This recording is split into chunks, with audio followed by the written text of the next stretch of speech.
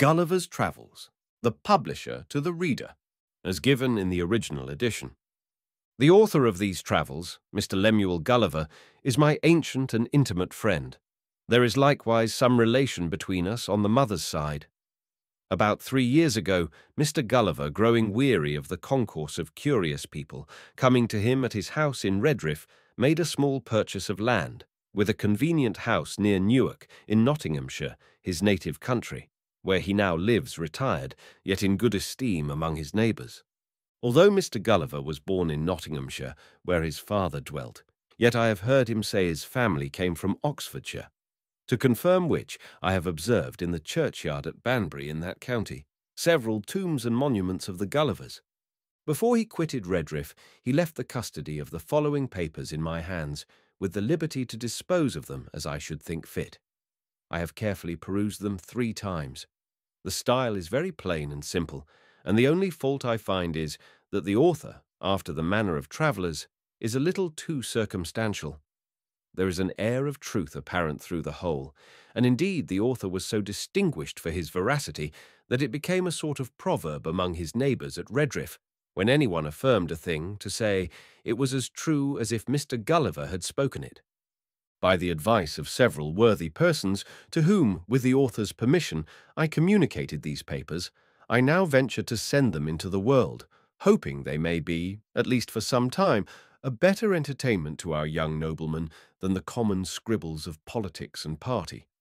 This volume would have been at least twice as large if I had not made bold to strike out innumerable passages relating to the winds and tides, as well as to the variations and bearings in the several voyages, together with the minute descriptions of the management of the ship in storms in the style of sailors. Likewise the account of longitudes and latitudes, wherein I have reason to apprehend that Mr. Gulliver may be a little dissatisfied, but I was resolved to fit the work as much as possible to the general capacity of readers. However, if my own ignorance in sea affairs shall have led me to commit some mistakes, I alone am answerable for them. And if any traveller hath a curiosity to see the whole work at large, as it came from the hands of the author, I will be ready to gratify him. As for any further particulars relating to the author, the reader will receive satisfaction from the first pages of the book. Richard Simpson. A letter from Captain Gulliver to his cousin Simpson. Written in the year 1727. I hope you will be ready to own publicly, whenever you shall be called to it, that by your great and frequent urgency you prevailed on me to publish a very loose and uncorrect account of my travels, with directions to hire some young gentleman of either university to put them in order and correct the style, as my cousin Dampier did, by my advice, in his book called A Voyage Round the World. But I do not remember I gave you power to consent that anything should be omitted, and much less that anything should be inserted. Therefore, as to the latter, I do here renounce everything of that kind, particularly a paragraph about Her Majesty Queen Anne, of most pious and glorious memory, although I did reverence and esteem her more than any of human species. But you, or your interpolator, ought to have considered that it was not my inclination. So was it not decent to praise any animal of our composition before my master Houyhnhnms?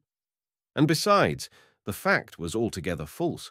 For to my knowledge, being in England during some part of Her Majesty's reign, she did govern by a chief minister, nay, even by 2 successively, the first whereof was the Lord of Godolphin, and the second the Lord of Oxford, so that you have made me say the thing that was not. Likewise in the account of the Academy of Projectors, and several passages of my discourse to my master Houyhnhnms, you have either omitted some material circumstances, or minced or changed them in such a manner that I do hardly know my own work. When I formerly hinted to you something of this in a letter, you were pleased to answer that you were afraid of giving offence, that people in power were very watchful over the press, and apt not only to interpret, but to punish everything which looked like an innuendo, as I think you call it. But pray how could that which I spoke so many years ago, and at about 5,000 leagues distance, in another reign, be applied to any of the Yahoos, who now are said to govern the herd, especially at a time when I little thought or feared the unhappiness of living under them? Have not I the most reason to complain when I see these very yahoos carried by Houyhnhnms in a vehicle, as if they were brutes, and those the rational creatures? And indeed to avoid so monstrous and detestable a sight was one principal motive of my retirement hither. Thus much I thought proper to tell you in relation to yourself, and to the trust I reposed in you. I do, in the next place, complain of my own great want of judgment in being prevailed upon by the entreaties and false reasoning of you and some others, very much against my own opinion, to suffer my travels to be published. Pray bring to your mind how often I desired you to consider, when you insisted on the motive of public good, that the yahoos were a species of animals utterly incapable of amendment by precept or example. And so it has proved. For instead of seeing a full stop put to all abuses and corruptions, at least in this little island, as I had reason to expect, behold, after above 6 months' warning, I cannot learn that my book has produced one single effect according to my intentions. I desired you would let me know by a letter when party and faction were extinguished, judges learned and upright, pleaders honest and modest, with some tincture of common sense, and Smithfield blazing with pyramids of law books, the young nobility's education entirely changed, the physicians banished, the female yahoos abounding in virtue, honour, truth, and good sense, courts and levees of great ministers thoroughly weeded and swept, wit, merit, and learning rewarded. All disgraces of the press in prose and verse condemned to eat nothing but their own cotton, and quench their thirst with their own ink. These, and 1,000 other reformations, I firmly counted upon by your encouragement, as indeed they were plainly deducible from the precepts delivered in my book. And it must be owned that 7 months were a sufficient time to correct every vice and folly to which yahoos are subject, if their natures had been capable of the least disposition to virtue or wisdom. Yet, so far have you been from answering my expectation in any of your letters, that on the contrary, you are loading our carrier every week with libels and keys and reflections and memoirs and second parts, wherein I see myself accused of reflecting upon great state-folk, of degrading human nature, for so they have still the confidence to style it, and of abusing the female sex. I find likewise that the writers of those bundles are not agreed among themselves, for some of them will not allow me to be the author of my own travels, and others make me author of books to which I am wholly a stranger. I find likewise that your printer has been so careless as to confound the times and mistake the dates of my several voyages and returns, neither assigning the true year, nor the true month, nor day of the month. And I hear the original manuscript is all destroyed since the publication of my book. Neither have I any copy left. However, I have sent you some corrections, which you may insert if ever there should be a second edition. And yet I cannot stand to them, but shall leave that matter to my judicious and candid readers to adjust it as they please. I hear some of our sea yahoos find fault with my sea language, as not proper in many parts, nor now in use. I cannot help it. In my first voyages, while I was young, I was instructed by the oldest mariners, and learned to speak as they did. But I have since found that the sea yahoos are apt, like the land ones, to become new-fangled in their words, which the latter change every year. Insomuch, as I remember upon each return to my own country, their old dialect was so altered that I could hardly understand the new. And I observe, when any yahoo comes from London out of curiosity to visit me at my house, we neither of us are able to deliver our conceptions in a manner intelligible to the other. If the censure of the yahoos could any way affect me, I should have great reason to complain that some of them are so bold as to think my book of travels a mere fiction out of mine own brain, and have gone so far as to drop hints that the Houyhnhnms and yahoos have no more existence than the inhabitants of Utopia. Indeed, I must confess that as to the people of Lilliput, Brobdingnag, for so the word should have been spelt, and not erroneously Brobdingnag, and Laputa, I have never yet heard of any yahoo so presumptuous as to dispute their being, or the facts I have related concerning them, because the truth immediately strikes every reader with conviction. And is there less probability in my account of the Houyhnhnms or yahoos, when it is manifest as to the latter, there are so many thousands even in this country, who only differ from their brother brutes in Houyhnhnmland because they use a sort of jabber and do not go naked. I wrote for their amendment, and not their approbation. The united praise of the whole race would be of less consequence to me than the neighing of those two degenerate Houyhnhnms I keep in my stable, because from these, degenerate as they are, I still improve in some virtues without any mixture of vice. Do these miserable animals presume to think that I am so degenerated as to defend my veracity? Yahoo as I am, it is well known through all Houyhnhnmland that, by the instructions and example of my illustrious master, I was able in the compass of 2 years, although I confess with the utmost difficulty, to remove that infernal habit of lying, shuffling, deceiving, and equivocating, so deeply rooted in the very souls of all my species, especially the Europeans. I have other complaints to make upon this vexatious occasion, but I forbear troubling myself or you any further. I must freely confess that since my last return, some corruptions of my Yahoo nature have revived in me by conversing with a few of your species, and particularly those of my own family, by an unavoidable necessity. Else I should never have attempted so absurd a project as that of reforming the Yahoo race in this kingdom, but I have now done with all such visionary schemes forever. April 2nd, 1727. Part 1. A Voyage to Lilliput. Chapter 1. The author gives some account of himself and family. His first inducements to travel. He is shipwrecked and swims for his life, gets safe on shore in the country of Lilliput, is made a prisoner and carried up the country. My father had a small estate in Nottinghamshire. I was the third of 5 sons. He sent me to Emmanuel College in Cambridge at 14 years old, where I resided 3 years, and applied myself close to my studies. But the charge of maintaining me, although I had a very scanty allowance, being too great for a narrow fortune, I was bound apprentice to Mr. James Bates, an eminent surgeon in London, with whom I continued 4 years. My father now and then sending me small sums of money, I laid them out in learning navigation and other parts of the mathematics, useful to those who intend to travel, as I always believed it would be, some time or other, my fortune to do. When I left Mr. Bates, I went down to my father, where, by the assistance of him and my Uncle John and some other relations, I got £40 and a promise of £30 a year to maintain me at Leiden. There I studied physic 2 years and 7 months, knowing it would be useful in long voyages. Soon after my return from Leiden, I was recommended by my good master, Mr. Bates, to be surgeon to the Swallow, Captain Abraham Pannell, commander, with whom I continued 3 years and a half, making a voyage or 2 into the Levant and some other parts.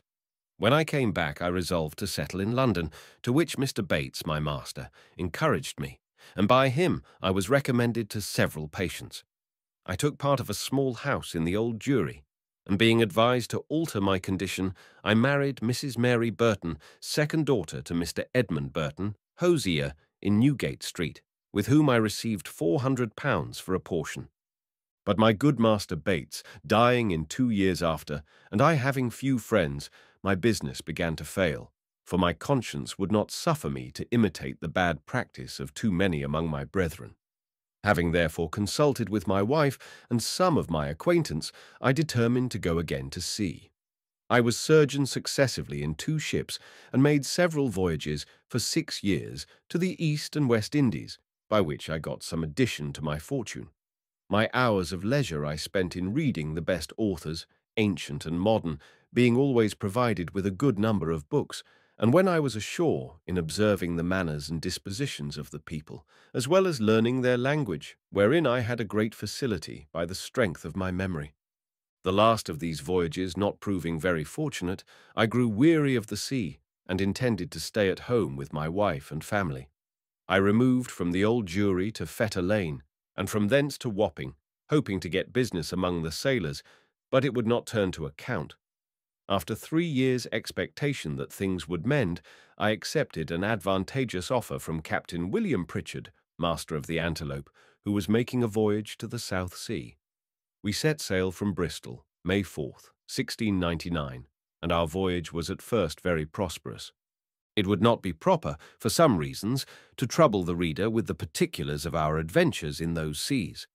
Let it suffice to inform him that in our passage from thence to the East Indies we were driven by a violent storm to the northwest of Van Diemen's Land.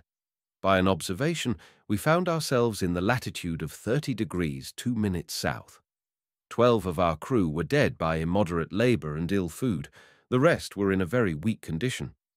On the 5th of November, which was the beginning of summer in those parts, the weather being very hazy, the seamen spied a rock within half a cable's length of the ship, but the wind was so strong that we were driven directly upon it and immediately split. 6 of the crew, of whom I was one, having let down the boat into the sea, made a shift to get clear of the ship and the rock.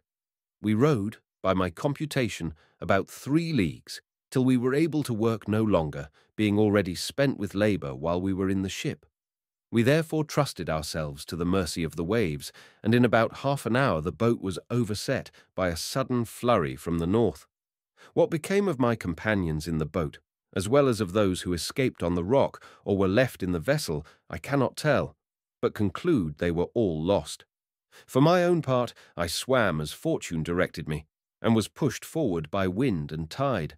I often let my legs drop, and could feel no bottom, but when I was almost gone, and able to struggle no longer, I found myself within my depth, and by this time the storm was much abated. The declivity was so small that I walked near a mile before I got to the shore, which I conjectured was about 8 o'clock in the evening. I then advanced forward near half a mile, but could not discover any sign of houses or inhabitants.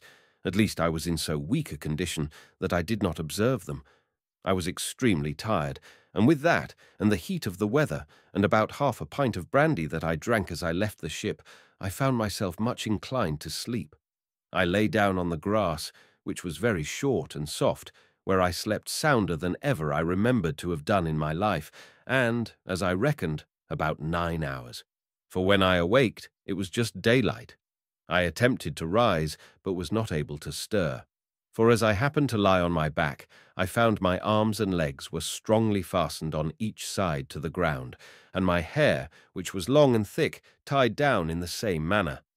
I likewise felt several slender ligatures across my body, from my armpits to my thighs. I could only look upwards. The sun began to grow hot, and the light offended my eyes. I heard a confused noise about me, but in the posture I lay, could see nothing except the sky. In a little time I felt something alive moving on my left leg, which, advancing gently forward over my breast, came almost up to my chin, when, bending my eyes downwards as much as I could, I perceived it to be a human creature not 6 inches high, with a bow and arrow in his hands and a quiver at his back. In the meantime I felt at least 40 more of the same kind, as I conjectured, following the first. I was in the utmost astonishment, and roared so loud that they all ran back in a fright, and some of them, as I was afterwards told, were hurt with the falls they got by leaping from my sides upon the ground.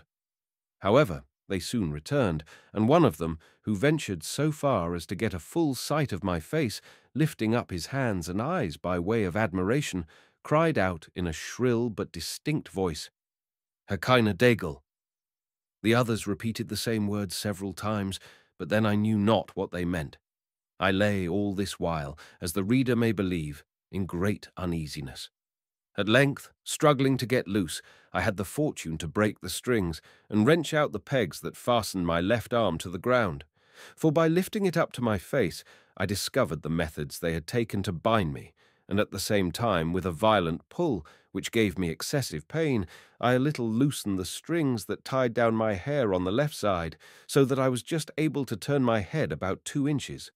But the creatures ran off a second time before I could seize them, whereupon there was a great shout in a very shrill accent, and after it ceased, I heard one of them cry aloud, "Tolgo Phonak," when in an instant I felt above 100 arrows discharged on my left hand, which pricked me like so many needles, and besides, they shot another flight into the air, as we do bombs in Europe, whereof many, I suppose, fell on my body, though I felt them not, and some on my face, which I immediately covered with my left hand.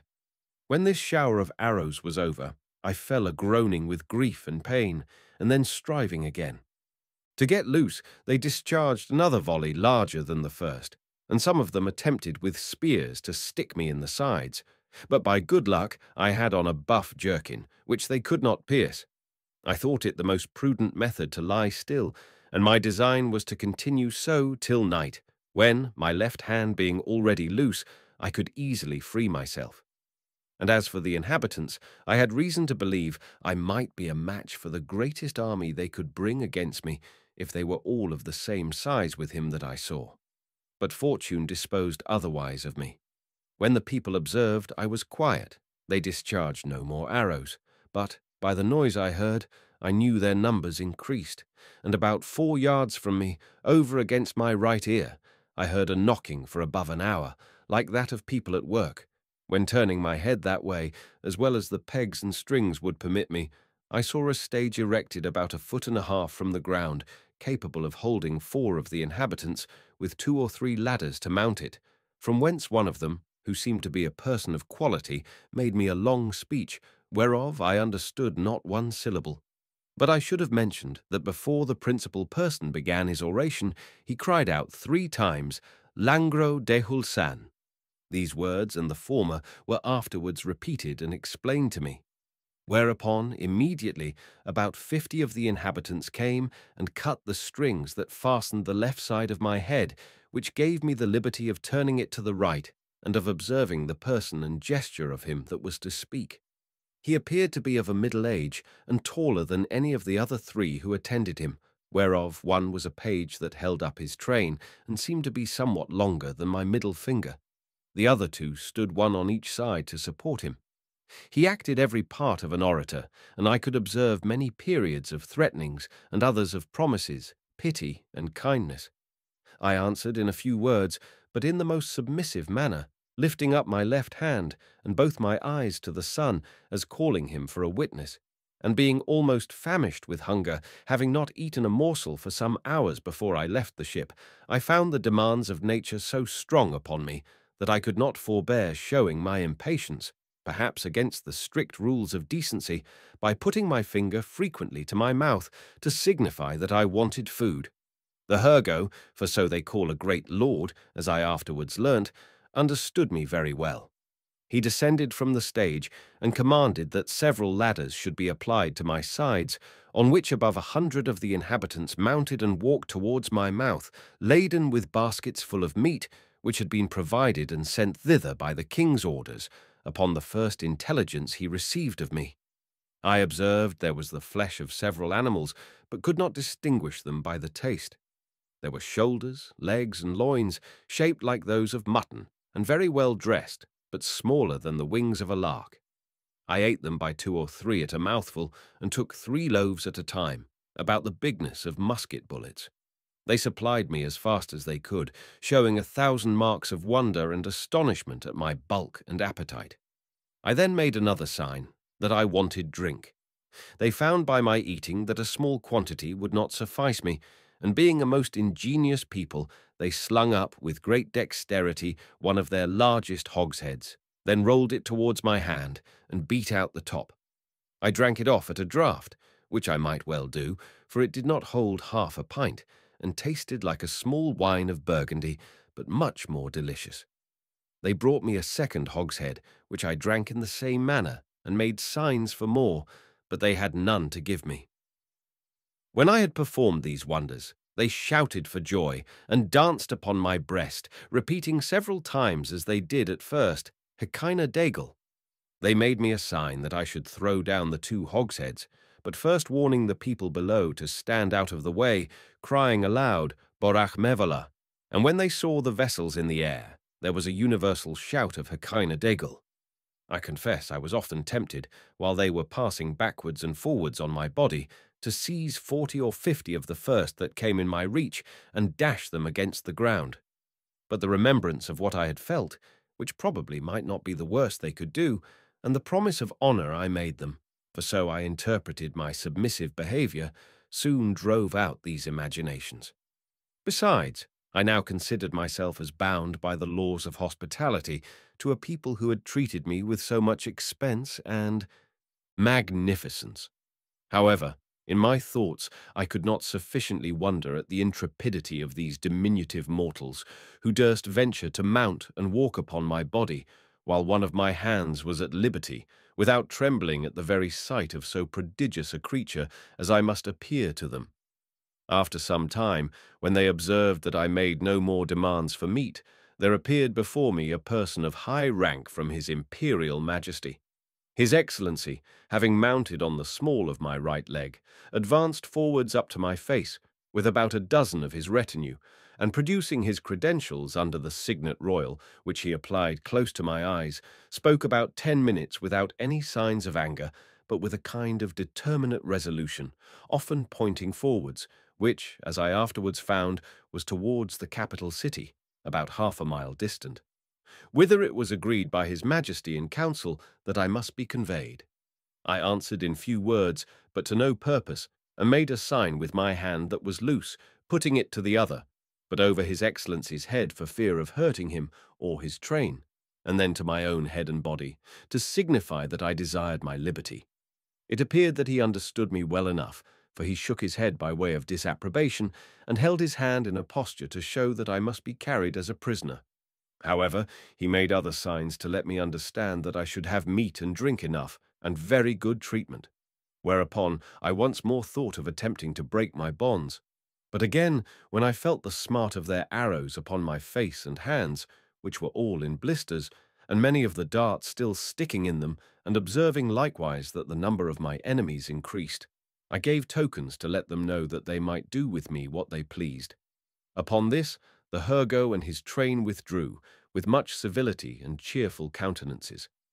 Soon after I heard a general shout, with frequent repetitions of the words peplum selan, and I felt great numbers of people on my left side relaxing the cords to such a degree that I was able to turn upon my right, and to ease myself with making water, which I very plentifully did, to the great astonishment of the people, who, conjecturing by my motion what I was going to do, immediately opened to the right and left on that side, to avoid the torrent, which fell with such noise and violence from me.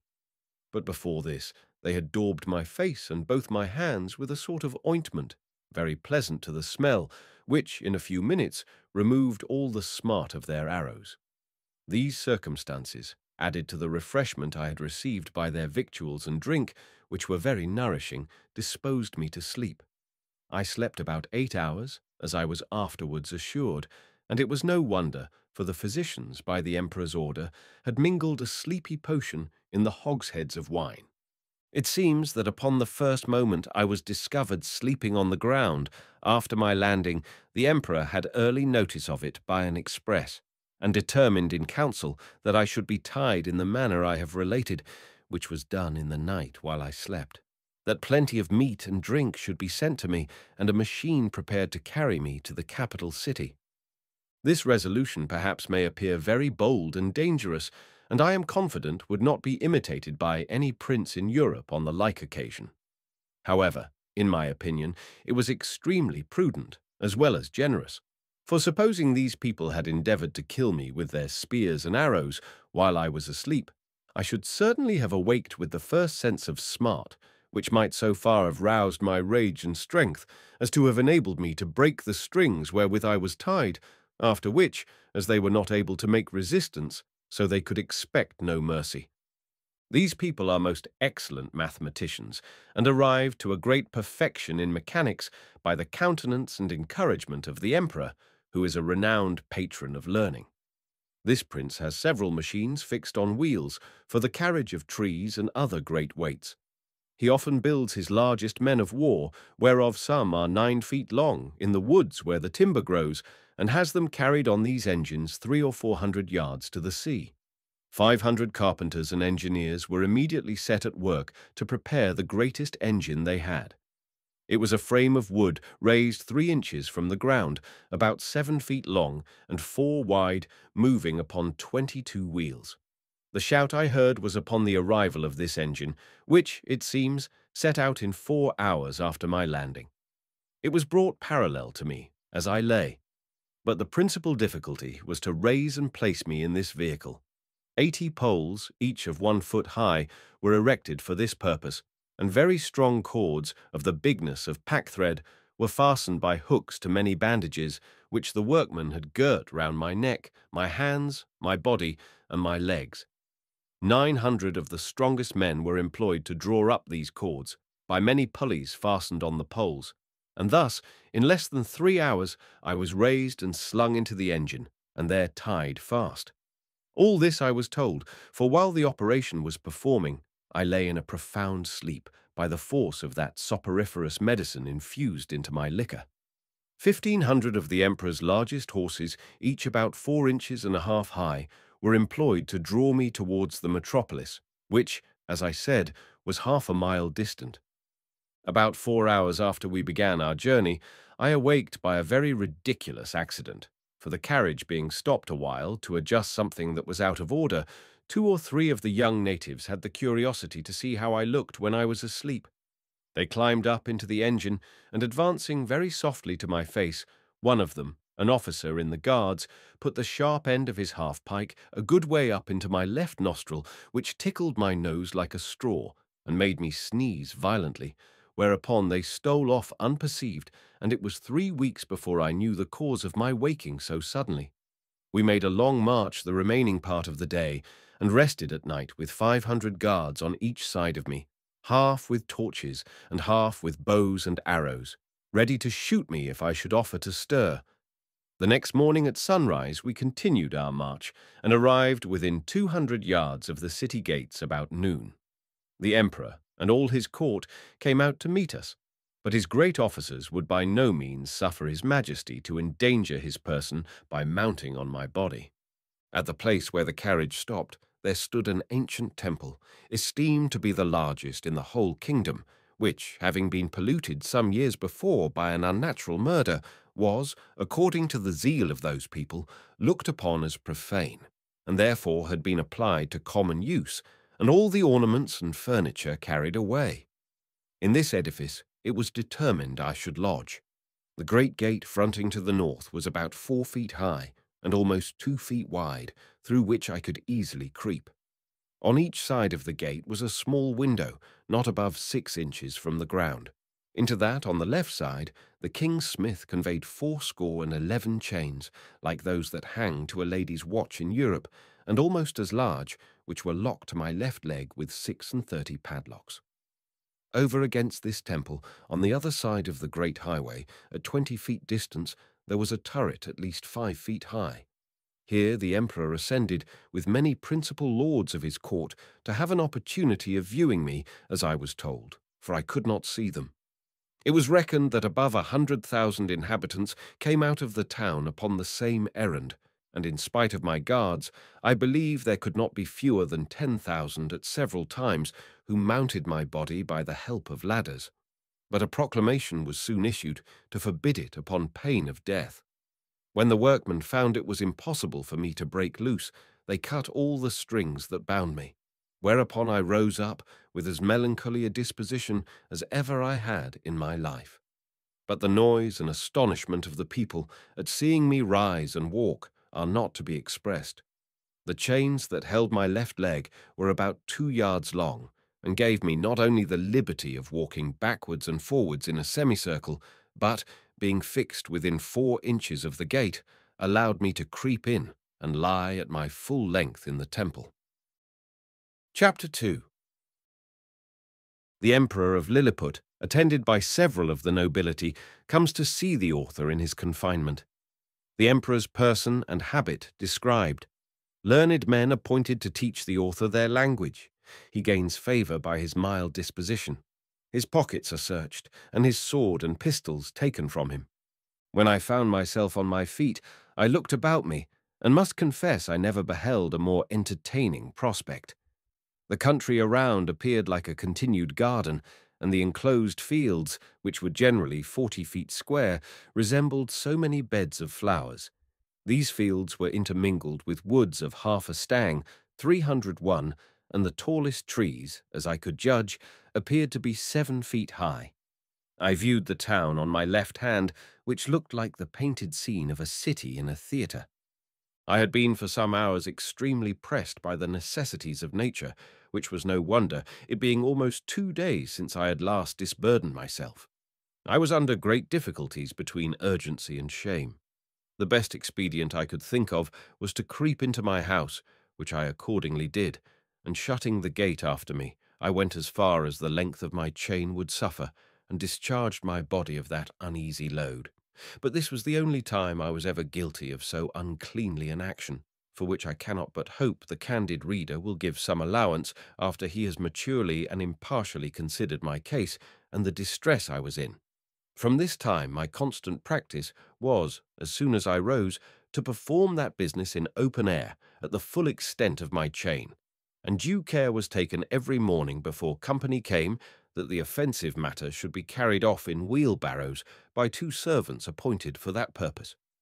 I would not have dwelt so long upon a circumstance that, perhaps at first sight, may appear not very momentous if I had not thought it necessary to justify my character in point of cleanliness to the world, which I am told some of my maligners have been pleased, upon this and other occasions, to call in question. When this adventure was at an end, I came back out of my house, having occasion for fresh air. The emperor was already descended from the tower, and advancing on horseback towards me, which had like to have cost him dear. For the beast, though very well trained, yet wholly unused to such a sight, which appeared as if a mountain moved before him, reared up on its hinder feet. But that prince, who is an excellent horseman, kept his seat till his attendants ran in, and held the bridle while his majesty had time to dismount. When he alighted, he surveyed me round with great admiration, but kept beyond the length of my chain. He ordered his cooks and butlers, who were already prepared, to give me victuals and drink, which they pushed forward in a sort of vehicles upon wheels till I could reach them. I took these vehicles and soon emptied them all. 20 of them were filled with meat and 10 with liquor. Each of the former afforded me 2 or 3 good mouthfuls, and I emptied the liquor of 10 vessels, which was contained in earthen vials, into one vehicle, drinking it off at a draught, and so I did with the rest. The empress and young princes of the blood of both sexes, attended by many ladies, sat at some distance in their chairs, but upon the accident that happened to the emperor's horse, they alighted, and came near his person, which I am now going to describe. He is taller by almost the breadth of my nail than any of his court, which alone is enough to strike an awe into the beholders. His features are strong and masculine, with an Austrian lip and arched nose, his complexion olive, his countenance erect, his body and limbs well proportioned, all his motions graceful, and his deportment majestic.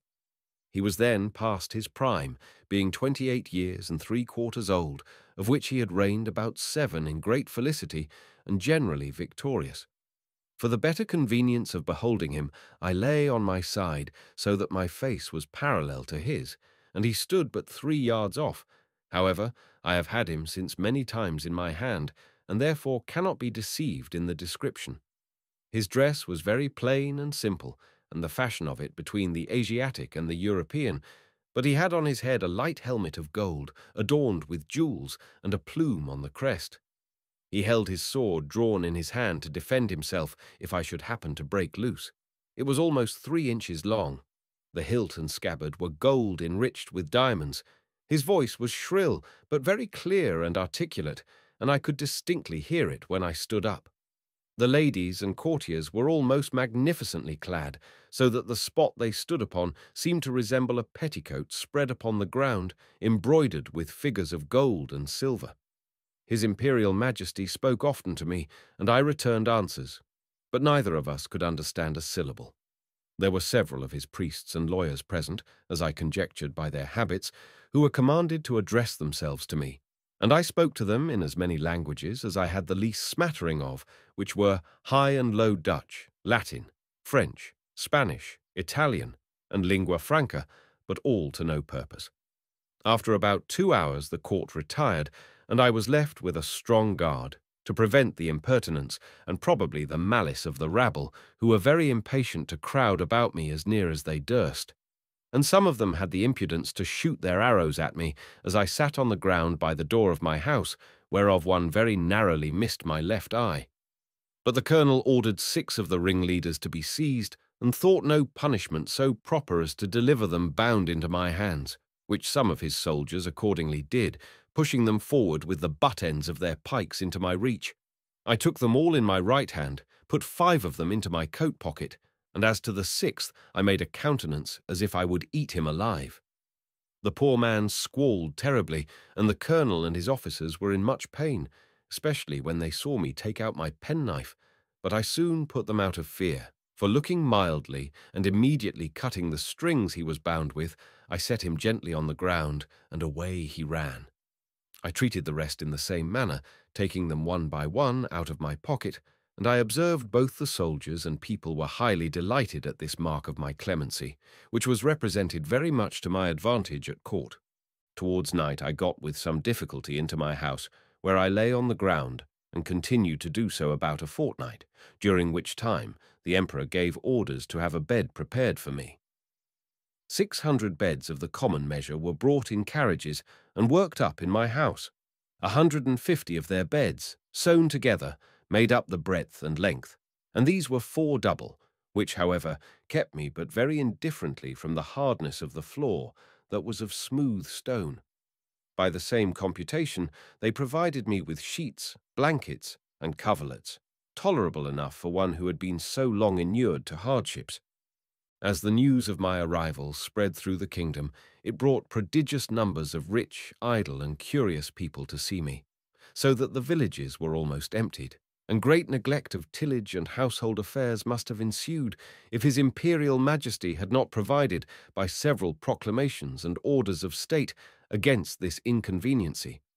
He directed that those who had already beheld me should return home, and not presume to come within 50 yards of my house, without license from the court, whereby the secretaries of state got considerable fees.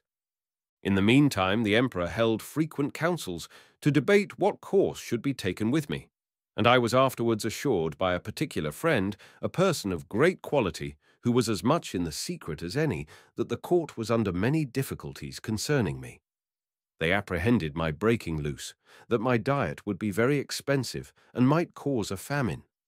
Sometimes they determined to starve me, or at least to shoot me in the face and hands with poisoned arrows, which would soon dispatch me. But again they considered that the stench of so large a carcass might produce a plague in the metropolis, and probably spread through the whole kingdom. In the midst of these consultations, several officers of the army went to the door of the great council chamber, and 2 of them, being admitted, gave an account of my behavior to the 6 criminals above mentioned, which made so favorable an impression in the breast of His Majesty and the whole board in my behalf, that an imperial commission was issued out, obliging all the villages, 900 yards round the city, to deliver in every morning 6 beeves, 40 sheep, and other victuals for my sustenance, together with a proportionable quantity of bread and wine and other liquors, for the due payment of which His Majesty gave assignments upon his treasury. For this prince lives chiefly upon his own domain, seldom, except upon great occasions, raising any subsidies upon his subjects, who are bound to attend him in his wars at their own expense. An establishment was also made of 600 persons to be my domestics, who had board wages allowed for their maintenance, and tents built for them very conveniently on each side of my door. It was likewise ordered that 300 tailors should make me a suit of clothes after the fashion of the country, that 6 of His Majesty's greatest scholars should be employed to instruct me in their language, and lastly, that the emperor's horses and those of the nobility and troops of guards should be frequently exercised in my sight to accustom themselves to me. All these orders were duly put in execution, and in about 3 weeks I made a great progress in learning their language, during which time the emperor frequently honored me with his visits and was pleased to assist my masters in teaching me. We began already to converse together in some sort, and the first words I learnt were to express my desire that he would please give me my liberty, which I every day repeated on my knees. His answer, as I could comprehend it, was that this must be a work of time, not to be thought on without the advice of his council, and that first I must lumos kelmen perso desma lon emposo, that is, swear a peace with him and his kingdom. however, that I should be used with all kindness, and he advised me to acquire by my patience and discreet behavior the good opinion of himself and his subjects.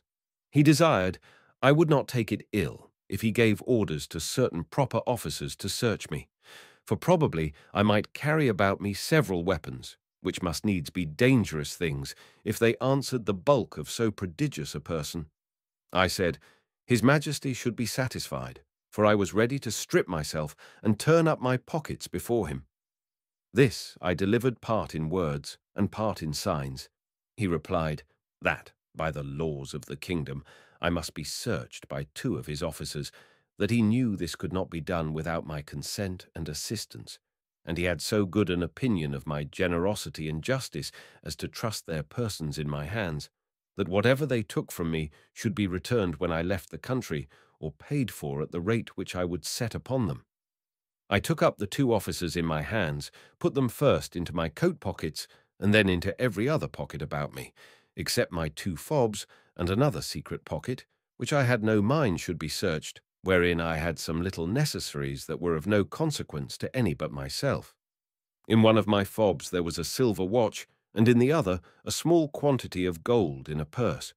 These gentlemen, having pen, ink, and paper about them, made an exact inventory of everything they saw, and when they had done, desired I would set them down, that they might deliver it to the emperor. This inventory I afterwards translated into English, and is, word for word, as follows. Imprimis, in the right coat pocket of the great man mountain, for so I interpret the words quinbus flestrin. After the strictest search, we found only one great piece of coarse cloth, large enough to be a footcloth for your Majesty's chief room of state. In the left pocket we saw a huge silver chest with a cover of the same metal, which we, the searchers, were not able to lift. We desired it should be opened, and one of us, stepping into it, found himself up to the mid-leg in a sort of dust, some part whereof, flying up to our faces, set us both a-sneezing for several times together. In his right waistcoat pocket we found a prodigious bundle of white thin substances, folded one over another, about the bigness of 3 men, tied with a strong cable and marked with black figures, which we humbly conceived to be writings, every letter almost half as large as the palm of our hands. In the left there was a sort of engine, from the back of which were extended 20 long poles, resembling the palisadoes before your Majesty's court, wherewith we conjecture the man mountain combs his head, for we did not always trouble him with questions, because we found it a great difficulty to make him understand us. In the large pocket on the right side of his middle cover, so I translate the word ranfalo, by which they meant my breeches, we saw a hollow pillar of iron, about the length of a man, fastened to a strong piece of timber larger than the pillar, and upon one side of the pillar were huge pieces of iron sticking out, cut into strange figures, which we know not what to make of. In the left pocket, another engine of the same kind. In the smaller pocket on the right side were several round, flat pieces of white and red metal of different bulk. Some of the white, which seemed to be silver, were so large and heavy that my comrade and I could hardly lift them. In the left pocket were 2 black pillars irregularly shaped. We could not, without difficulty, reach the top of them as we stood at the bottom of his pocket. One of them was covered and seemed all of a piece, but at the upper end of the other there appeared a white round substance about twice the bigness of our heads. Within each of these was enclosed a prodigious plate of steel, which, by our orders, we obliged him to show us, because we apprehended they might be dangerous engines. He took them out of their cases, and told us that in his own country his practice was to shave his beard with one of these and cut his meat with the other. There were 2 pockets which we could not enter. These he called his fobs. They were 2 large slits cut into the top of his middle cover, but squeezed close by the pressure of his belly. Out of the right fob hung a great silver chain with a wonderful kind of engine at the bottom. We directed him to draw out whatever was at the end of that chain, which appeared to be a globe, half silver and half of some transparent metal. For on the transparent side we saw certain strange figures circularly drawn, and thought we could touch them till we found our fingers stopped by the lucid substance. He put this engine into our ears, which made an incessant noise, like that of a water-mill, and we conjecture it is either some unknown animal or the god that he worships. But we are more inclined to the latter opinion, because he assured us, if we understood him right, for he expressed himself very imperfectly, that he seldom did anything without consulting it. He called it his oracle, and said it pointed out the time for every action of his life. From the left fob he took out a net almost large enough for a fisherman, but contrived to open and shut like a purse, and served him for the same use. We found therein several massy pieces of yellow metal, which, if they be real gold, must be of immense value. Having thus, in obedience to your Majesty's commands, diligently searched all his pockets, we observed a girdle about his waist made of the hide of some prodigious animal, from which, on the left side, hung a sword of the length of 5 men, and on the right a bag or pouch divided into 2 cells, each cell capable of holding 3 of your Majesty's subjects. In one of these cells were several globes, or balls, of a most ponderous metal, about the bigness of our heads, and requiring a strong hand to lift them. The other cell contained a heap of certain black grains, but of no great bulk or weight, for we could hold above 50 of them in the palms of our hands. This is an exact inventory of what we found about the body of the man Mountain, who used us with great civility and due respect to your Majesty's commission. Signed and sealed on the 4th day of the 89th moon of your Majesty's auspicious reign. Clefrin Freylock, Marcy Freylock. When this inventory was read over to the Emperor, he directed me, although in very gentle terms, to deliver up the several particulars. He first called for my scimitar, which I took out, scabbard and all. In the meantime he ordered 3,000 of his choicest troops, who then attended him, to surround me at a distance, with their bows and arrows just ready to discharge. But I did not observe it, for my eyes were wholly fixed upon his Majesty. He then desired me to draw my scimitar, which, although it had got some rust by the sea-water, was, in most parts, exceeding bright. I did so, and immediately all the troops gave a shout between terror and surprise, for the sun shone clear, and the reflection dazzled their eyes, as I waved the scimitar to and fro in my hand. His Majesty, who is a most magnanimous prince, was less daunted than I could expect. He ordered me to return it into the scabbard, and cast it on the ground as gently as I could, about 6 feet from the end of my chain.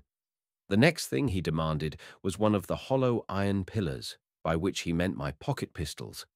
I drew it out, and at his desire, as well as I could, expressed to him the use of it, and charging it only with powder, which, by the closeness of my pouch, happened to escape wetting in the sea, an inconvenience against which all prudent mariners take special care to provide, I first cautioned the Emperor not to be afraid, and then I let it off in the air. The astonishment here was much greater than at the sight of my scimitar.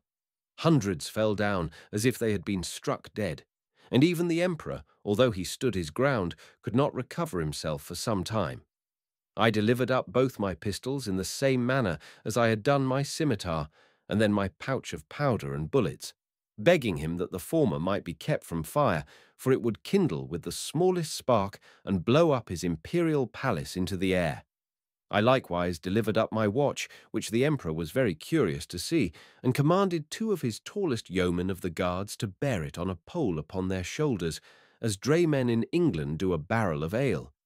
He was amazed at the continual noise it made, and the motion of the minute hand, which he could easily discern, for their sight is much more acute than ours. He asked the opinions of his learned men about it, which were various and remote, as the reader may well imagine without my repeating, although, indeed, I could not very perfectly understand them.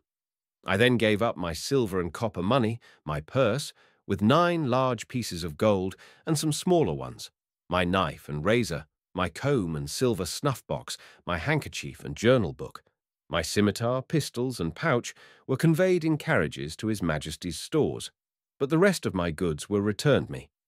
I had, as I before observed, 1 private pocket, which escaped their search, wherein there was a pair of spectacles, which I sometimes use for the weakness of my eyes, a pocket perspective, and some other little conveniences, which, being of no consequence to the Emperor, I did not think myself bound in honour to discover, and I apprehended they might be lost or spoiled if I ventured them out of my possession. Chapter 3. The author diverts the emperor and his nobility of both sexes in a very uncommon manner.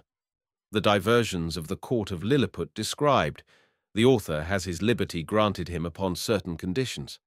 My gentleness and good behaviour had gained so far on the emperor and his court, and indeed upon the army and people in general, that I began to conceive hopes of getting my liberty in a short time. I took all possible methods to cultivate this favourable disposition. The natives came, by degrees, to be less apprehensive of any danger from me. I would sometimes lie down and let 5 or 6 of them dance on my hand, and at last the boys and girls would venture to come and play at hide-and-seek in my hair. I had now made a good progress in understanding and speaking the language. The emperor had a mind one day to entertain me with several of the country shows, wherein they exceed all nations I have known, both for dexterity and magnificence. I was diverted with none so much as that of the rope dancers, performed upon a slender white thread, extended about 2 feet and 12 inches from the ground, upon which I shall desire liberty, with the reader's patience, to enlarge a little. This diversion is only practised by those persons who are candidates for great employments and high favour at court. They are trained in this art from their youth, and are not always of noble birth or liberal education. When a great office is vacant, either by death or disgrace, which often happens, 5 or 6 of those candidates petition the emperor to entertain his majesty and the court with a dance on the rope, and whoever jumps the highest without falling succeeds in the office. Very often the chief ministers themselves are commanded to show their skill and to convince the emperor that they have not lost their faculty. Flimnap, the treasurer, is allowed to cut a caper on the straight rope, at least an inch higher than any other lord in the whole empire. I have seen him do the somerset several times together upon a trencher fixed on a rope which is no thicker than a common pack-thread in England. My friend Reldresal, principal secretary for private affairs, is, in my opinion, if I am not partial, the second after the treasurer. The rest of the great officers are much upon a par. These diversions are often attended with fatal accidents, whereof great numbers are on record. I myself have seen 2 or 3 candidates break a limb. But the danger is much greater when the ministers themselves are commanded to show their dexterity, for by contending to excel themselves and their fellows, they strain so far that there is hardly one of them who has not received a fall, and some of them 2 or 3. I was assured that a year or 2 before my arrival, Flimnap would infallibly have broke his neck if one of the king's cushions that accidentally lay on the ground had not weakened the force of his fall. There is likewise another diversion which is only shown before the emperor and empress and first minister upon particular occasions. The emperor lays on the table 3 fine silken threads of 6 inches long. One is blue, the other red, and the third green. These threads are proposed as prizes for those persons whom the emperor has a mind to distinguish by a peculiar mark of his favour. The ceremony is performed in His Majesty's great chamber of state, where the candidates are to undergo a trial of dexterity very different from the former, and such as I have not observed the least resemblance of in any other country of the New or Old World. The emperor holds a stick in his hands, both ends parallel to the horizon, while the candidates, advancing one by one, sometimes leap over the stick, sometimes creep under it, backward and forward, several times, according as the stick is advanced or depressed. Sometimes the emperor holds one end of the stick, and his first minister the other. Sometimes the minister has it entirely to himself. Whoever performs his part with most agility, and holds out the longest in leaping and creeping, is rewarded with the blue-coloured silk. The red is given to the next, and the green to the third, which they all wear girt twice round about the middle. And you see few great persons about this court who are not adorned with one of these girdles. The horses of the army, and those of the royal stables, having been daily led before me, were no longer shy, but would come up to my very feet without starting. The riders would leap them over my hand as I held it on the ground, and one of the emperor's huntsmen, upon a large courser, took my foot, shoe and all, which was indeed a prodigious leap. I had the good fortune to divert the emperor one day after a very extraordinary manner. I desired he would order several sticks of 2 feet high and the thickness of an ordinary cane to be brought me, whereupon his majesty commanded the master of his woods to give directions accordingly, and the next morning 6 woodmen arrived with as many carriages, drawn by 8 horses to each. I took 9 of these sticks, and fixing them firmly in the ground in a quadrangular figure, 2.5 feet square, I took 4 other sticks, and tied them parallel at each corner, about 2 feet from the ground. Then I fastened my handkerchief to the 9 sticks that stood erect, and extended it on all sides till it was tight as the top of a drum, and the 4 parallel sticks, rising about 5 inches higher than the handkerchief, served as ledges on each side. When I had finished my work, I desired the emperor to let a troop of his best horses, 24 in number, come and exercise upon this plain. His majesty approved of the proposal, and I took them up, one by one, in my hands, ready mounted and armed, with the proper officers to exercise them. As soon as they got into order, they divided into 2 parties, performed mock skirmishes, discharged blunt arrows, drew their swords, fled and pursued, attacked and retired, and in short discovered the best military discipline I ever beheld. The parallel sticks secured them and their horses from falling over the stage, and the emperor was so much delighted that he ordered this entertainment to be repeated several days, and once was pleased to be lifted up and give the word of command, and with great difficulty persuaded even the empress herself to let me hold her in her close chair within 2 yards of the stage, when she was able to take a full view of the whole performance. It was my good fortune that no ill accident happened in these entertainments.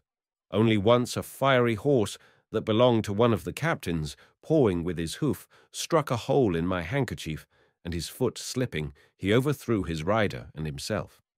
But I immediately relieved them both, and covering the hole with one hand, I set down the troop with the other in the same manner as I took them up.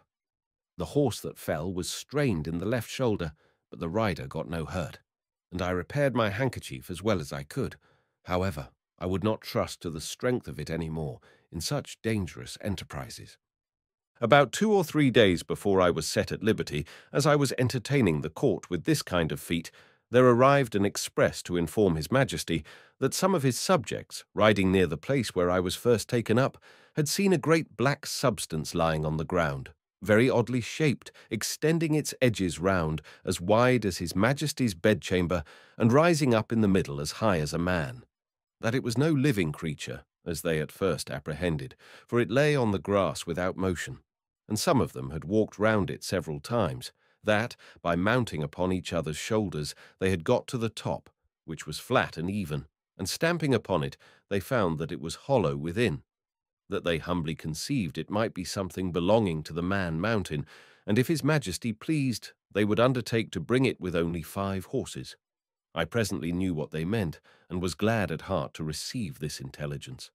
It seems upon my first reaching the shore after our shipwreck, I was in such confusion that before I came to the place where I went to sleep, my hat, which I had fastened with a string to my head while I was rowing, and had stuck on all the time I was swimming, fell off after I came to land, the string, as I conjecture, breaking by some accident, which I never observed, but thought my hat had been lost at sea.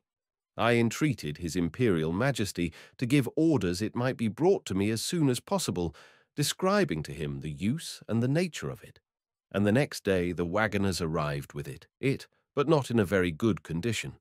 They had bored 2 holes in the brim within 1.5 inches of the edge, and fastened 2 hooks in the holes. These hooks were tied by a long cord to the harness, and thus my hat was dragged along for above half an English mile, but, the ground in that country being extremely smooth and level, it received less damage than I expected. 2 days after this adventure, the emperor, having ordered that part of his army which quarters in and about his metropolis to be in readiness, took a fancy of diverting himself in a very singular manner. He desired I would stand like a colossus, with my legs as far asunder as I conveniently could. He then commanded his general, who was an old experienced leader and a great patron of mine, to draw up the troops in close order and march them under me, the foot by 24 abreast, and the horse by 16, with drums beating, colours flying, and pikes advanced. This body consisted of 3,000 foot and 1,000 horse. His Majesty gave orders, upon pain of death, that every soldier in his march should observe the strictest decency with regard to my person, which, however, could not prevent some of the younger officers from turning up their eyes as they passed under me, and to confess the truth, my breeches were at that time in so ill a condition that they afforded some opportunities for laughter and admiration. I had sent so many memorials and petitions for my liberty that His Majesty at length mentioned the matter, first in the cabinet and then in a full council, where it was opposed by none, except Skyresh Bolgolam, who was pleased, without any provocation, to be my mortal enemy. But it was carried against him by the whole board and confirmed by the emperor. That minister was Galbet, or admiral of the realm, very much in his master's confidence, and a person well versed in affairs, but of a morose and sour complexion. However, he was at length persuaded to comply, but prevailed that the articles and conditions upon which I should be set free, and to which I must swear, should be drawn up by himself. These articles were brought to me by Skyresh Bolgolam, in person, attended by 2 under-secretaries and several persons of distinction. After they were read, I was demanded to swear to the performance of them, first in the manner of my own country, and afterwards in the method prescribed by their laws, which was to hold my right foot in my left hand, and to place the middle finger of my right hand on the crown of my head, and my thumb on the tip of my right ear. But because the reader may be curious to have some idea of the style and manner of expression peculiar to that people, as well as to know the article upon which I recovered my liberty, I have made a translation of the whole instrument, word for word, as near as I was able, which I here offer to the public.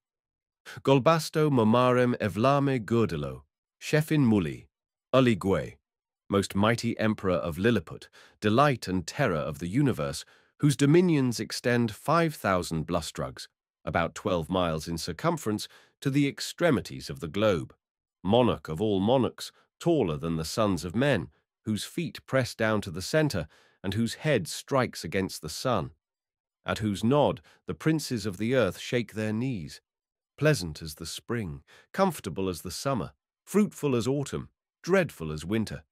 His most sublime majesty proposes to the man-mountain, lately arrived at our celestial dominions, the following articles, which, by a solemn oath, he shall be obliged to perform. First, the man-mountain shall not depart from our dominions, without our license under our great seal. 2d, he shall not presume to come into our metropolis, without our express order, at which time the inhabitants shall have 2 hours' warning to keep within doors. 3rd, the said man-mountain shall confine his walks to our principal high roads, and not offer to walk or lie down in a meadow or field of corn. 4th, as he walks the said roads, he shall take the utmost care not to trample upon the bodies of any of our loving subjects, their horses or carriages, nor take any of our subjects into his hands without their own consent. 5th, if an express requires extraordinary dispatch, the man-mountain shall be obliged to carry, in his pocket, the messenger and horse a 6 days' journey, once in every moon, and return the said messenger back, if so required, safe to our imperial presence. 6th, he shall be our ally against our enemies in the island of Blefuscu, and do his utmost to destroy their fleet, which is now preparing to invade us. 7th, that the said man-mountain shall, at his times of leisure, be aiding and assisting to our workmen in helping to raise certain great stones towards covering the wall of the principal park and other our royal buildings. 8th, that the said man-mountain shall, in 2 moons' time, deliver in an exact survey of the circumference of our dominions by a computation of his own paces round the coast.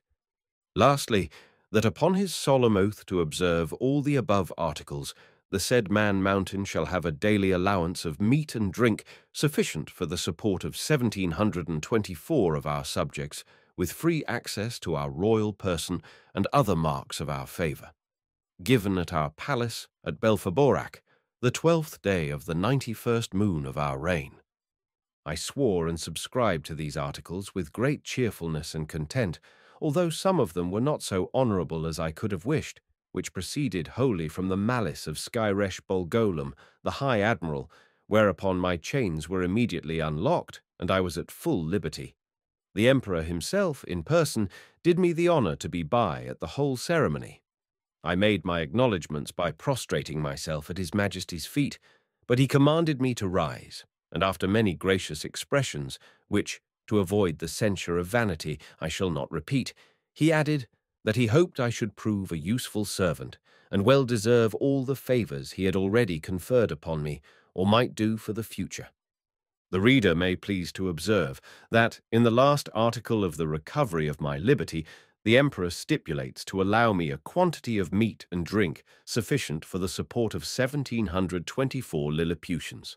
Some time after, asking a friend at court how they came to fix on that determinate number, he told me that His Majesty's mathematicians, having taken the height of my body by the help of a quadrant, and finding it to exceed theirs in the proportion of 12 to 1, they concluded from the similarity of their bodies that mine must contain at least 1,724 of theirs, and consequently would require as much food as was necessary to support that number of Lilliputians, by which the reader may conceive an idea of the ingenuity of that people, as well as the prudent and exact economy of so great a prince.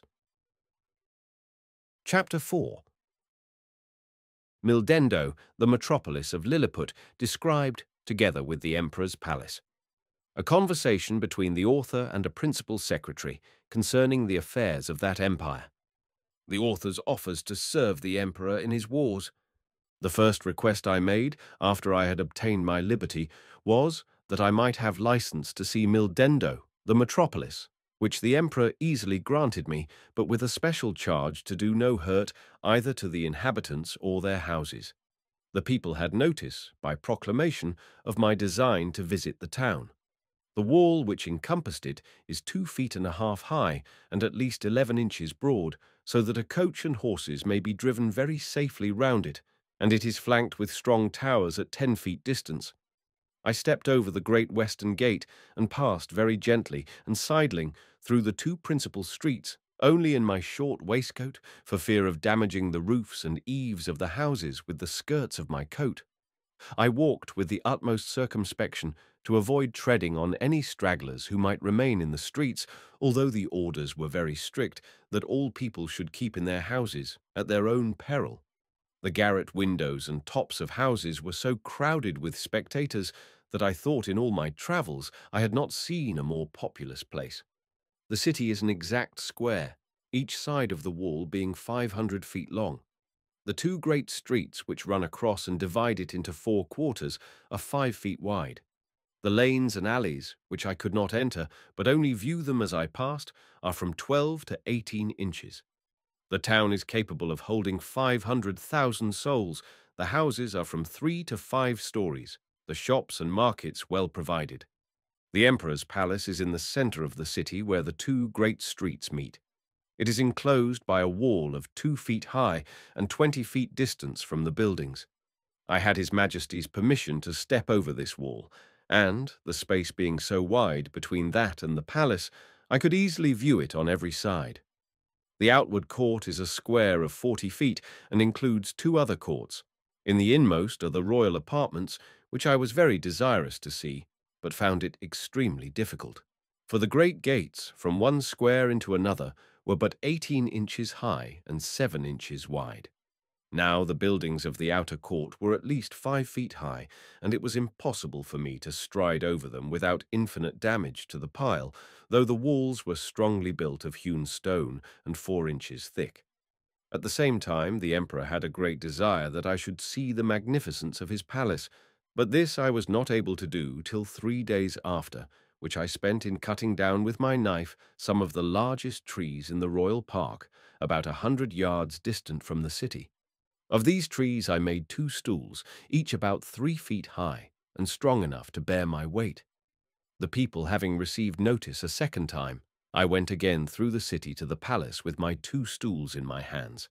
When I came to the side of the outer court, I stood upon one stool and took the other in my hand. This I lifted over the roof and gently set it down on the space between the first and second court, which was 8 feet wide. I then stepped over the building very conveniently from one stool to the other and drew up the first after me with a hooked stick.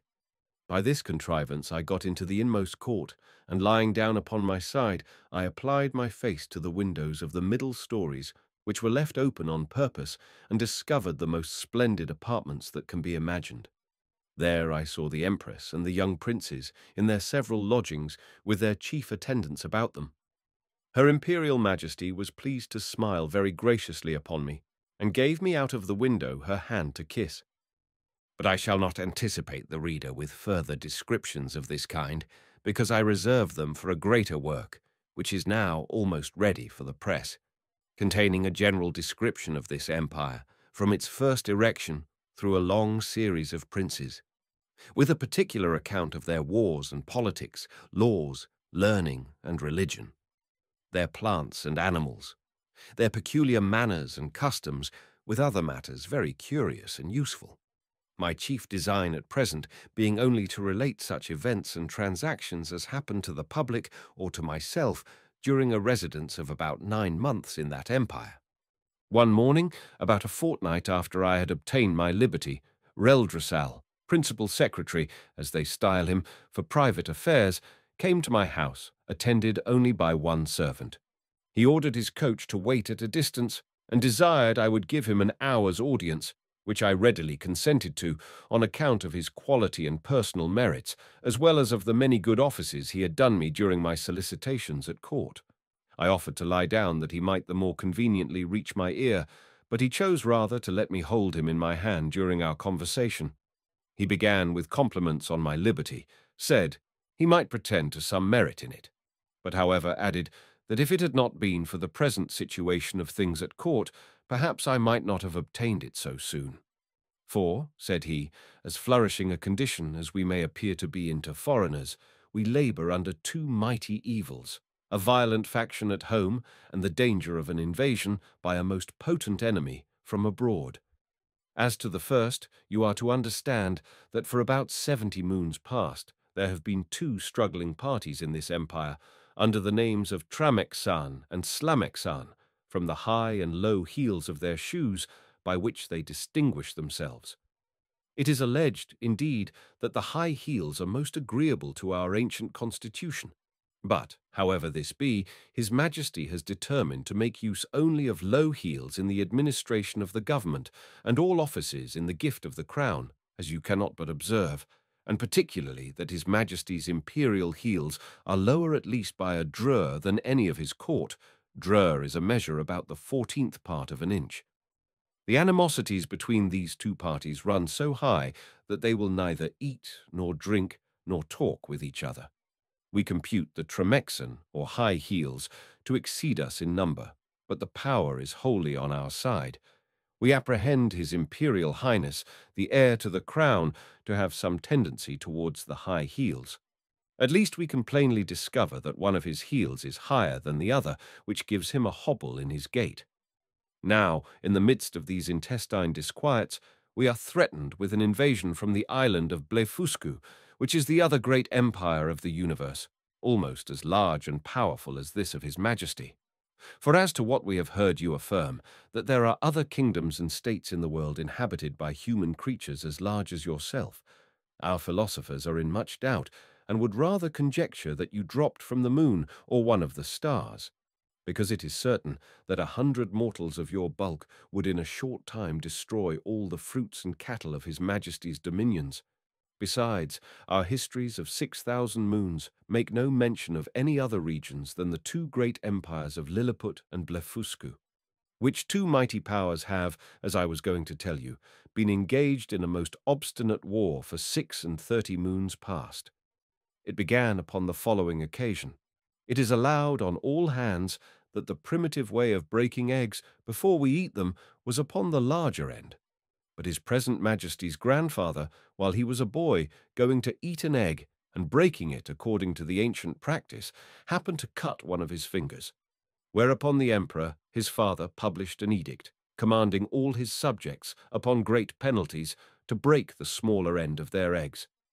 The people so highly resented this law that our histories tell us there have been 6 rebellions raised on that account, wherein one emperor lost his life and another his crown. These civil commotions were constantly fomented by the monarchs of Blefuscu, and when they were quelled, the exiles always fled for refuge to that empire. It is computed that 11,000 persons have at several times suffered death rather than submit to break their eggs at the smaller end. Many hundred large volumes have been published upon this controversy, but the books of the Big Endians have been long forbidden, and the whole party rendered incapable by law of holding employments. During the course of these troubles, the emperors of Blefuscu did frequently expostulate by their ambassadors, accusing us of making a schism in religion by offending against a fundamental doctrine of our great prophet Lustrog in the 54th chapter of the Blundekral, which is their Alcoran. This, however, is thought to be a mere strain upon the text, for the words are these, that all true believers break their eggs at the convenient end, and which is the convenient end, seems, in my humble opinion, to be left to every man's conscience, or at least in the power of the chief magistrate to determine. Now, the Big Endian exiles have found so much credit in the Emperor of Blefuscu's court, and so much private assistance and encouragement from their party here at home, that a bloody war has been carried on between the 2 empires for 36 moons, with various success, during which time we have lost 40 capital ships and a much greater number of smaller vessels, together with 30,000 of our best seamen and soldiers, and the damage received by the enemy is reckoned to be somewhat greater than ours. However, they have now equipped a numerous fleet and are just preparing to make a descent upon us, and His Imperial Majesty, placing great confidence in your valor and strength, has commanded me to lay this account of his affairs before you. I desired the secretary to present my humble duty to the emperor, and to let him know that I thought it would not become me, who was a foreigner, to interfere with parties. But I was ready, with the hazard of my life, to defend his person and state against all invaders. Chapter 5. The author, by an extraordinary stratagem, prevents an invasion. A high title of honor is conferred upon him. Ambassadors arrive from the Emperor of Blefuscu and sue for peace. The Empress's apartment on fire by an accident, the author instrumental in saving the rest of the palace. The Empire of Blefuscu is an island situated to the northeast of Lilliput, from which it is parted only by a channel of 800 yards wide. I had not yet seen it, and upon this notice of an intended invasion, I avoided appearing on that side of the coast for fear of being discovered by some of the enemy's ships who had received no intelligence of me. All intercourse between the 2 empires having been strictly forbidden during the war upon pain of death, and an embargo laid by our emperor upon all vessels whatsoever. I communicated to His Majesty a project I had formed of seizing the enemy's whole fleet, which, as our scouts assured us, lay at anchor in the harbour, ready to sail with the first fair wind. I consulted the most experienced seamen upon the depth of the channel, which they had often plumbed, who told me that in the middle, at high water, it was 70 glumgluffs deep, which is about 6 feet of European measure, and the rest of it 50 glumgluffs at most. I walked towards the northeast coast, over against Blefuscu, where, lying down behind a hillock, I took out my small perspective glass and viewed the enemy's fleet at anchor, consisting of about 50 men of war and a great number of transports. I then came back to my house and gave orders, for which I had a warrant, for a great quantity of the strongest cable and bars of iron. The cable was about as thick as packthread, and the bars of the length and size of a knitting needle.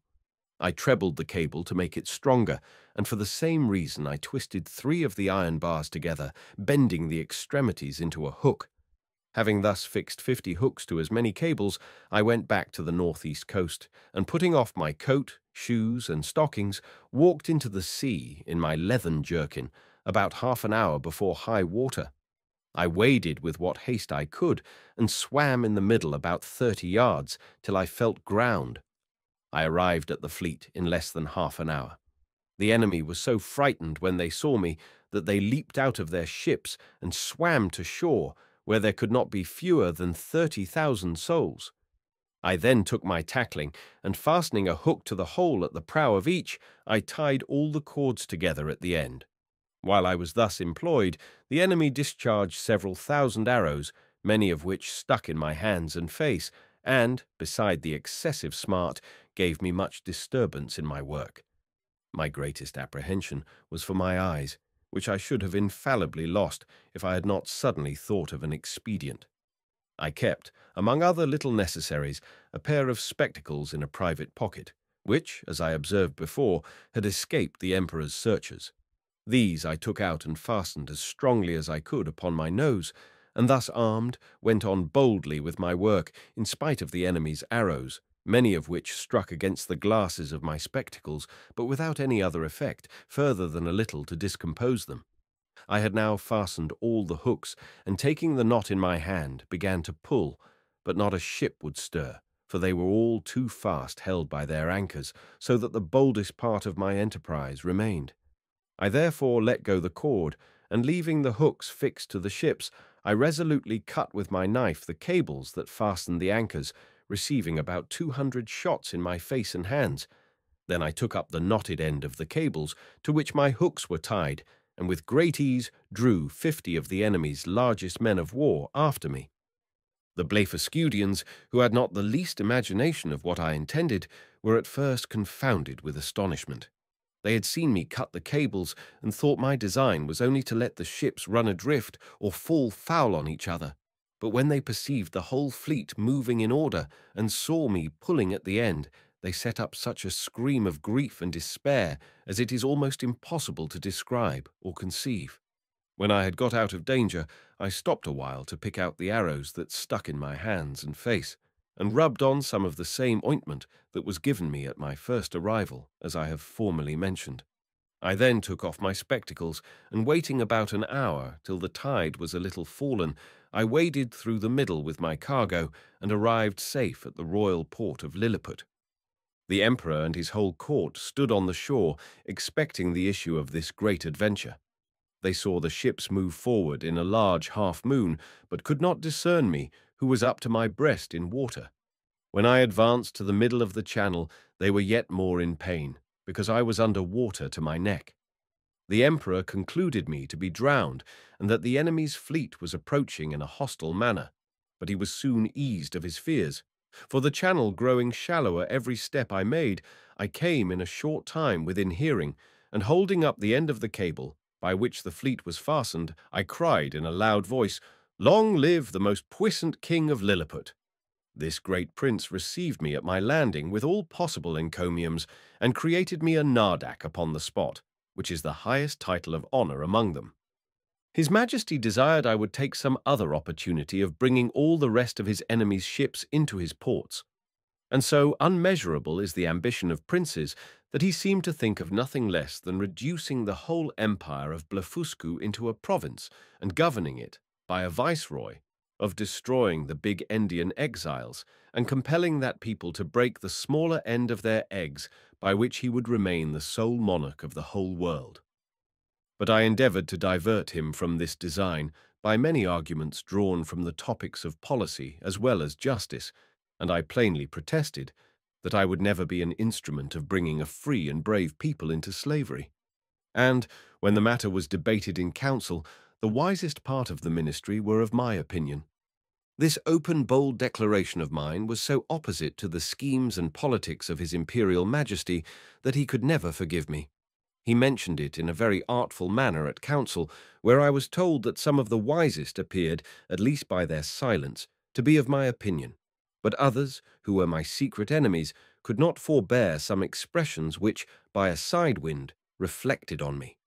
And from this time began an intrigue between His Majesty and a junto of ministers, maliciously bent against me, which broke out in less than 2 months, and had like to have ended in my utter destruction. Of so little weight are the greatest services to princes when put into the balance with a refusal to gratify their passions. About 3 weeks after this exploit, there arrived a solemn embassy from Blefuscu, with humble offers of a peace, which was soon concluded upon conditions very advantageous to our emperor, wherewith I shall not trouble the reader. There were 6 ambassadors, with a train of about 500 persons, and their entry was very magnificent, suitable to the grandeur of their master and the importance of their business. When their treaty was finished, wherein I did them several good offices by the credit I now had, or at least appeared to have, at court, their excellencies, who were privately told how much I had been their friend, made me a visit in form. They began with many compliments upon my valor and generosity, invited me to that kingdom in the emperor their master's name, and desired me to show them some proofs of my prodigious strength, of which they had heard so many wonders, wherein I readily obliged them, but shall not trouble the reader with the particulars. When I had for some time entertained their excellencies, to their infinite satisfaction and surprise, I desired they would do me the honor to present my most humble respects to the emperor their master, the renown of whose virtues had so justly filled the whole world with admiration, and whose royal person I resolved to attend before I returned to my own country. Accordingly, the next time I had the honor to see our emperor, I desired his general license to wait on the Blefuscudian monarch, which he was pleased to grant me, as I could perceive, in a very cold manner, but could not guess the reason till I had a whisper from a certain person, that Flimnap and Bolgolam had represented my intercourse with those ambassadors as a mark of disaffection, from which I am sure my heart was wholly free. And this was the first time I began to conceive some imperfect idea of courts and ministers. It is to be observed that these ambassadors spoke to me, by an interpreter, the languages of both empires, differing as much from each other as any 2 in Europe, and each nation priding itself upon the antiquity, beauty, and energy of their own tongue, with an avowed contempt for that of their neighbor. Yet our emperor, standing upon the advantage he had got by the seizure of their fleet, obliged them to deliver their credentials and make their speech in the Lilliputian tongue.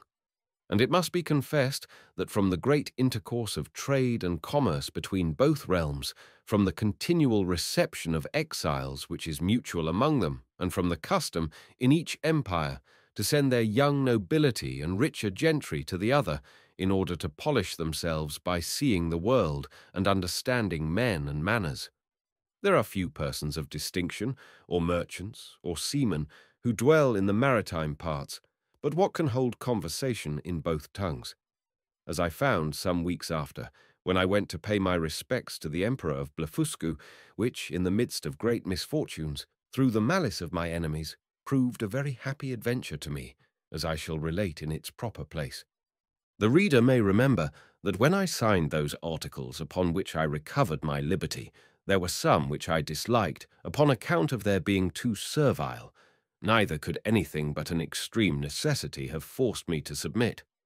But being now a nardac of the highest rank in that empire, such offices were looked upon as below my dignity, and the emperor, to do him justice, never once mentioned them to me.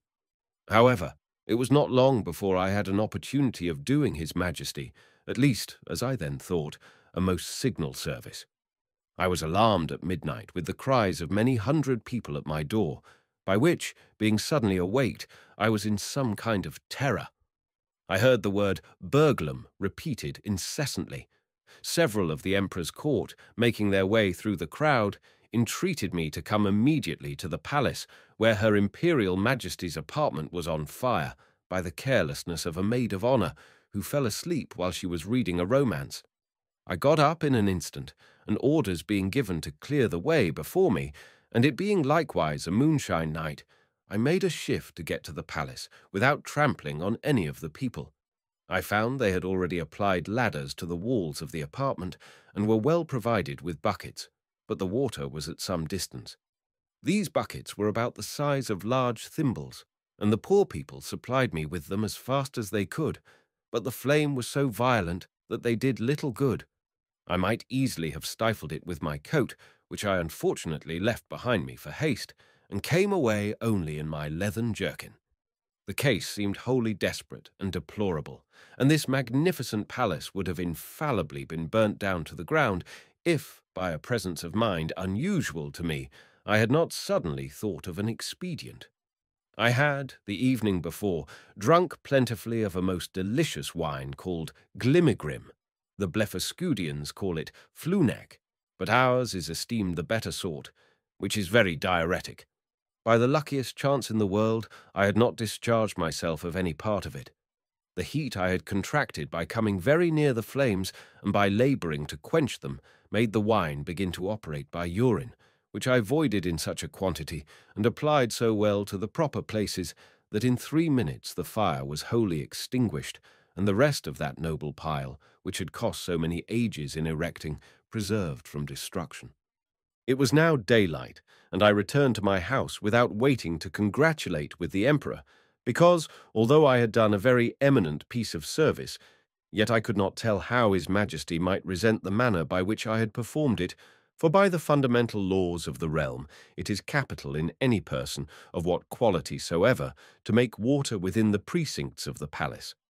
But I was a little comforted by a message from his majesty, that he would give orders to the grand justiciary for passing my pardon in form, which, however, I could not obtain, and I was privately assured that the empress, conceiving the greatest abhorrence of what I had done, removed to the most distant side of the court, firmly resolved that those buildings should never be repaired for her use, and, in the presence of her chief confidence, could not forbear vowing revenge. Chapter 6. Of the inhabitants of Lilliput, their learning, laws, and customs, the manner of educating their children, the author's way of living in that country, his vindication of a great lady. Although I intend to leave the description of this empire to a particular treatise, yet, in the meantime, I am content to gratify the curious reader with some general ideas. As the common size of the natives is somewhat under 6 inches high, so there is an exact proportion in all other animals, as well as plants and trees. For instance, the tallest horses and oxen are between 4 and 5 inches in height, the sheep 1.5 inches, more or less, their geese about the bigness of a sparrow, and so the several gradations downwards till you come to the smallest, which to my sight were almost invisible. But nature has adapted the eyes of the Lilliputians to all objects proper for their view. They see with great exactness, but at no great distance. And, to show the sharpness of their sight towards objects that are near, I have been much pleased with observing a cook pulling a lark, which was not so large as a common fly, and a young girl threading an invisible needle with invisible silk. Their tallest trees are about 7 feet high. I mean some of those in the great royal park, the tops whereof I could but just reach with my fist clenched. The other vegetables are in the same proportion, but this I leave to the reader's imagination.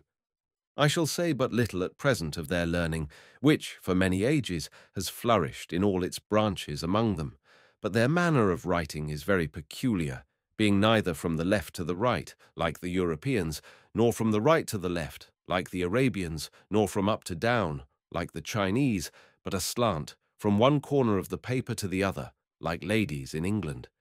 They bury their dead with their heads directly downward, because they hold an opinion that in 11,000 moons they are all to rise again, in which period the earth, which they conceive to be flat, will turn upside down, and by this means they shall, at their resurrection, be found ready standing on their feet. The learned among them confess the absurdity of this doctrine, but the practice still continues, in compliance to the vulgar. There are some laws and customs in this empire very peculiar, and if they were not so directly contrary to those of my own dear country, I should be tempted to say a little in their justification. It is only to be wished they were as well executed. The first I shall mention relates to informers. All crimes against the state are punished here with the utmost severity, but if the person accused makes his innocence plainly to appear upon his trial, the accuser is immediately put to an ignominious death, and out of his goods or lands the innocent person is quadruply recompensed for the loss of his time, for the danger he underwent, for the hardship of his imprisonment, and for all the charges he has been at in making his defence. Or, if that fund be deficient, it is largely supplied by the crown. The emperor also confers on him some public mark of his favour, and proclamation is made of his innocence through the whole city. They look upon fraud as a greater crime than theft, and therefore seldom fail to punish it with death. for they allege that care and vigilance, with a very common understanding, may preserve a man's goods from thieves, but honesty has no defence against superior cunning. And, since it is necessary that there should be a perpetual intercourse of buying and selling and dealing upon credit, where fraud is permitted and connived at, or has no law to punish it, the honest dealer is always undone, and the knave gets the advantage. I remember when I was once interceding with the emperor for a criminal who had wronged his master of a great sum of money which he had received by order and ran away with, and happening to tell his majesty by way of extenuation that it was only a breach of trust, the emperor thought it monstrous in me to offer as a defence the greatest aggravation of the crime. And truly I had little to say in return, farther than the common answer, that different nations had different customs, for I confess I was heartily ashamed. Although we usually call reward and punishment the two hinges upon which all government turns, yet I could never observe this maxim to be put in practice by any nation except that of Lilliput. Whoever can there bring sufficient proof that he has strictly observed the laws of his country for 73 moons has a claim to certain privileges, according to his quality or condition of life, with a proportionable sum of money out of a fund appropriated for that use. He likewise acquires the title of snilpaul, or legal, which is added to his name, but does not descend to his posterity.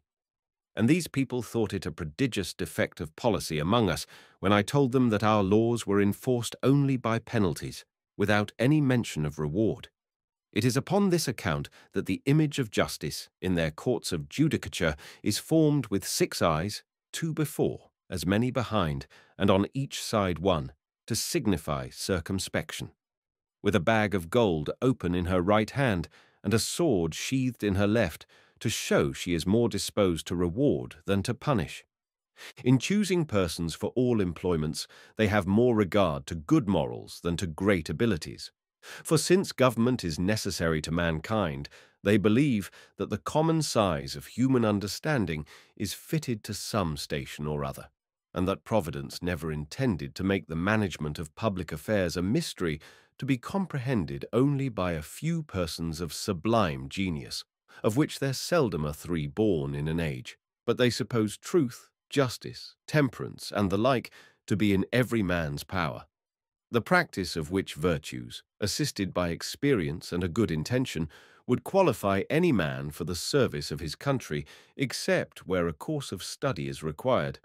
But they thought the want of moral virtues was so far from being supplied by superior endowments of the mind that employments could never be put into such dangerous hands as those of persons so qualified, and, at least, that the mistakes committed by ignorance in a virtuous disposition would never be of such fatal consequence to the public weal as the practices of a man whose inclinations led him to be corrupt, and who had great abilities to manage, to multiply, and defend his corruptions. In like manner, the disbelief of a divine providence renders a man incapable of holding any public station. For since kings avow themselves to be the deputies of Providence, the Lilliputians think nothing can be more absurd than for a prince to employ such men as disown the authority under which he acts. In relating these and the following laws, I would only be understood to mean the original institutions, and not the most scandalous corruptions into which these people are fallen by the degenerate nature of man. For as to that infamous practice of acquiring great employments by dancing on the ropes, or badges of favour and distinction by leaping over sticks and creeping under them, the reader is to observe that they were first introduced by the grandfather of the emperor now reigning, and grew to the present height by the gradual increase of party and faction. Ingratitude is among them a capital crime, as we read it to have been in some other countries, for they reason thus, that whoever makes ill returns to his benefactor must needs be a common enemy to the rest of mankind, from whom he has received no obligation, and therefore such a man is not fit to live. Their notions relating to the duties of parents and children differ extremely from ours.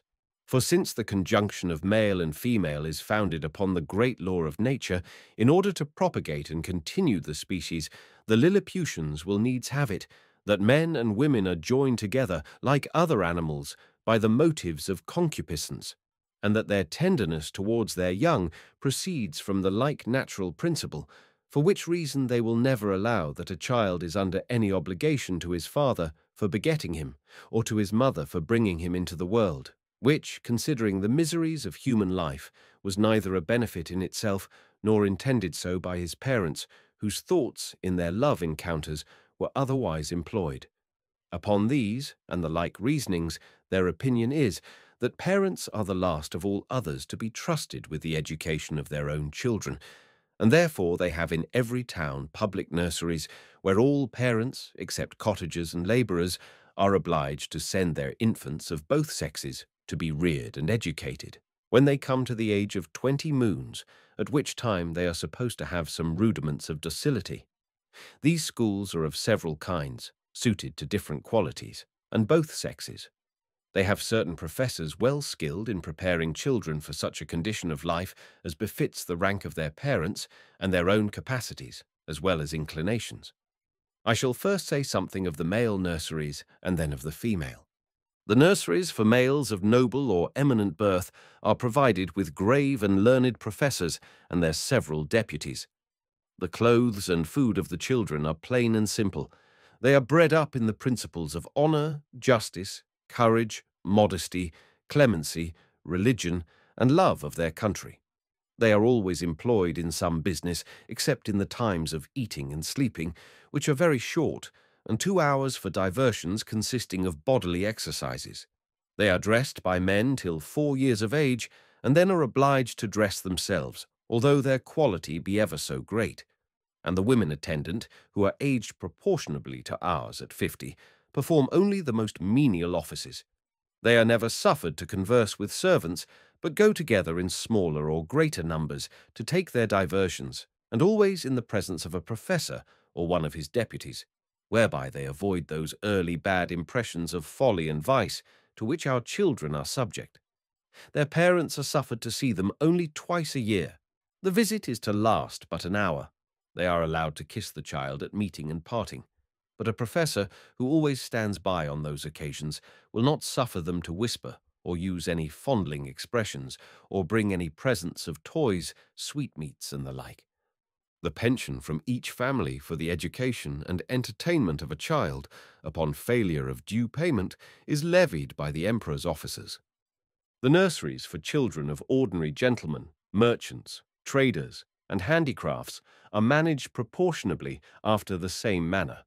Only those designed for trades are put out apprentices at 11 years old, whereas those of persons of quality continue in their exercises till 15, which answers to 21 with us. But the confinement is gradually lessened for the last 3 years. In the female nurseries, the young girls of quality are educated much like the males, only they are dressed by orderly servants of their own sex, but always in the presence of a professor or deputy, till they come to dress themselves, which is at 5 years old. And if it be found that these nurses ever presume to entertain the girls with frightful or foolish stories, or the common follies practised by chambermaids among us, they are publicly whipped thrice about the city, imprisoned for a year, and banished for life to the most desolate part of the country.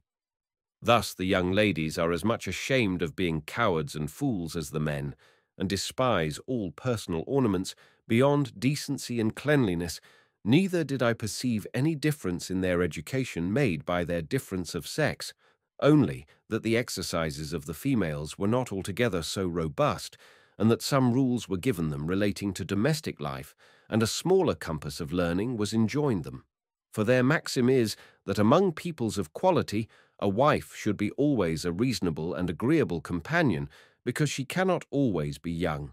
When the girls are 12 years old, which among them is the marriageable age, their parents or guardians take them home, with great expressions of gratitude to the professors, and seldom without tears of the young lady and her companions. In the nurseries of females of the meaner sort, the children are instructed in all kinds of works proper for their sex and their several degrees. Those intended for apprentices are dismissed at 7 years old, the rest are kept to 11. The meaner families who have children at these nurseries are obliged, besides their annual pension, which is as low as possible, to return to the steward of the nursery a small monthly share of their gettings, to be a portion for the child, and therefore all parents are limited in their expenses by the law. For the Lilliputians think nothing can be more unjust than for people, in subservience to their own appetites, to bring children into the world and leave the burthen of supporting them on the public. As to persons of quality, they give security to appropriate a certain sum for each child, suitable to their condition, and these funds are always managed with good husbandry and the most exact justice. The cottagers and labourers keep their children at home, their business being only to till and cultivate the earth, and therefore their education is of little consequence to the public, but the old and diseased among them are supported by hospitals, for begging is a trade unknown in this empire. And here it may perhaps divert the curious reader to give some account of my domestics and my manner of living in this country during a residence of 9 months and 13 days. Having a head mechanically turned, and being likewise forced by necessity, I had made for myself a table and chair convenient enough out of the largest trees in the royal park.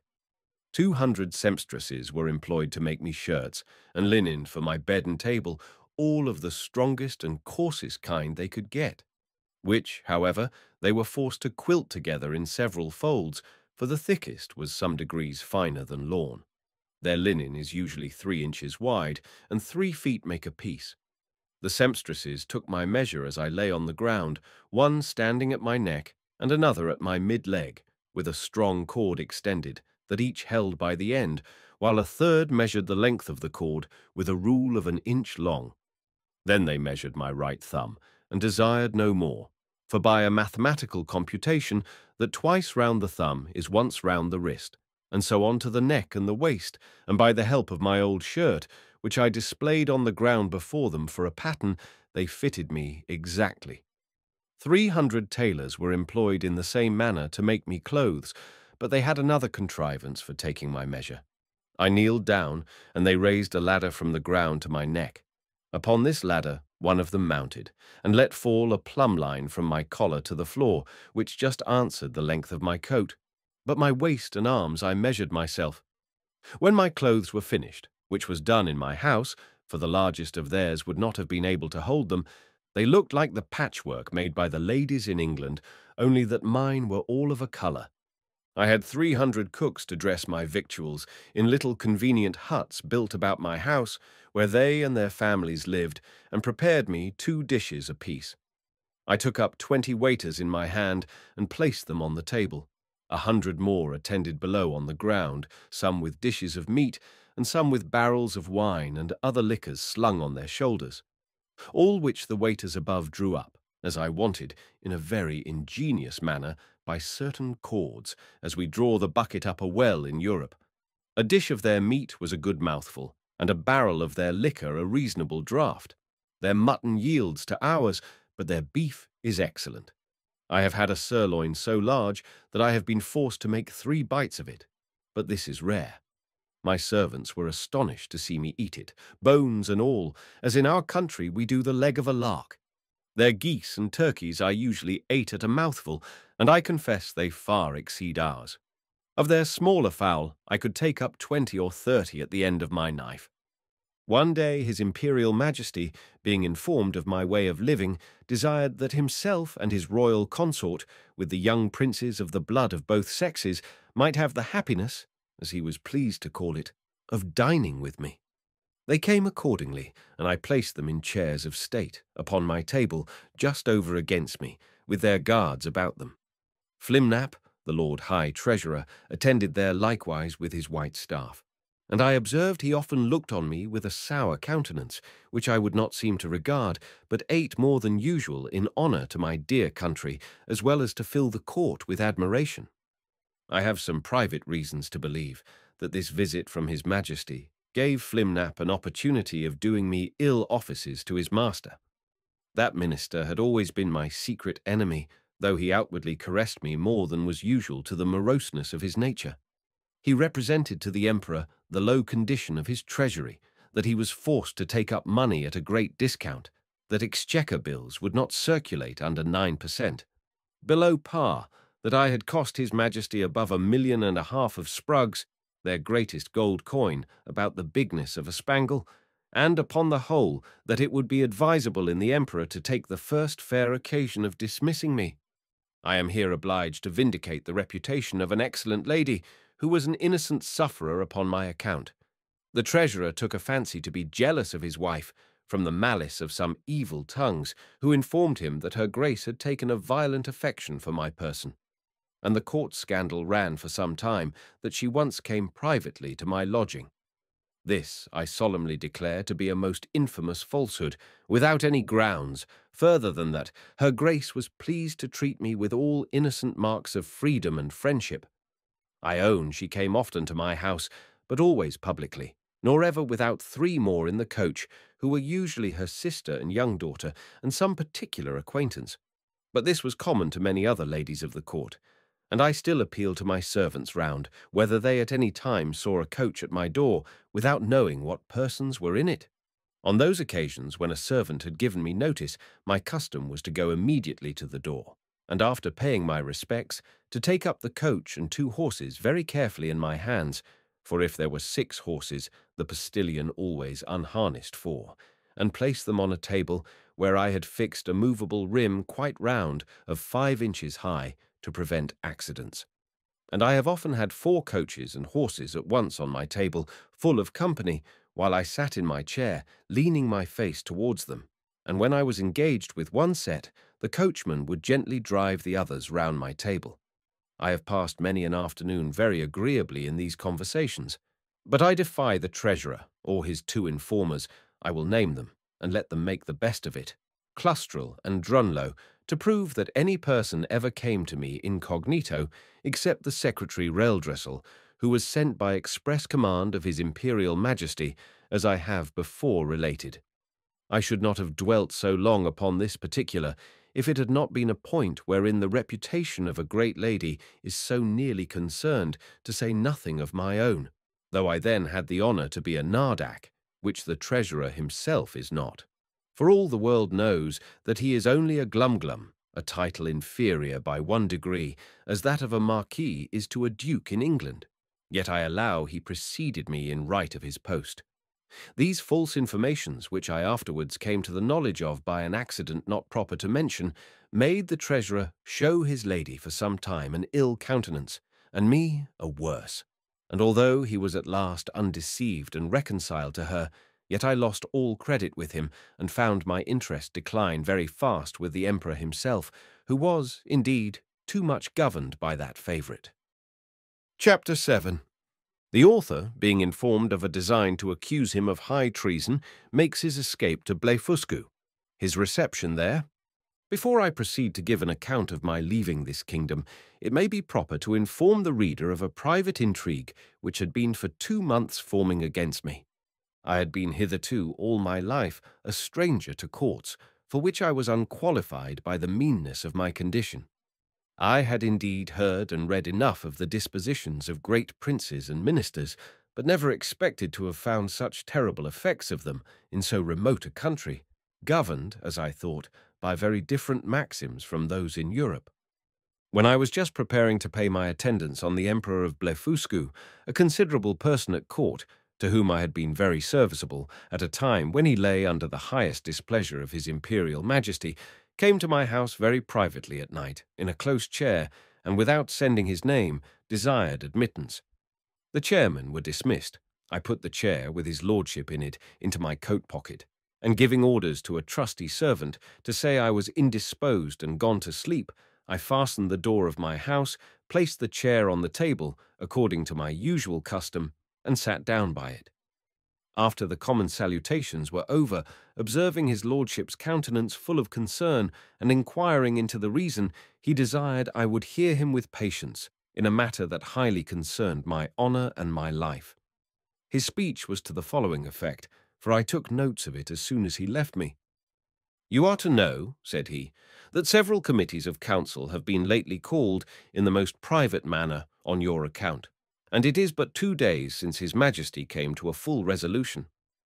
You are very sensible that Skyresh Bolgolam, Galbet, or High Admiral, has been your mortal enemy almost ever since your arrival. His original reasons I know not, but his hatred is increased since your great success against Blefuscu, by which his glory as admiral is much obscured. This lord, in conjunction with Flimnap, the high treasurer, whose enmity against you is notorious on account of his lady, Limtoc the general, Lalcon the chamberlain, and Balmuff the grand justiciary, have prepared articles of impeachment against you for treason and other capital crimes. This preface made me so impatient, being conscious of my own merits and innocence, that I was going to interrupt him, when he entreated me to be silent, and thus proceeded. Out of gratitude for the favours you have done me, I procured information of the whole proceedings, and a copy of the articles, wherein I venture my head for your service. Articles of impeachment against Quinbus Flestrin, the Man Mountain. Article 1. Whereas, by a statute made in the reign of His Imperial Majesty Caelin Defar Plune, it is enacted that whoever shall make water within the precincts of the royal palace shall be liable to the pains and penalties of high treason. Notwithstanding, the said Quinbus Flestrin, in open breach of the said law, under colour of extinguishing the fire kindled in the apartment of His Majesty's most dear imperial consort, did maliciously, traitorously, and devilishly, by discharge of his urine, put out the said fire kindled in the said apartment, lying and being within the precincts of the said royal palace, against the statute in that case provided, etc., against the duty, etc. Article 2. That the said Quinbus Flestrin, having brought the imperial fleet of Blefuscu into the royal port, and being afterwards commanded by His Imperial Majesty to seize all the other ships of the said empire of Blefuscu, and reduce that empire to a province, to be governed by a viceroy from hence, and to destroy and put to death not only all the Big Endian exiles, but likewise all the people of that empire who would not immediately forsake the Big Endian heresy, he, the said Flestrin, like a false traitor against his most auspicious, serene, imperial majesty, did petition to be excused from the said service upon pretence of unwillingness to force the consciences or destroy the liberties and lives of an innocent people. Article 3. That, whereas certain ambassadors arrived from the court of Blefuscu to sue for peace in His Majesty's court, he, the said Flestrin, did, like a false traitor, aid, abet, comfort, and divert the said ambassadors, although he knew them to be servants to a prince who was lately an open enemy to His Imperial Majesty, and in an open war against His said Majesty. Article 4. That the said Quinbus Flestrin, contrary to the duty of a faithful subject, is now preparing to make a voyage to the court and empire of Blefuscu, for which he has received only verbal license from His Imperial Majesty, and, under colour of the said license, does falsely and traitorously intend to take the said voyage, and thereby to aid, comfort, and abet the Emperor of Blefuscu, so lately an enemy, and in open war with His Imperial Majesty aforesaid. There are some other articles, but these are the most important, of which I have read you an abstract. In the several debates upon this impeachment, it must be confessed that His Majesty gave many marks of his great lenity, often urging the services you had done him and endeavouring to extenuate your crimes. The treasurer and admiral insisted that you should be put to the most painful and ignominious death by setting fire to your house at night, and the general was to attend with 20,000 men, armed with poisoned arrows, to shoot you on the face and hands. Some of your servants were to have private orders to strew a poisonous juice on your shirts and sheets, which would soon make you tear your own flesh and die in the utmost torture. The general came into the same opinion, so that for a long time there was a majority against you, but His Majesty, resolving, if possible, to spare your life, at last brought off the chamberlain. Upon this incident, Reldressel, principal secretary for private affairs, who always approved himself your true friend, was commanded by the emperor to deliver his opinion, which he accordingly did, and therein justified the good thoughts you have of him. He allowed your crimes to be great, but that still there was room for mercy, the most commendable virtue in a prince, and for which His Majesty was so justly celebrated. He said, the friendship between you and him was so well known to the world that perhaps the most honourable board might think him partial. However, in obedience to the command he had received, he would freely offer his sentiments, that if his Majesty, in consideration of your services and pursuant to his own merciful disposition, would please to spare your life, and only give orders to put out both your eyes, he humbly conceived that by this expedient justice might in some measure be satisfied, and all the world would applaud the lenity of the Emperor, as well as the fair and generous proceedings of those who have the honour to be his counsellors. That the loss of your eyes would be no impediment to your bodily strength, by which you might still be useful to his Majesty. That blindness is an addition to courage by concealing dangers from us. That the fear you had for your eyes was the greatest difficulty in bringing over the enemy's fleet, and it would be sufficient for you to see by the eyes of the ministers, since the greatest princes do no more. This proposal was received with the utmost disapprobation by the whole board.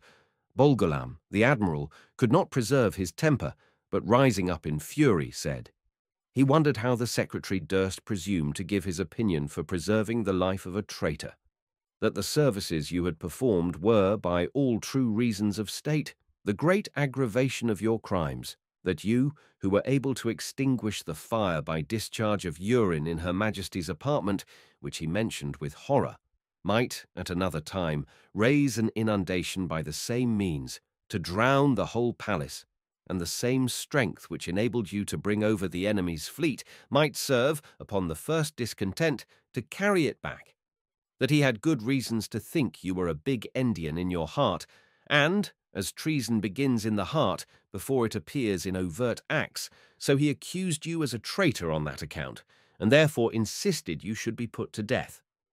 The treasurer was of the same opinion. He showed to what straits his Majesty's revenue was reduced by the charge of maintaining you, which would soon grow insupportable, that the secretary's expedient of putting out your eyes was so far from being a remedy against this evil that it would probably increase it, as is manifest from the common practice of blinding some kind of fowls, after which they fed the faster and grew sooner fat, that his sacred Majesty and the council, who are your judges, were, in their own consciences, fully convinced of your guilt, which was a sufficient argument to condemn you to death, without the formal proofs required by the strict letter of the law. But his Imperial Majesty, fully determined against capital punishment, was graciously pleased to say that since the council thought the loss of your eyes too easy a censure, some other way may be inflicted hereafter. And your friend the secretary, humbly desiring to be heard again in answer to what the treasurer had objected, concerning the great charge his Majesty was at in maintaining you, said that his Excellency, who had the sole disposal of the Emperor's revenue, might easily provide against that evil by gradually lessening your establishment, by which, for want of sufficient food, you would grow weak and faint and lose your appetite, and consequently decay and consume in a few months. Neither would the stench of your carcass be then so dangerous when it should become more than half diminished. And immediately upon your death, 5,000 or 6,000 of his Majesty's subjects might, in 2 or 3 days, cut your flesh from your bones, take it away by cartloads, and bury it in distant parts, to prevent infection, leaving the skeleton as a monument of admiration to posterity.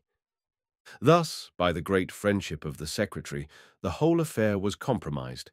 It was strictly enjoined that the project of starving you by degrees should be kept a secret, but the sentence of putting out your eyes was entered on the books, none dissenting, except Bolgolam the admiral, who, being a creature of the Empress, was perpetually instigated by Her Majesty to insist upon your death, she having borne perpetual malice against you on account of that infamous and illegal method you took to extinguish the fire in her apartment.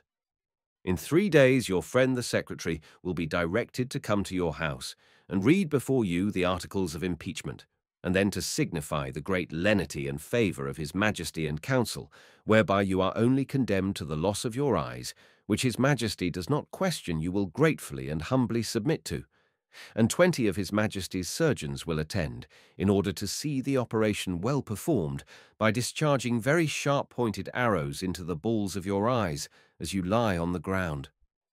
I leave to your prudence what measures you will take, and to avoid suspicion, I must immediately return in as private a manner as I came. His lordship did so, and I remained alone, under many doubts and perplexities of mind. It was a custom introduced by this prince and his ministry, very different, as I have been assured, from the practice of former times, that after the court had decreed any cruel execution, either to gratify the monarch's resentment or the malice of a favourite, the emperor always made a speech to his whole council, expressing his great lenity and tenderness as qualities known and confessed by all the world. This speech was immediately published throughout the kingdom, nor did anything terrify the people so much as those encomiums on his Majesty's mercy, because it was observed that the more these praises were enlarged and insisted on, the more inhuman was the punishment, and the sufferer more innocent. Yet, as to myself, I must confess, having never been designed for a courtier, either by my birth or education, I was so ill a judge of things that I could not discover the lenity and favour of this sentence, but conceived it, perhaps erroneously, rather to be rigorous than gentle. I sometimes thought of standing my trial, for although I could not deny the facts alleged in the several articles, yet I hoped they would admit of some extenuation. But having in my life perused many state trials, which I ever observed to terminate as the judges thought fit to direct, I durst not rely on so dangerous a decision, in so critical a juncture, and against such powerful enemies. Once I was strongly bent upon resistance, for while I had liberty, the whole strength of that empire could hardly subdue me, and I might easily with stones pelt the metropolis to pieces. But I soon rejected that project with horror by remembering the oath I had made to the emperor, the favours I received from him, and the high title of Nardak he conferred upon me. Neither had I so soon learned the gratitude of courtiers to persuade myself that His Majesty's present severities acquitted me of all past obligations.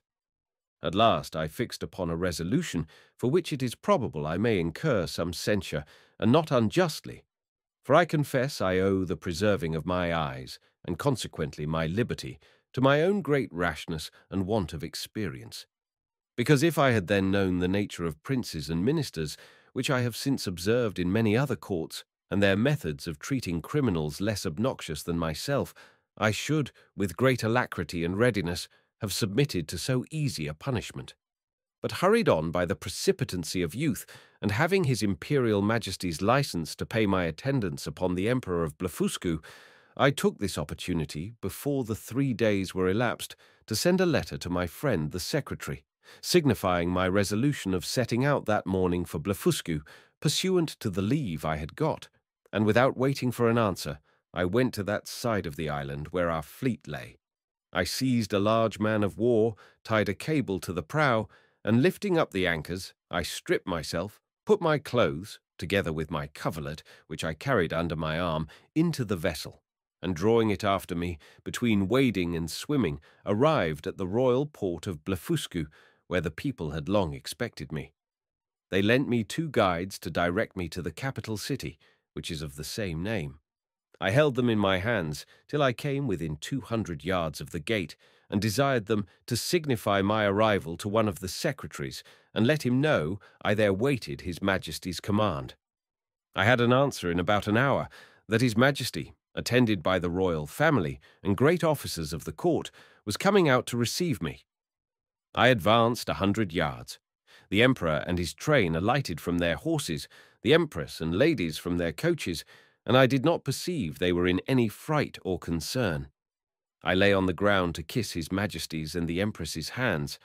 I told His Majesty that I was come according to my promise, and with the license of the emperor my master, to have the honour of seeing so mighty a monarch, and to offer him any service in my power, consistent with my duty to my own prince. Not mentioning a word of my disgrace, because I had hitherto no regular information of it, and might suppose myself wholly ignorant of any such design. Neither could I reasonably conceive that the emperor would discover the secret while I was out of his power, wherein, however, it soon appeared I was deceived. I shall not trouble the reader with the particular account of my reception at this court, which was suitable to the generosity of so great a prince, nor of the difficulties I was in for want of a house and bed, being forced to lie on the ground, wrapped up in my coverlet. Chapter 8. The author, by a lucky accident, finds means to leave Blefuscu, and, after some difficulties, returns safe to his native country. 3 days after my arrival, walking out of curiosity to the northeast coast of the island, I observed, about half a league off in the sea, somewhat that looked like a boat overturned. I pulled off my shoes and stockings, and wading 200 or 300 yards, I found the object to approach nearer by force of the tide, and then plainly saw it to be a real boat, which I supposed might by some tempest have been driven from a ship. Whereupon I returned immediately towards the city, and desired His Imperial Majesty to lend me 20 of the tallest vessels he had left after the loss of his fleet, and 3,000 seamen under the command of his Vice-Admiral. This fleet sailed round, while I went back the shortest way to the coast, where I first discovered the boat. I found the tide had driven it still nearer. The seamen were all provided with cordage, which I had beforehand twisted to a sufficient strength. When the ships came up, I stripped myself and waded till I came within 100 yards of the boat, after which I was forced to swim till I got up to it. The seaman threw me the end of the cord, which I fastened to a hole in the forepart of the boat, and the other end to a man of war, but I found all my labour to little purpose, for being out of my depth I was not able to work. In this necessity I was forced to swim behind and push the boat forward as often as I could with one of my hands, and the tide favouring me, I advanced so far that I could just hold up my chin and feel the ground. I rested 2 or 3 minutes, and then gave the boat another shove, and so on, till the sea was no higher than my armpits. And now, the most laborious part being over, I took out my other cables, which were stowed in one of the ships, and fastened them first to the boat, and then to 9 of the vessels which attended me. The wind being favourable, the seamen towed, and I shoved until we arrived within 40 yards of the shore. And waiting till the tide was out, I got dry to the boat, and by the assistance of 2,000 men, with ropes and engines, I made a shift to turn it on its bottom, and found it was but little damaged. I shall not trouble the reader with the difficulties I was under, by the help of certain paddles, which cost me 10 days making, to get my boat to the royal port of Blefuscu, where a mighty concourse of people appeared upon my arrival, full of wonder at the sight of so prodigious a vessel. I told the Emperor that my good fortune had thrown this boat in my way, to carry me to some place whence I might return into my native country, and begged His Majesty's orders for getting materials to fit it up, together with his license to depart, which, after some kind expostulations, he was pleased to grant.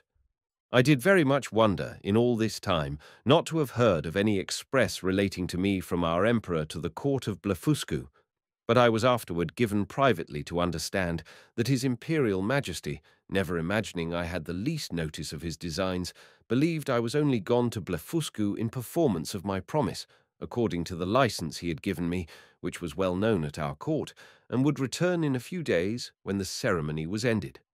But he was at last in pain at my long absence, and after consulting with the treasurer and the rest of that cabal, a person of quality was dispatched with the copy of the articles against me.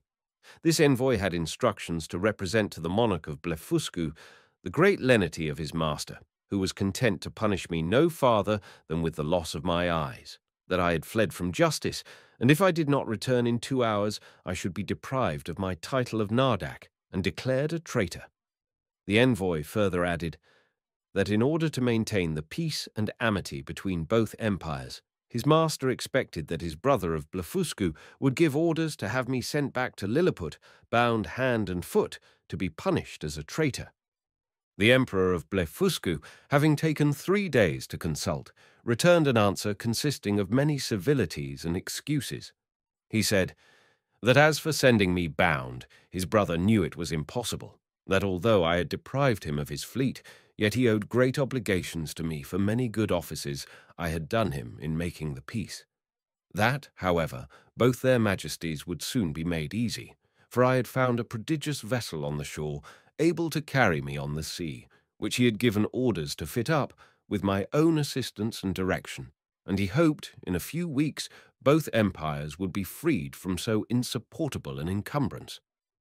With this answer the envoy returned to Lilliput, and the monarch of Blefuscu related to me all that had passed. offering me at the same time, but under the strictest confidence, his gracious protection, if I would continue in his service. Wherein, although I believed him sincere, yet I resolved never more to put any confidence in princes or ministers where I could possibly avoid it, and therefore, with all due acknowledgments for his favourable intentions, I humbly begged to be excused. I told him that since fortune, whether good or evil, had thrown a vessel in my way, I was resolved to venture myself on the ocean, rather than be an occasion of difference between two such mighty monarchs. Neither did I find the emperor at all displeased, and I discovered, by a certain accident, that he was very glad of my resolution, and so were most of his ministers. These considerations moved me to hasten my departure somewhat sooner than I intended, to which the court, impatient to have me gone, very readily contributed. 500 workmen were employed to make 2 sails to my boat, according to my directions, by quilting 13 folds of their strongest linen together.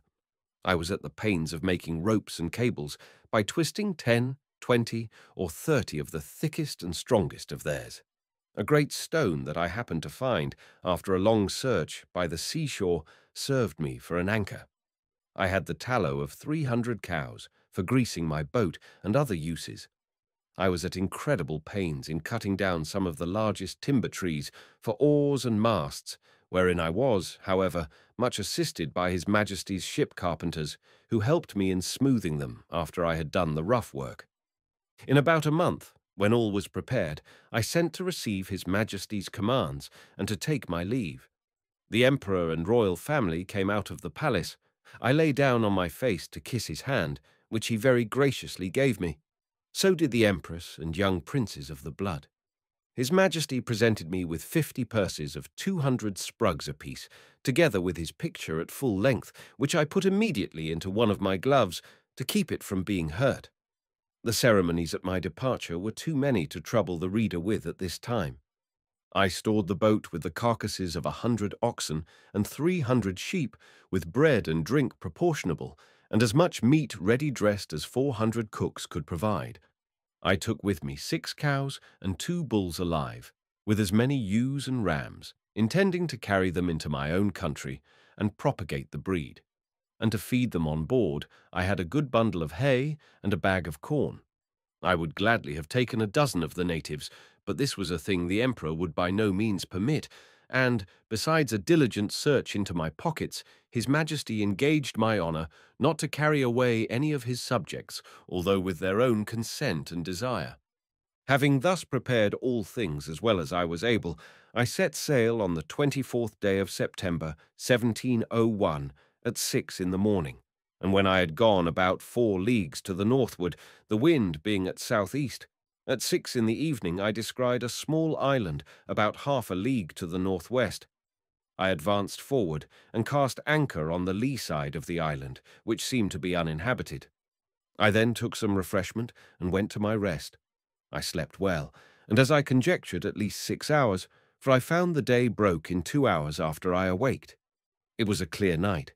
I ate my breakfast before the sun was up, and heaving anchor, the wind being favourable, I steered the same course that I had done the day before, wherein I was directed by my pocket compass. My intention was to reach, if possible, one of those islands which I had reason to believe lay to the northeast of Van Diemen's Land. I discovered nothing all that day, but upon the next, about 3 in the afternoon, when I had by my computation made 24 leagues from Blefuscu, I descried a sail steering to the southeast. My course was due east. I hailed her, but could get no answer, yet I found I gained upon her, for the wind slackened. I made all the sail I could, and in half an hour she spied me, then hung out her ancient and discharged a gun. It is not easy to express the joy I was in upon the unexpected hope of once more seeing my beloved country, and the dear pledges I left in it.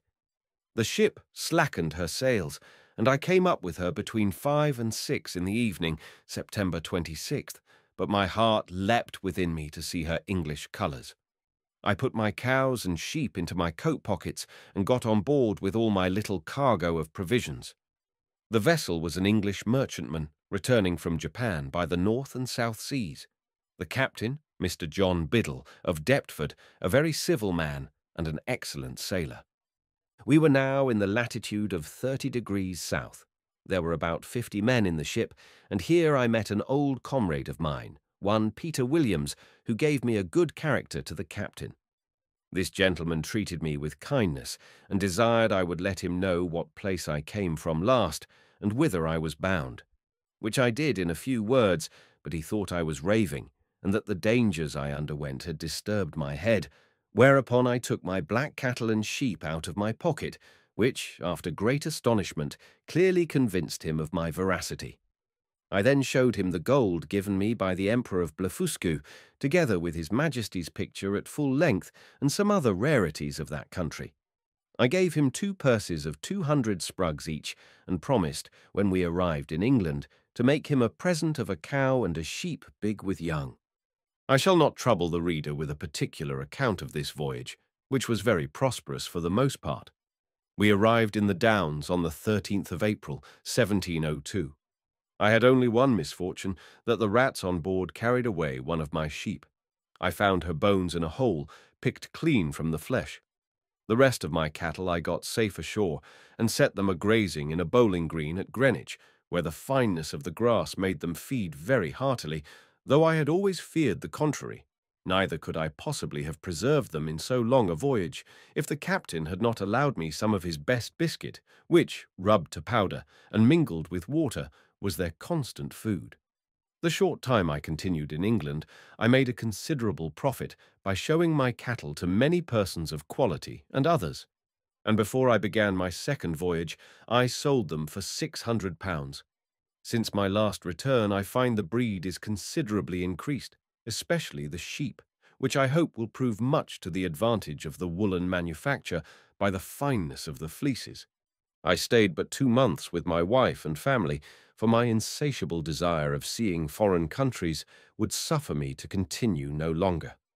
I left £1,500 with my wife, and fixed her in a good house at Redriff.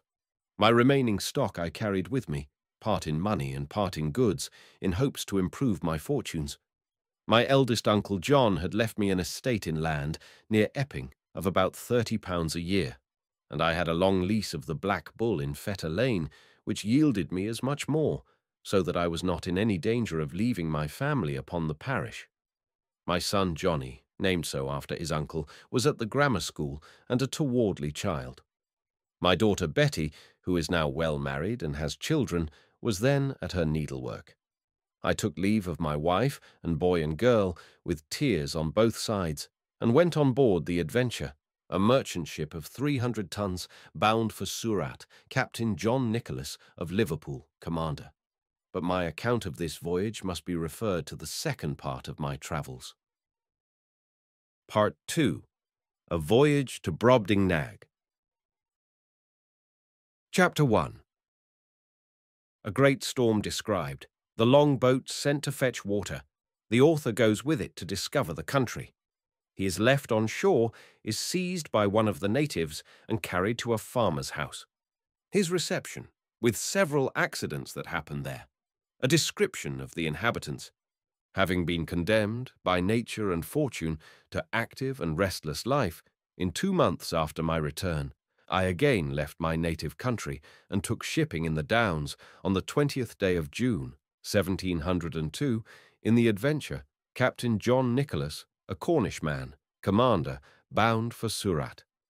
We had a very prosperous gale till we arrived at the Cape of Good Hope, where we landed for fresh water. But discovering a leak, we unshipped our goods and wintered there. For the captain falling sick of an ague, we could not leave the Cape till the end of March. We then set sail, and had a good voyage till we passed the Straits of Madagascar, but having got northward of that island, and to about 5 degrees south latitude, the winds, which in those seas are observed to blow a constant equal gale between the north and west, from the beginning of December to the beginning of May, on the 19th of April, began to blow with much greater violence, and more westerly than usual, continuing so for 20 days together, during which time we were driven a little to the east of the Molucca Islands, and about 3 degrees northward of the line, as our captain found by an observation he took the 2nd of May, at which time the wind ceased, and it was a perfect calm, whereat I was not a little rejoiced, but he, being a man well experienced in the navigation of those seas, bid us all prepare against a storm, which accordingly happened the day following. For the southern wind, called the southern monsoon, began to set in. Finding it was likely to overblow, we took in our spritsail and stood by to hand the foresail, but making foul weather, we looked the guns were all fast, and handed the mizzen. The ship lay very broad off, so we thought it better spooning before the sea than trying or hulling. We reefed the foresail and set him, and hauled aft the foresheet. The helm was harder weather. The ship wore bravely. We belayed the fore down haul, but the sail was split, and we hauled down the yard and got the sail into the ship and unbound all the things clear of it. It was a very fierce storm. The sea broke strange and dangerous. We hauled off upon the lanyard of the whipstaff and helped the man at the helm. We would not get down our topmast, but let all stand, because she scudded before the sea very well, and we knew that the topmast being aloft, the ship was the wholesomer, and made better way through the sea, seeing we had sea room. When the storm was over, we set foresail and mainsail, and brought the ship to. Then we set the mizzen, main topsail, and the foretopsail. Our course was east-northeast. The wind was at southwest. We got the starboard tacks aboard. We cast off our weather braces and lifts. We set in the lee braces, and hauled forward by the weather bowlings, and hauled them tight, and belayed them, and hauled over the mizzen tack to windward, and kept her full and by as near as she would lie. During this storm, which was followed by a strong wind west-southwest, we were carried, by my computation, about 500 leagues to the east, so that the oldest sailor on board could not tell in what part of the world we were. Our provisions held out well, our ship was staunch, and our crew all in good health, but we lay in the utmost distress for water. We thought it best to hold on the same course rather than turn more northerly, which might have brought us to the northwest part of Great Tartary and into the frozen sea. On the 16th day of June, 1703, a buoy on the topmast discovered land. On the 17th, we came in full view of a great island or continent, for we knew not whether, on the south side whereof was a small neck of land jutting out into the sea, and a creek too shallow to hold a ship of above 100 tons. We cast anchor within a league of this creek, and our captain sent a dozen of his men well armed in the longboat with vessels for water, if any could be found. I desired his leave to go with them, that I might see the country and make what discoveries I could. When we came to land, we saw no river or spring, nor any sign of inhabitants. Our men therefore wandered on the shore to find out some fresh water near the sea, and I walked alone about a mile on the other side, where I observed the country all barren and rocky. I now began to be weary, and seeing nothing to entertain my curiosity, I returned gently down towards the creek, and the sea being full in my view, I saw our men already got into the boat and rowing for life to the ship. I was going to holler after them, although it had been to little purpose, when I observed a huge creature walking after them in the sea as fast as he could. He waded not much deeper than his knees, and took prodigious strides, but our men had the start of him half a league, and the sea thereabouts being full of sharp-pointed rocks, the monster was not able to overtake the boat. This I was afterwards told, for I durst not stay to see the issue of the adventure, but ran as fast as I could the way I first went, and then climbed up a steep hill which gave me some prospect of the country. I found it fully cultivated, but that which first surprised me was the length of the grass, which, in those grounds that seemed to be kept for hay, was about 20 feet high. I fell into a high road, for so I took it to be, though it served to the inhabitants only as a footpath through a field of barley. Here I walked on for some time, but could see little on either side, it being now near harvest, and the corn rising at least 40 feet. I was an hour walking to the end of this field, which was fenced in with a hedge of at least 120 feet high, and the trees so lofty that I could make no computation of their altitude. There was a stile to pass from this field into the next. It had 4 steps and a stone to cross over when you came to the uppermost. It was impossible for me to climb this stile, because every step was 6 feet high and the upper stone about 20. I was endeavouring to find some gap in the hedge when I discovered one of the inhabitants in the next field, advancing towards the stile, of the same size with him whom I saw in the sea pursuing our boat. He appeared as tall as an ordinary spire steeple, and took about 10 yards at every stride, as near as I could guess. I was struck with the utmost fear and astonishment, and ran to hide myself in the corn, whence I saw him at the top of the stile looking back into the next field on the right hand, and heard him call in a voice many degrees louder than a speaking trumpet. But the noise was so high in the air that at first I certainly thought it was thunder, whereupon 7 monsters, like himself, came towards him with reaping hooks in their hands, each hook about the largeness of 6 scythes. These people were not so well clad as the first, whose servants or labourers they seemed to be, for upon some words he spoke, they went to reap the corn in the field where I lay. I kept from them at as great a distance as I could, but was forced to move with extreme difficulty, for the stalks of the corn were sometimes not above a foot distant, so that I could hardly squeeze my body betwixt them. However, I made a shift to go forward till I came to a part of the field where the corn had been laid by the rain and wind. Here it was impossible for me to advance a step, for the stalks were so interwoven that I could not creep through, and the beards of the fallen ears so strong and pointed that they pierced through my clothes into my flesh. At the same time I heard the reapers not 100 yards behind me. Being quite dispirited with toil and wholly overcome by grief and despair, I lay down between 2 ridges and heartily wished I might there end my days. I bemoaned my desolate widow and fatherless children. I lamented my own folly and wilfulness in attempting a second voyage against the advice of all my friends and relations.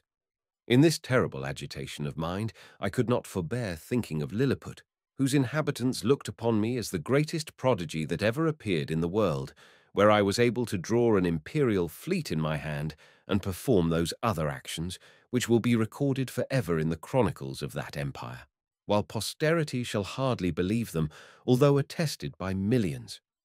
I reflected what a mortification it must prove to me to appear as inconsiderable in this nation as one single Lilliputian would be among us. But this I conceived was to be the least of my misfortunes, for as human creatures are observed to be more savage and cruel in proportion to their bulk, what could I expect but to be a morsel in the mouth of the first among these enormous barbarians that should happen to seize me? Undoubtedly philosophers are in the right when they tell us that nothing is great or little otherwise than by comparison. It might have pleased fortune to have let the Lilliputians find some nation where the people were as diminutive with respect to them as they were to me.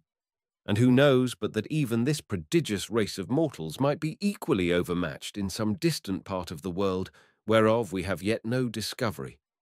Scared and confounded as I was, I could not forbear going on with these reflections, when one of the reapers, approaching within 10 yards of the ridge where I lay, made me apprehend that with the next step I should be squashed to death under his foot, or cut in two with his reaping hook. And therefore, when he was again about to move, I screamed as loud as fear could make me, whereupon the huge creature trod short, and looking round about under him for some time, at last espied me as I lay on the ground. He considered a while, with the caution of one who endeavours to lay hold on a small dangerous animal in such a manner that it shall not be able either to scratch or bite him, as I myself have sometimes done with a weasel in England. At length he ventured to take me behind, by the middle, between his forefinger and thumb, and brought me within 3 yards of his eyes, that he might behold my shape more perfectly. I guessed his meaning, and my good fortune gave me so much presence of mind that I resolved not to struggle in the least, as he held me in the air above 60 feet from the ground, although he grievously pinched my sides, for fear I should slip through his fingers. All I ventured was to raise my eyes towards the sun, and place my hands together in a supplicating posture, and to speak some words in a humble melancholy tone, suitable to the condition I then was in. For I apprehended every moment that he would dash me against the ground, as we usually do any little hateful animal which we have a mind to destroy. But my good star would have it that he appeared pleased with my voice and gestures, and began to look upon me as a curiosity, much wondering to hear me pronounce articulate words, although he could not understand them.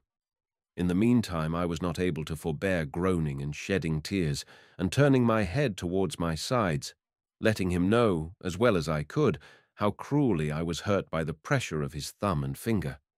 He seemed to apprehend my meaning, for lifting up the lappet of his coat, he put me gently into it, and immediately ran along with me to his master, who was a substantial farmer, and the same person I had first seen in the field. The farmer having, as I suppose by their talk, received such an account of me as his servant could give him, took a piece of a small straw, about the size of a walking-staff, and therewith lifted up the lappets of my coat, which it seems he thought to be some kind of covering that nature had given me. He blew my hairs aside to take a better view of my face. He called his hinds about him, and asked them, as I afterwards learned, whether they had ever seen in the fields any little creature that resembled me. He then placed me softly on the ground upon all fours, but I got immediately up and walked slowly backward and forward to let those people see I had no intent to run away. They all sat down in a circle about me, the better to observe my motions. I pulled off my hat and made a low bow towards the farmer. I fell on my knees and lifted up my hands and eyes and spoke several words as loud as I could. I took a purse of gold out of my pocket and humbly presented it to him. He received it on the palm of his hand, then applied it close to his eye to see what it was, and afterwards turned it several times with the point of a pin, which he took out of his sleeve, but could make nothing of it. Whereupon I made a sign that he should place his hand on the ground. I then took the purse, and opening it, poured all the gold into his palm. There were 6 Spanish pieces of 4 pistoles each, beside 20 or 30 smaller coins. I saw him wet the tip of his little finger upon his tongue and take up one of my largest pieces, and then another, but he seemed to be wholly ignorant what they were. He made me a sign to put them again into my purse, and the purse again into my pocket, which, after offering it to him several times, I thought it best to do. The farmer, by this time, was convinced I must be a rational creature. He spoke often to me, but the sound of his voice pierced my ears like that of a water-mill, yet his words were articulate enough. I answered as loud as I could in several languages, and he often laid his ear within 2 yards of me, but all in vain, for we were wholly unintelligible to each other. He then sent his servants to their work, and taking his handkerchief out of his pocket, he doubled and spread it on his left hand, which he placed flat on the ground with the palm upward, making me a sign to step into it, as I could easily do, for it was not above a foot in thickness. I thought it my part to obey, and, for fear of falling, laid myself at full length upon the handkerchief, with the remainder of which he lapped me up to the head for further security, and in this manner carried me home to his house. There he called his wife and showed me to her, but she screamed and ran back, as women in England do at the sight of a toad or a spider. However, when she had a while seen my behaviour, and how well I observed the signs her husband made, she was soon reconciled, and by degrees grew extremely tender of me. It was about 12 at noon, and a servant brought in dinner. It was only one substantial dish of meat, fit for the plain condition of a husbandman, in a dish of about 24 feet diameter. The company were the farmer and his wife, 3 children, and an old grandmother. When they were sat down, the farmer placed me at some distance from him on the table, which was 30 feet high from the floor. I was in a terrible fright, and kept as far as I could from the edge, for fear of falling. The wife minced a bit of meat, then crumbled some bread on a trencher, and placed it before me. I made her a low bow, took out my knife and fork, and fell to eat, which gave them exceeding delight. The mistress sent her maid for a small dram cup, which held about 2 gallons, and filled it with drink.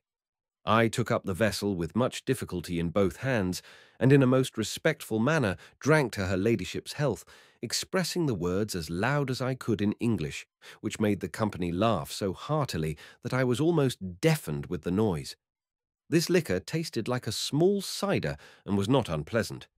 Then the master made me a sign to come to his trencher side, but as I walked on the table, being in great surprise all the time, as the indulgent reader will easily conceive and excuse, I happened to stumble against a crust, and fell flat on my face, but received no hurt. I got up immediately, and observing the good people to be in much concern, I took my hat, which I held under my arm out of good manners, and waving it over my head, made 3 huzzas, to show I had got no mischief by my fall. But advancing forward towards my master, as I shall henceforth call him, his youngest son, who sat next to him, an arch boy of about 10 years old, took me up by the legs, and held me so high in the air that I trembled every limb. But his father snatched me from him, and at the same time gave him such a box on the left ear as would have felled an European troop of horse to the earth, ordering him to be taken from the table. But being afraid the boy might owe me a spite, and well remembering how mischievous all children among us naturally are to sparrows, rabbits, young kittens, and puppy dogs, I fell on my knees, and pointing to the boy, made my master to understand, as well as I could, that I desired his son might be pardoned. The father complied, and the lad took his seat again, whereupon I went to him, and kissed his hand, which my master took, and made him stroke me gently with it. In the midst of dinner, my mistress's favourite cat leapt into her lap. I heard a noise behind me like that of a dozen stocking weavers at work, and turning my head, I found it proceeded from the purring of that animal, who seemed to be 3 times larger than an ox, as I computed by the view of her head and one of her paws, while her mistress was feeding and stroking her. The fierceness of this creature's countenance altogether discomposed me, though I stood at the farther end of the table, above 50 feet off, and although my mistress held her fast, for fear she might give a spring and seize me in her talons. But it happened there was no danger, for the cat took not the least notice of me when my master placed me within 3 yards of her. And as I have been always told, and found true by experience in my travels, that flying or discovering fear before a fierce animal is a certain way to make it pursue or attack you, so I resolved, in this dangerous juncture, to show no manner of concern. I walked with intrepidity 5 or 6 times before the very head of the cat, and came within half a yard of her, whereupon she drew herself back as if she were more afraid of me. I had less apprehension concerning the dogs, whereof 3 or 4 came into the room, as it is usual in farmers' houses, one of which was a mastiff, equal in bulk to 4 elephants, and another a greyhound, somewhat taller than the mastiff, but not so large. When dinner was almost done, the nurse came in with a child of a year old in her arms, who immediately spied me, and began a squall that you might have heard from London Bridge to Chelsea after the usual oratory of infants, to get me for a plaything. The mother, out of pure indulgence, took me up and put me towards the child, who presently seized me by the middle and got my head into his mouth, where I roared so loud that the urchin was frighted and let me drop, and I should infallibly have broke my neck if the mother had not held her apron under me. The nurse, to quiet her babe, made use of a rattle, which was a kind of hollow vessel filled with great stones and fastened by a cable to the child's waist, but all in vain, so that she was forced to apply the last remedy by giving it suck. I must confess no object ever disgusted me so much as the sight of her monstrous breast, which I cannot tell what to compare with, so as to give the curious reader an idea of its bulk, shape, and colour. It stood prominent 6 feet, and could not be less than 16 in circumference. The nipple was about half the bigness of my head, and the hue both of that and the dug so varied with spots, pimples, and freckles that nothing could appear more nauseous, for I had a near sight of her, she sitting down, the more conveniently to give suck, and I standing on the table. This made me reflect upon the fair skins of our English ladies, who appear so beautiful to us, only because they are of our own size, and their defects not to be seen but through a magnifying glass, where we find by experiment that the smoothest and whitest skins look rough and coarse and ill-coloured. I remember when I was at Lilliput, the complexion of those diminutive people appeared to me the fairest in the world, and talking upon this subject with a person of learning there, who was an intimate friend of mine, he said that my face appeared much fairer and smoother when he looked on me from the ground than it did upon a nearer view, when I took him up in my hand and brought him close, which he confessed was at first a very shocking sight. He said, he could discover great holes in my skin, that the stumps of my beard were 10 times stronger than the bristles of a boar, and my complexion made up of several colours altogether disagreeable, although I must beg leave to say for myself that I am as fair as most of my sex and country, and very little sunburnt by all my travels. On the other side, discoursing of the ladies in that emperor's court, he used to tell me, one had freckles, another too wide a mouth, a third too large a nose, nothing of which I was able to distinguish. I confess this reflection was obvious enough, which, however, I could not forbear, lest the reader might think those vast creatures were actually deformed, for I must do them the justice to say they are a comely race of people, and particularly the features of my master's countenance, although he was but a farmer, when I beheld him from the height of 60 feet, appeared very well proportioned. When dinner was done, my master went out to his labourers, and, as I could discover by his voice and gesture, gave his wife strict charge to take care of me. I was very much tired and disposed to sleep, which my mistress perceiving, she put me on her own bed, and covered me with a clean white handkerchief, but larger and coarser than the mainsail of a man of war. I slept about 2 hours, and dreamt I was at home with my wife and children, which aggravated my sorrows when I awaked, and found myself alone in a vast room, between 200 and 300 feet wide, and above 200 high, lying in a bed 20 yards wide. My mistress was gone about her household affairs, and had locked me in. The bed was 8 yards from the floor. Some natural necessities required me to get down. I durst not presume to call, and if I had, it would have been in vain, with such a voice as mine, at so great a distance from the room where I lay to the kitchen where the family kept. While I was under these circumstances, 2 rats crept up the curtains and ran smelling backwards and forwards on the bed. One of them came up almost to my face, whereupon I rose in a fright and drew out my hanger to defend myself. These horrible animals had the boldness to attack me on both sides, and one of them held his forefeet at my collar. But I had the good fortune to rip up his belly before he could do me any mischief. He fell down at my feet, and the other, seeing the fate of his comrade, made his escape, but not without one good wound on the back, which I gave him as he fled, and made the blood run trickling from him. After this exploit, I walked gently to and fro on the bed, to recover my breath and loss of spirits. These creatures were of the size of a large mastiff, but infinitely more nimble and fierce, so that if I had taken off my belt before I went to sleep, I must have infallibly been torn to pieces and devoured. I measured the tail of the dead rat, and found it to be 2 yards long, wanting an inch, but it went against my stomach to drag the carcass off the bed, where it lay still bleeding. I observed it had yet some life, but with a strong slash across the neck, I thoroughly dispatched it. Soon after my mistress came into the room, who, seeing me all bloody, ran and took me up in her hand. I pointed to the dead rat, smiling, and making other signs to show I was not hurt, whereat she was extremely rejoiced, calling the maid to take up the dead rat with a pair of tongs and throw it out of the window. Then she set me on a table, where I showed her my hanger all bloody, and wiping it on the lappet of my coat, returned it to the scabbard. I was pressed to do more than one thing which another could not do for me, and therefore endeavoured to make my mistress understand that I desired to be set down on the floor, which after she had done, my bashfulness would not suffer me to express myself farther than by pointing to the door and bowing several times. The good woman, with much difficulty, at last perceived what I would be at, and taking me up again in her hand, walked into the garden, where she set me down.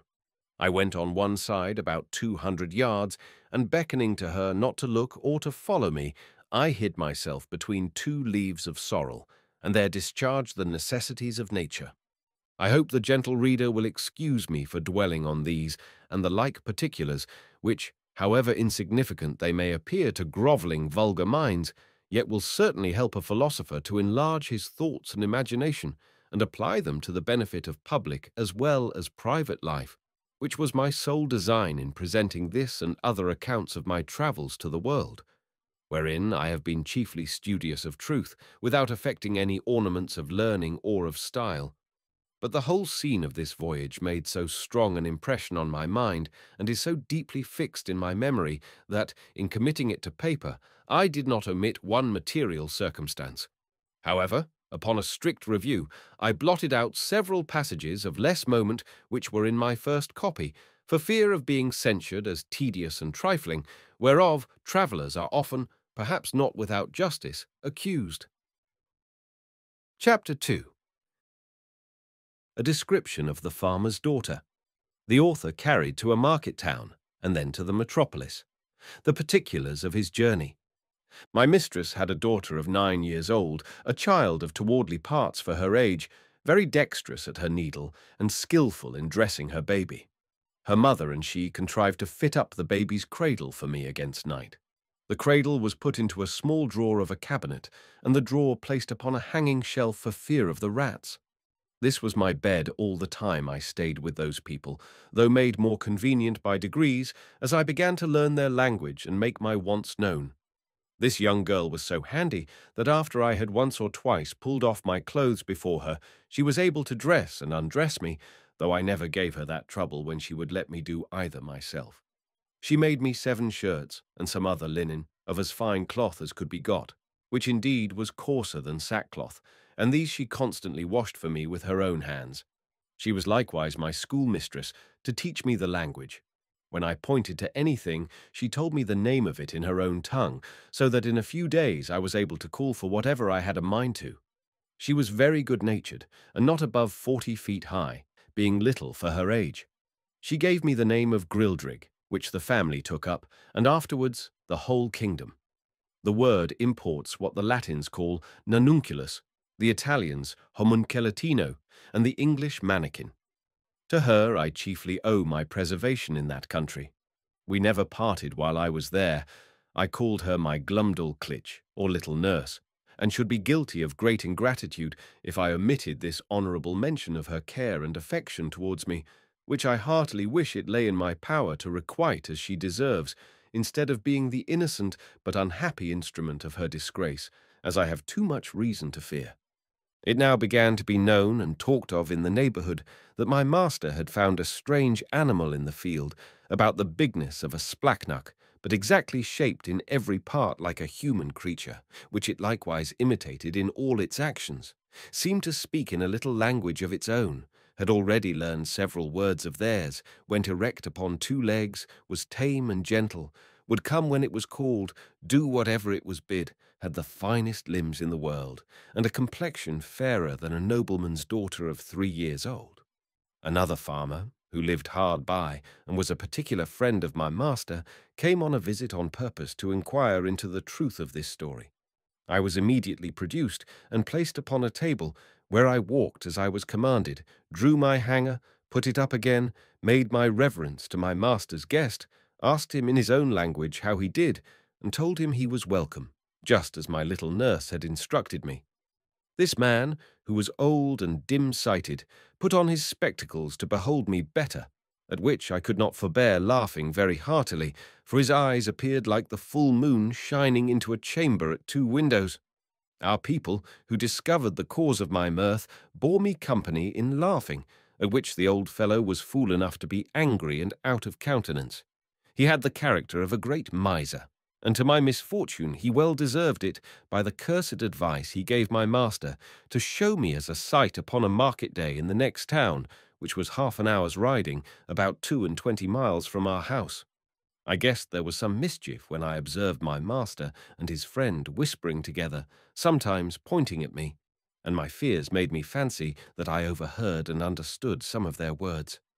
But the next morning Glumdalclitch, my little nurse, told me the whole matter, which she had cunningly picked out from her mother. The poor girl laid me on her bosom and fell a-weeping with shame and grief. She apprehended some mischief would happen to me from rude vulgar folks, who might squeeze me to death, or break one of my limbs by taking me in their hands. She had also observed how modest I was in my nature, how nicely I regarded my honour, and what an indignity I should conceive it to be exposed for money as a public spectacle to the meanest of the people.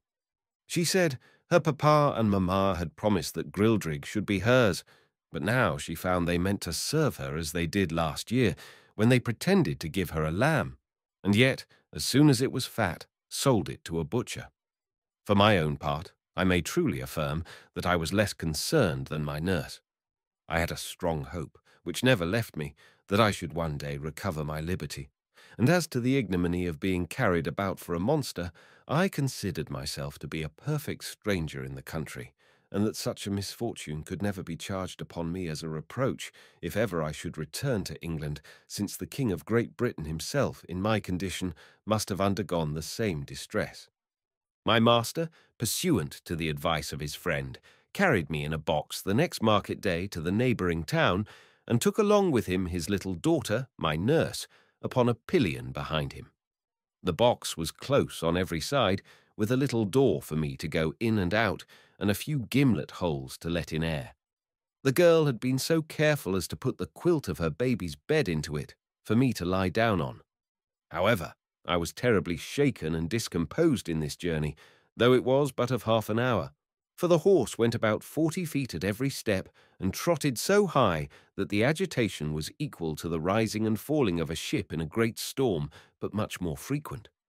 Our journey was somewhat farther than from London to St. Albans.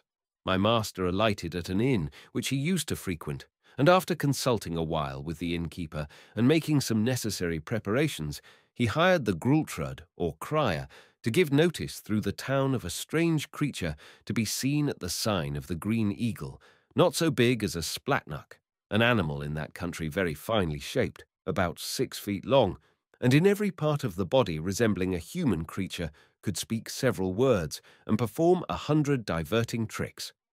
I was placed upon a table in the largest room of the inn, which might be near 300 feet square.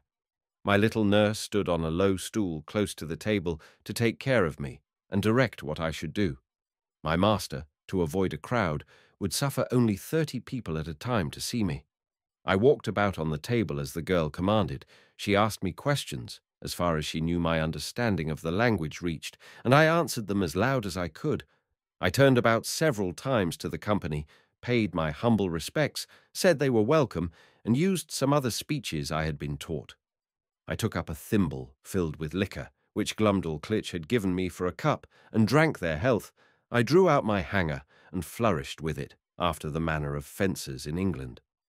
My nurse gave me a part of a straw, which I exercised as a pike, having learnt the art in my youth. I was that day shown to 12 sets of company, and as often forced to act over again the same fopperies, till I was half dead with weariness and vexation, for those who had seen me made such wonderful reports that the people were ready to break down the doors to come in. My master, for his own interest, would not suffer anyone to touch me except my nurse, and to prevent danger, benches were set round the table at such a distance as to put me out of everybody's reach. However, an unlucky schoolboy aimed a hazelnut directly at my head, which very narrowly missed me. Otherwise it came with so much violence that it would have infallibly knocked out my brains, for it was almost as large as a small pumpkin. But I had the satisfaction to see the young rogue well beaten, and turned out of the room. My master gave public notice that he would show me again the next market day, and in the meantime he prepared a convenient vehicle for me, which he had reason enough to do, for I was so tired with my first journey, and with entertaining company for 8 hours together, that I could hardly stand upon my legs or speak a word. It was at least 3 days before I recovered my strength, and that I might have no rest at home, all the neighbouring gentlemen from 100 miles round, hearing of my fame, came to see me at my master's own house.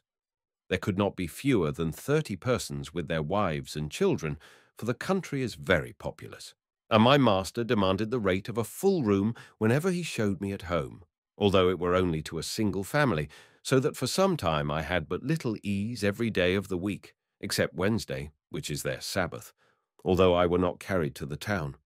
My master, finding how profitable I was likely to be, resolved to carry me to the most considerable cities of the kingdom. Having therefore provided himself with all things necessary for a long journey, and settled his affairs at home, he took leave of his wife, and upon the 17th of August, 1703, about 2 months after my arrival, we set out for the metropolis, situated near the middle of that empire, and about 3,000 miles distant from our house. My master made his daughter Glumdalclitch ride behind him. She carried me on her lap, in a box tied about her waist. The girl had lined it on all sides with the softest cloth she could get, well quilted underneath, furnished it with her baby's bed, provided me with linen and other necessaries, and made everything as convenient as she could. We had no other company but a boy of the house who rode after us with the luggage. My master's design was to show me in all the towns by the way, and to step out of the road for 50 or 100 miles to any village or person of quality's house where he might expect custom. We made easy journeys of not above 7 or 8 score miles a day, for Glumdalclitch, on purpose to spare me, complained she was tired with the trotting of the horse. She often took me out of my box, at my own desire, to give me air and show me the country, but always held me fast by a leading string. We passed over 5 or 6 rivers, many degrees broader and deeper than the Nile or the Ganges, and there was hardly a rivulet so small as the Thames at London Bridge. We were 10 weeks in our journey, and I was shown in 18 large towns, besides many villages and private families. On the 26th day of October, we arrived at the metropolis, called in their language Lorbrulgrud, or Pride of the Universe. My master took a lodging in the principal street of the city, not far from the royal palace, and put out bills in the usual form, containing an exact description of my person and parts. He hired a large room, between 300 and 400 feet wide. He provided a table 60 feet in diameter, upon which I was to act my part, and palisadoed it round 3 feet from the edge, and as many high, to prevent my falling over. I was shown 10 times a day, to the wonder and satisfaction of all people. I could now speak the language tolerably well, and perfectly understood every word that was spoken to me. Besides, I had learnt their alphabet, and could make a shift to explain a sentence here and there, for Glumdalclitch had been my instructor while we were at home and at leisure hours during our journey. She carried a little book in her pocket, not much larger than a Sanson's atlas. It was a common treatise for the use of young girls, giving a short account of their religion. Out of this she taught me my letters and interpreted the words. Chapter 3. The author sent for to court. The queen buys him of his master the farmer, and presents him to the king. He disputes with his majesty's great scholars. An apartment at court provided for the author. He is in high favour with the queen. He stands up for the honour of his own country. His quarrels with the queen's dwarf. The frequent labours I underwent every day made, in a few weeks, a very considerable change in my health. The more my master got by me, the more insatiable he grew.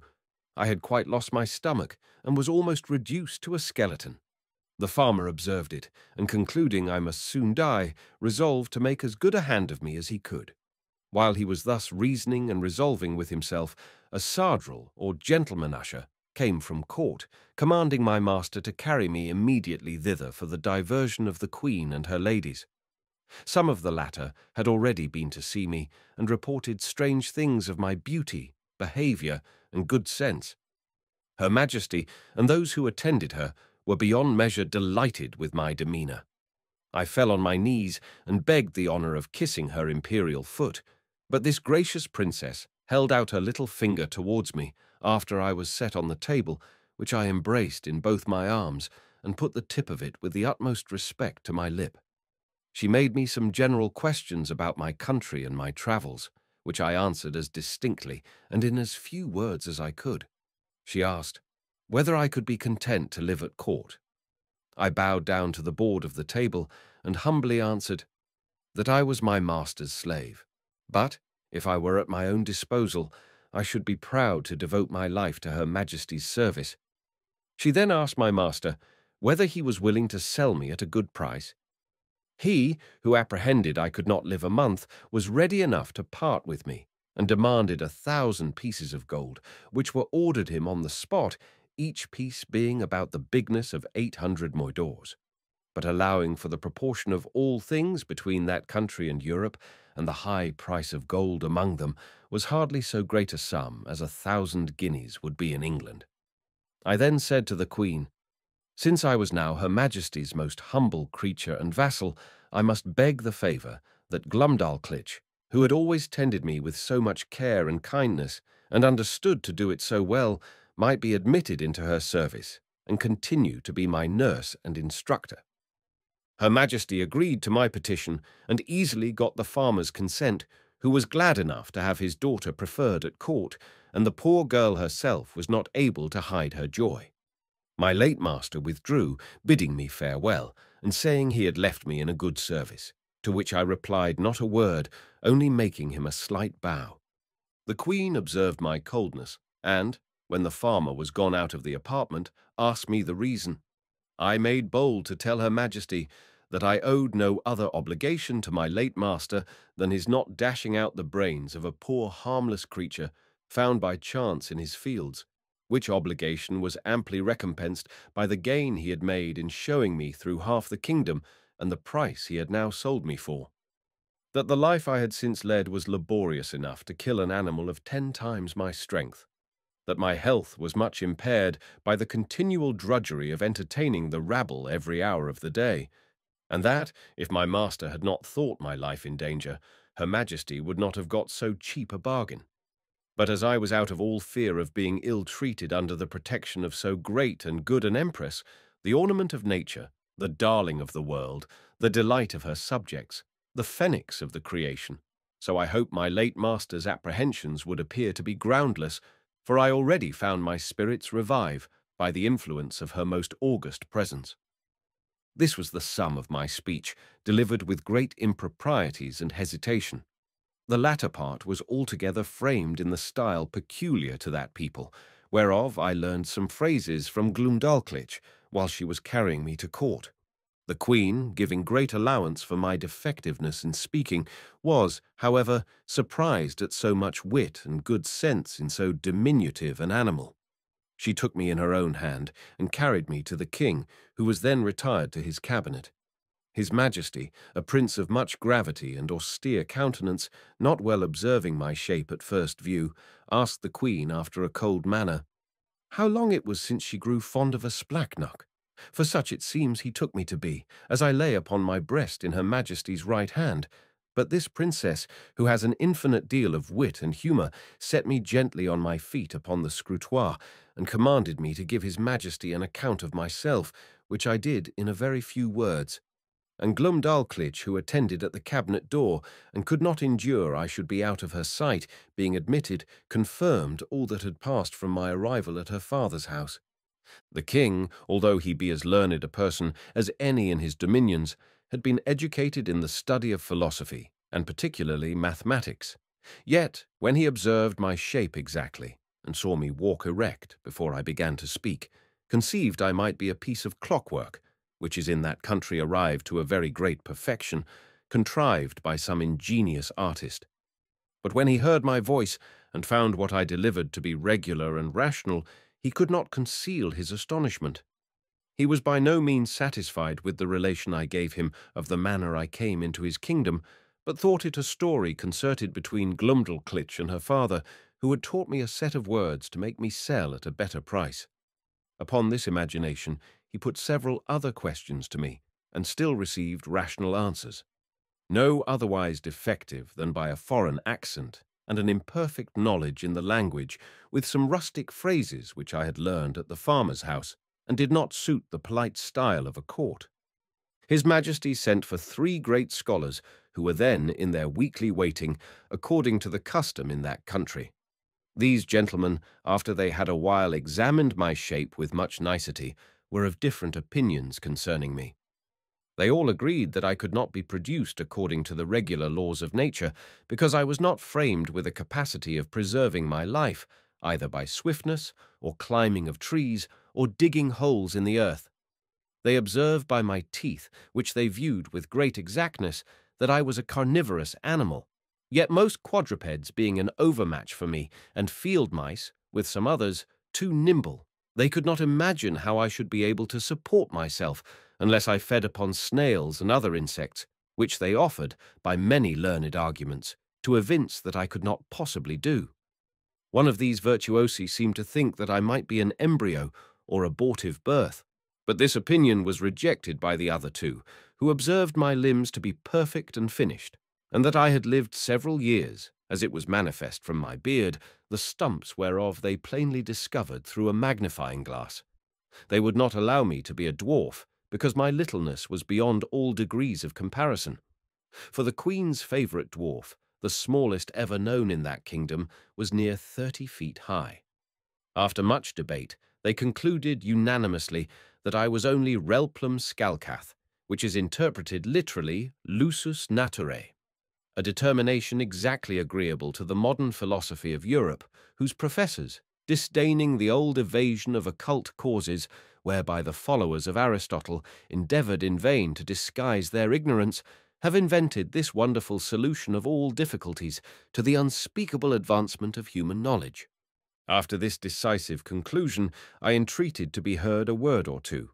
I applied myself to the king and assured his majesty that I came from a country which abounded with several millions of both sexes and of my own stature, where the animals, trees, and houses were all in proportion, and where, by consequence, I might be as able to defend myself and to find sustenance as any of his majesty's subjects could do here, which I took for a full answer to those gentlemen's arguments.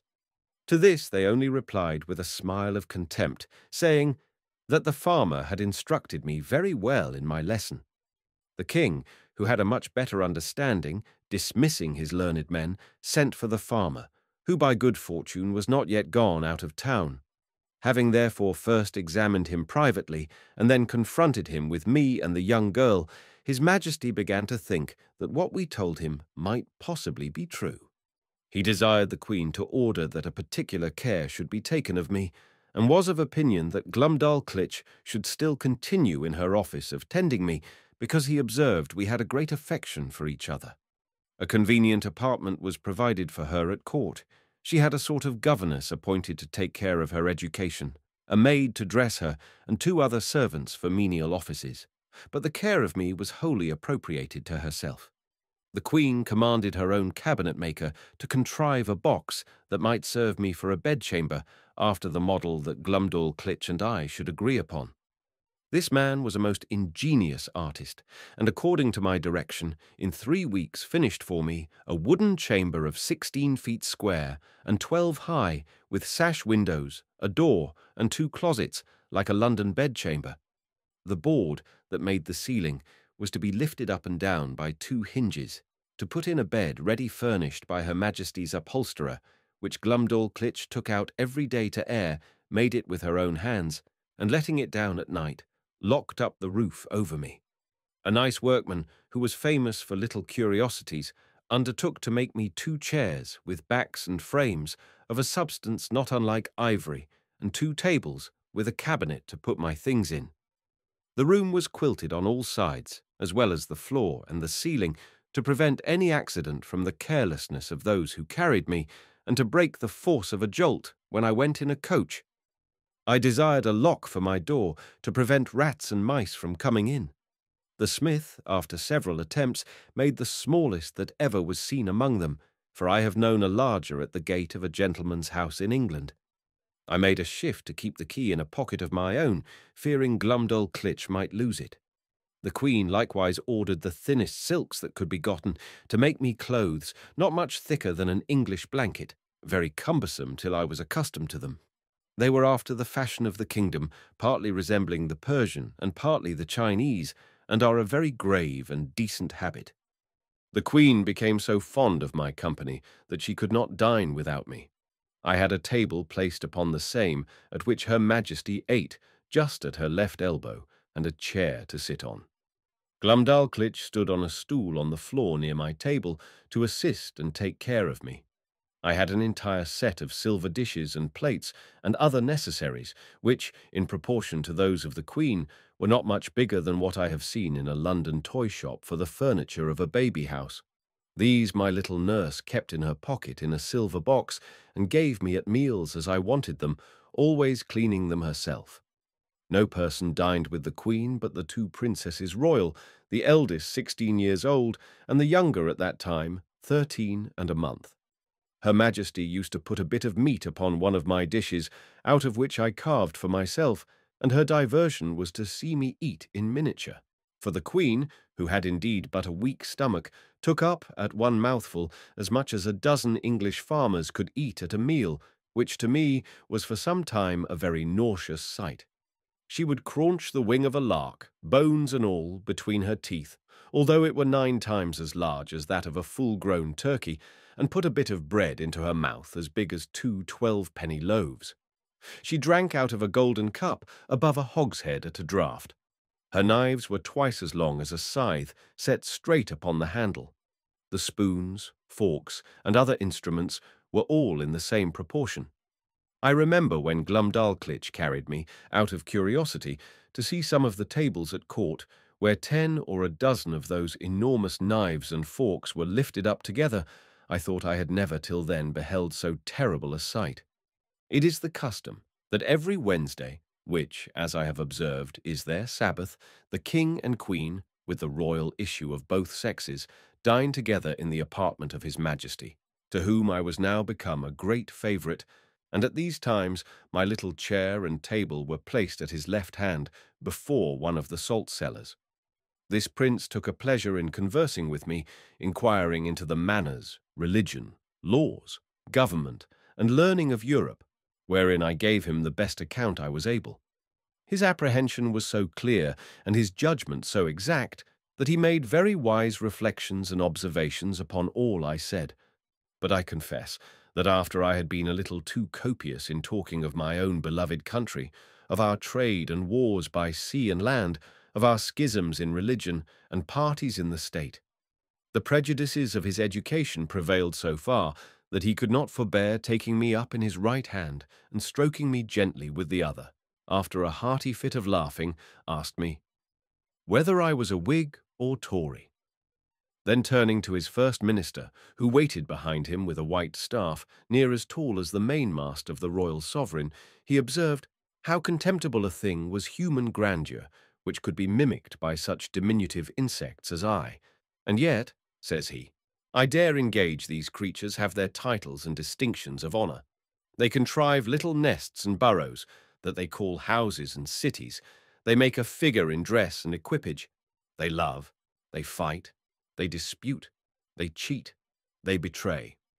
And thus he continued on, while my colour came and went several times with indignation to hear our noble country, the mistress of arts and arms, the scourge of France, the arbitress of Europe, the seat of virtue, piety, honour, and truth, the pride and envy of the world, so contemptuously treated. But as I was not in a condition to resent injuries, so upon mature thoughts I began to doubt whether I was injured or no. For after having been accustomed several months to the sight and converse of this people, and observed every object upon which I cast my eyes to be of proportionable magnitude, the horror I had at first conceived from their bulk and aspect was so far worn off, that if I had then beheld a company of English lords and ladies in their finery and birthday clothes, acting their several parts in the most courtly manner of strutting and bowing and prating, to say the truth, I should have been strongly tempted to laugh as much at them as the king and his grandees did at me. Neither, indeed, could I forbear smiling at myself when the queen used to place me upon her hand towards a looking-glass, by which both our persons appeared before me in full view together. And there could be nothing more ridiculous than the comparison, so that I really began to imagine myself dwindled many degrees below my usual size. Nothing angered and mortified me so much as the Queen's dwarf, who, being of the lowest stature that was ever in that country, for I verily think he was not full 30 feet high, became so insolent at seeing a creature so much beneath him that he would always affect to swagger and look big as he passed by me in the Queen's antechamber, while I was standing on some table talking with the lords or ladies of the court, and he seldom failed of a smart word or two upon my littleness, against which I could only revenge myself by calling him brother, challenging him to wrestle, and such repartees as are usually in the mouths of court pages. One day, at dinner, this malicious little cub was so nettled with something I had said to him, that raising himself upon the frame of Her Majesty's chair, he took me up by the middle, as I was sitting down, not thinking any harm, and let me drop into a large silver bowl of cream, and then ran away as fast as he could. I fell over head and ears, and, if I had not been a good swimmer, it might have gone very hard with me.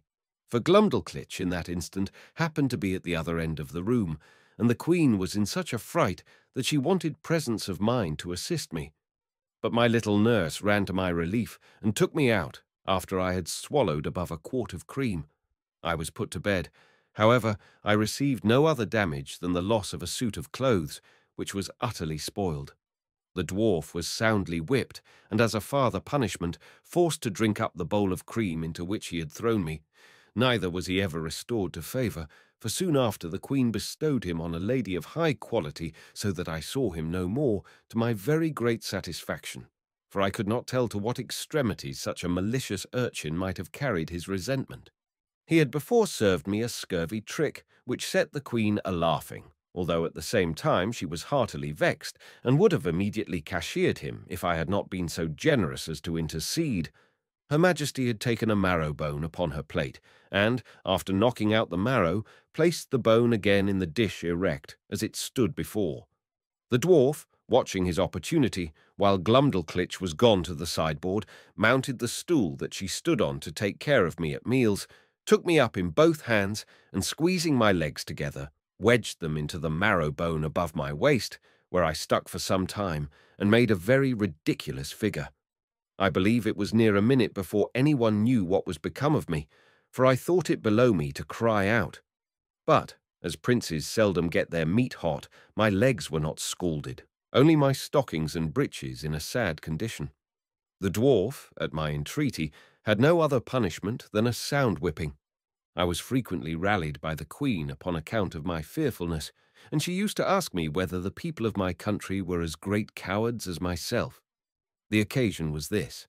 The kingdom is much pestered with flies in summer, and these odious insects, each of them as big as a Dunstable lark, hardly gave me any rest while I sat at dinner, with their continual humming and buzzing about mine ears. They would sometimes alight upon my victuals, and leave their loathsome excrement or spawn behind, which to me was very visible, though not to the natives of that country, whose large optics were not so acute as mine in viewing smaller objects. Sometimes they would fix upon my nose or forehead, where they stung me to the quick, smelling very offensively, and I could easily trace that viscous matter which, our naturalists tell us, enables those creatures to walk with their feet upwards upon a ceiling. I had much ado to defend myself against these detestable animals, and could not forbear starting when they came on my face. It was the common practice of the dwarf to catch a number of these insects in his hand, as schoolboys do among us, and let them out suddenly under my nose, on purpose to frighten me and divert the queen. My remedy was to cut them in pieces with my knife as they flew in the air, wherein my dexterity was much admired. I remember one morning when Glumdalclitch had set me in a box upon a window, as she usually did in fair days to give me air, for I durst not venture to let the box be hung on a nail out of the window, as we do with cages in England. After I had lifted up one of my sashes and sat down at my table to eat a piece of sweet cake for my breakfast, above 20 wasps, allured by the smell, came flying into the room, humming louder than the drones of as many bagpipes. Some of them seized my cake and carried it piecemeal away. Others flew about my head and face, confounding me with the noise, and putting me in the utmost terror of their stings. However, I had the courage to rise and draw my hanger, and attack them in the air. I dispatched 4 of them, but the rest got away, and I presently shut my window. These insects were as large as partridges. I took out their stings, found them 1.5 inches long, and as sharp as needles. I carefully preserved them all, and having since shown them, with some other curiosities, in several parts of Europe, upon my return to England, I gave 3 of them to Gresham College, and kept the 4th for myself. Chapter 4. The country described, a proposal for correcting modern maps, the King's Palace, and some account of the metropolis, the author's way of travelling, the chief temple described. I now intend to give the reader a short description of this country, as far as I travelled in it, which was not above 2,000 miles round Lorbrulgrud, the metropolis. For the Queen, whom I always attended, never went farther when she accompanied the King in his progresses, and there stayed till His Majesty returned from viewing his frontiers. The whole extent of this prince's dominions reaches about 6,000 miles in length and from 3 to 5 in breadth, whence I cannot but conclude that our geographers of Europe are in a great error by supposing nothing but sea between Japan and California. For it was ever my opinion that there must be a balance of earth to counterpoise the great continent of Tartary, and therefore they ought to correct their maps and charts by joining this vast tract of land to the northwest parts of America, wherein I shall be ready to lend them my assistance. The kingdom is a peninsula terminated to the northeast by a ridge of mountains 30 miles high, which are altogether impassable by reason of the volcanoes upon the tops. Neither do the most learned know what sort of mortals inhabit beyond those mountains, or whether they be inhabited at all. On the 3 other sides it is bounded by the ocean. There is not one seaport in the whole kingdom, and those parts of the coasts into which the rivers issue are so full of pointed rocks, and the sea generally so rough, that there is no venturing with the smallest of their boats, so that these people are wholly excluded from any commerce with the rest of the world. But the large rivers are full of vessels, and abound with excellent fish, for they seldom get any from the sea, because the sea fish are of the same size with those in Europe, and consequently not worth catching, whereby it is manifest that nature, in the production of plants and animals of so extraordinary a bulk, is wholly confined to this continent, of which I leave the reasons to be determined by philosophers. However, now and then they take a whale that happens to be dashed against the rocks, which the common people feed on heartily. These whales I have known so large that a man could hardly carry one upon his shoulders, and sometimes, for curiosity, they are brought in hampers to Lord Brulgrud.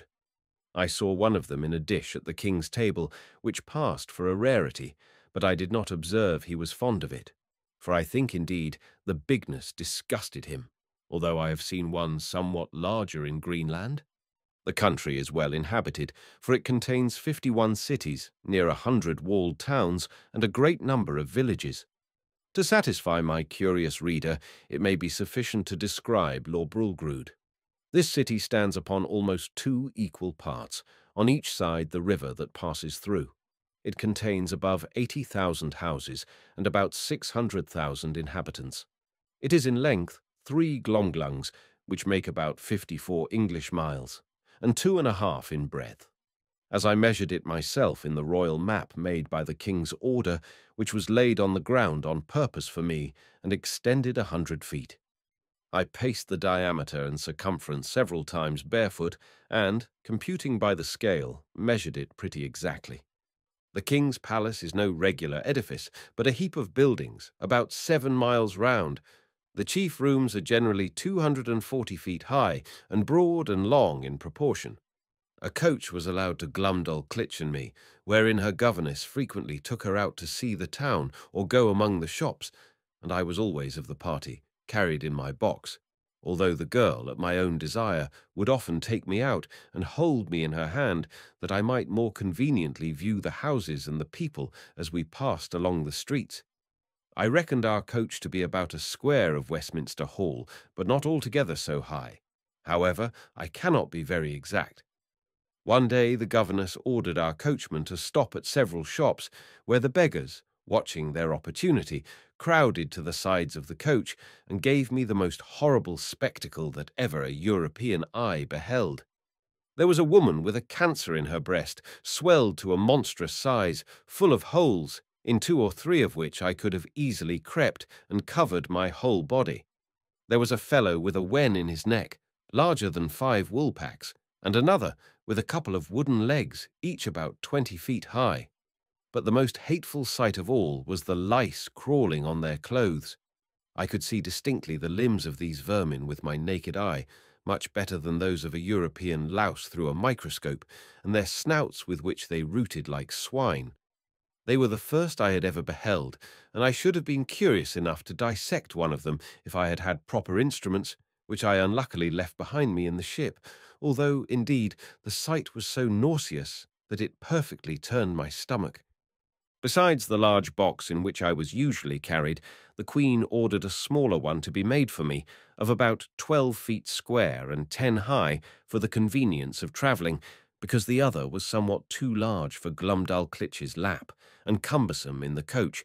It was made by the same artist, whom I directed in the whole contrivance.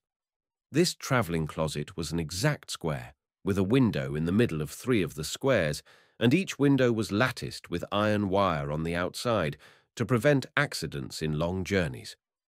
On the 4th side, which had no window, 2 strong staples were fixed, through which the person that carried me, when I had a mind to be on horseback, put a leathern belt and buckled it about his waist.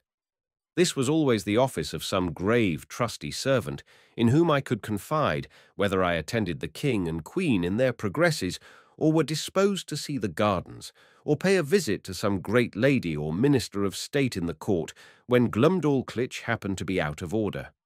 For I soon began to be known and esteemed among the greatest officers, I suppose more upon account of their majesties' favour than any merit of my own.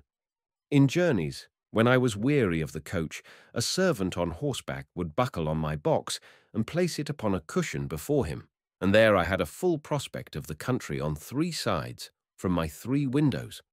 I had in this closet a field bed and a hammock, hung from the ceiling, 2 chairs and a table neatly screwed to the floor, to prevent being tossed about by the agitation of the horse or the coach. And having been long used to sea voyages, those motions, although sometimes very violent, did not much discompose me. Whenever I had a mind to see the town, it was always in my travelling closet, which Glumdalclitch held in her lap in a kind of open sedan after the fashion of the country, borne by 4 men and attended by 2 others in the Queen's livery. The people, who had often heard of me, were very curious to crowd about the sedan, and the girl was complacent enough to make the bearers stop and to take me in her hand, that I might be more conveniently seen. I was very desirous to see the chief temple, and particularly the tower belonging to it, which is reckoned the highest in the kingdom. Accordingly, one day my nurse carried me thither, but I may truly say I came back disappointed, for the height is not above 3,000 feet, reckoning from the ground to the highest pinnacle top, which, allowing for the difference between the size of those people and us in Europe, is no great matter for admiration, nor at all equal in proportion, if I rightly remember, to Salisbury steeple. But not to detract from a nation to which, during my life, I shall acknowledge myself extremely obliged, it must be allowed that whatever this famous tower wants in height is amply made up in beauty and strength, for the walls are near 100 feet thick, built of hewn stone, whereof each is about 40 feet square, and adorned on all sides with statues of gods and emperors, cut in marble, larger than the life, placed in their several niches. I measured a little finger which had fallen down from one of these statues, and lay unperceived among some rubbish, and found it exactly 4 feet and an inch in length. Glumdalclitch wrapped it up in her handkerchief and carried it home in her pocket to keep among other trinkets, of which the girl was very fond, as children at her age usually are. The king's kitchen is indeed a noble building, vaulted at top and about 600 feet high. The great oven is not so wide by 10 paces as the cupola at St. Paul's, for I measured the latter on purpose, after my return. But if I should describe the kitchen grate, the prodigious pots and kettles, the joints of meat turning on the spits, with many other particulars, perhaps I should be hardly believed. At least a severe critic would be apt to think I enlarged a little, as travellers are often suspected to do. To avoid which censure, I fear I have run too much into the other extreme, and that if this treatise should happen to be translated into the language of Brobdingnag, which is the general name of that kingdom, and transmitted thither, the king and his people would have reason to complain that I had done them an injury by a false and diminutive representation. His Majesty seldom keeps above 600 horses in his stables. They are generally from 54 to 60 feet high. But when he goes abroad on solemn days, he is attended, for state, by a military guard of 500 horse, which, indeed, I thought was the most splendid sight that could be ever beheld, till I saw part of his army in Battalia, whereof I shall find another occasion to speak. Chapter 5. Several adventures that happened to the author, the execution of a criminal, the author shows his skill in navigation, I should have lived happy enough in that country if my littleness had not exposed me to several ridiculous and troublesome accidents, some of which I shall venture to relate. Glumdalclitch often carried me into the gardens of the court in my smaller box, and would sometimes take me out of it and hold me in her hand or set me down to walk. I remember, before the dwarf left the Queen, he followed us one day into those gardens, and my nurse having set me down, he and I being close together near some dwarf apple trees, I must needs show my wit by a silly allusion between him and the trees, which happens to hold in their language as it does in ours. Whereupon the malicious rogue, watching his opportunity, when I was walking under one of them, shook it directly over my head, by which a dozen apples, each of them near as large as a Bristol barrel, came tumbling about my ears. One of them hit me on the back as I chanced to stoop and knocked me down flat on my face. But I received no other hurt, and the dwarf was pardoned at my desire because I had given the provocation. Another day, Glumdalclitch left me on a smooth grass plot to divert myself, while she walked at some distance with her governess. In the meantime, there suddenly fell such a violent shower of hail that I was immediately, by the force of it, struck to the ground. And when I was down, the hailstones gave me such cruel bangs all over the body, as if I had been pelted with tennis balls. However, I made a shift to creep on all fours and shelter myself by lying flat on my face on the lee side of a border of lemon thyme, but so bruised from head to foot that I could not go abroad in 10 days. Neither is this at all to be wondered at, because nature, in that country, observing the same proportion through all her operations, a hailstone is near 1800 times as large as one in Europe, which I can assert upon experience, having been so curious as to weigh and measure them. But a more dangerous accident happened to me in the same garden, when my little nurse, believing she had put me in a secure place, which I often entreated her to do, that I might enjoy my own thoughts, and having left my box at home to avoid the trouble of carrying it, went to another part of the garden with her governess and some ladies of her acquaintance. While she was absent and out of hearing, a small white spaniel that belonged to one of the chief gardeners, having got by accident into the garden, happened to range near the place where I lay. The dog, following the scent, came directly up, and taking me in his mouth, ran straight to his master, wagging his tail, and set me gently on the ground. By good fortune, he had been so well taught that I was carried between his teeth without the least hurt, or even tearing my clothes. But the poor gardener, who knew me well and had a great kindness for me, was in a terrible fright. He gently took me up in both his hands and asked me how I did, but I was so amazed and out of breath that I could not speak a word. In a few minutes I came to myself, and he carried me safe to my little nurse, who, by this time, had returned to the place where she left me, and was in cruel agonies when I did not appear, nor answer when she called. She severely reprimanded the gardener on account of his dog, but the thing was hushed up and never known at court, for the girl was afraid of the Queen's anger, and truly, as to myself, I thought it would not be for my reputation that such a story should go about. This accident absolutely determined Glumdalclitch never to trust me abroad for the future out of her sight. I had been long afraid of this resolution, and therefore concealed from her some little unlucky adventures that happened in those times when I was left by myself. Once a kite, hovering over the garden, made a stoop at me, and if I had not resolutely drawn my hanger and run under a thick espalier, he would have certainly carried me away in his talons. Another time, walking to the top of a fresh molehill, I fell to my neck in the hole, through which that animal had cast up the earth and coined some lie, not worth remembering, to excuse myself for spoiling my clothes. I likewise broke my right shin against the shell of a snail, which I happened to stumble over, as I was walking alone and thinking on poor England. I cannot tell whether I were more pleased or mortified to observe, in those solitary walks, that the smaller birds did not appear to be at all afraid of me, but would hop about within a yard's distance, looking for worms and other food, with as much indifference and security as if no creature at all were near them. I remember a thrush had the confidence to snatch out of my hand, with his bill, a piece of cake that Glumdalclitch had just given me for my breakfast, When I attempted to catch any of these birds, they would boldly turn against me, endeavouring to peck my fingers, which I durst not venture within their reach, and then they would hop back unconcerned to hunt for worms or snails, as they did before. But one day I took a thick cudgel and threw it with all my strength so luckily at a linnet that I knocked him down, and seizing him by the neck with both my hands, ran with him in triumph to my nurse. However, the bird, who had only been stunned, recovering himself, gave me so many boxes with his wings on both sides of my head and body, though I held him at arm's length and was out of the reach of his claws, that I was 20 times thinking to let him go. But I was soon relieved by one of our servants, who wrung off the bird's neck, and I had him next day for dinner by the Queen's command. This linnet, as near as I can remember, seemed to be somewhat larger than an English swan.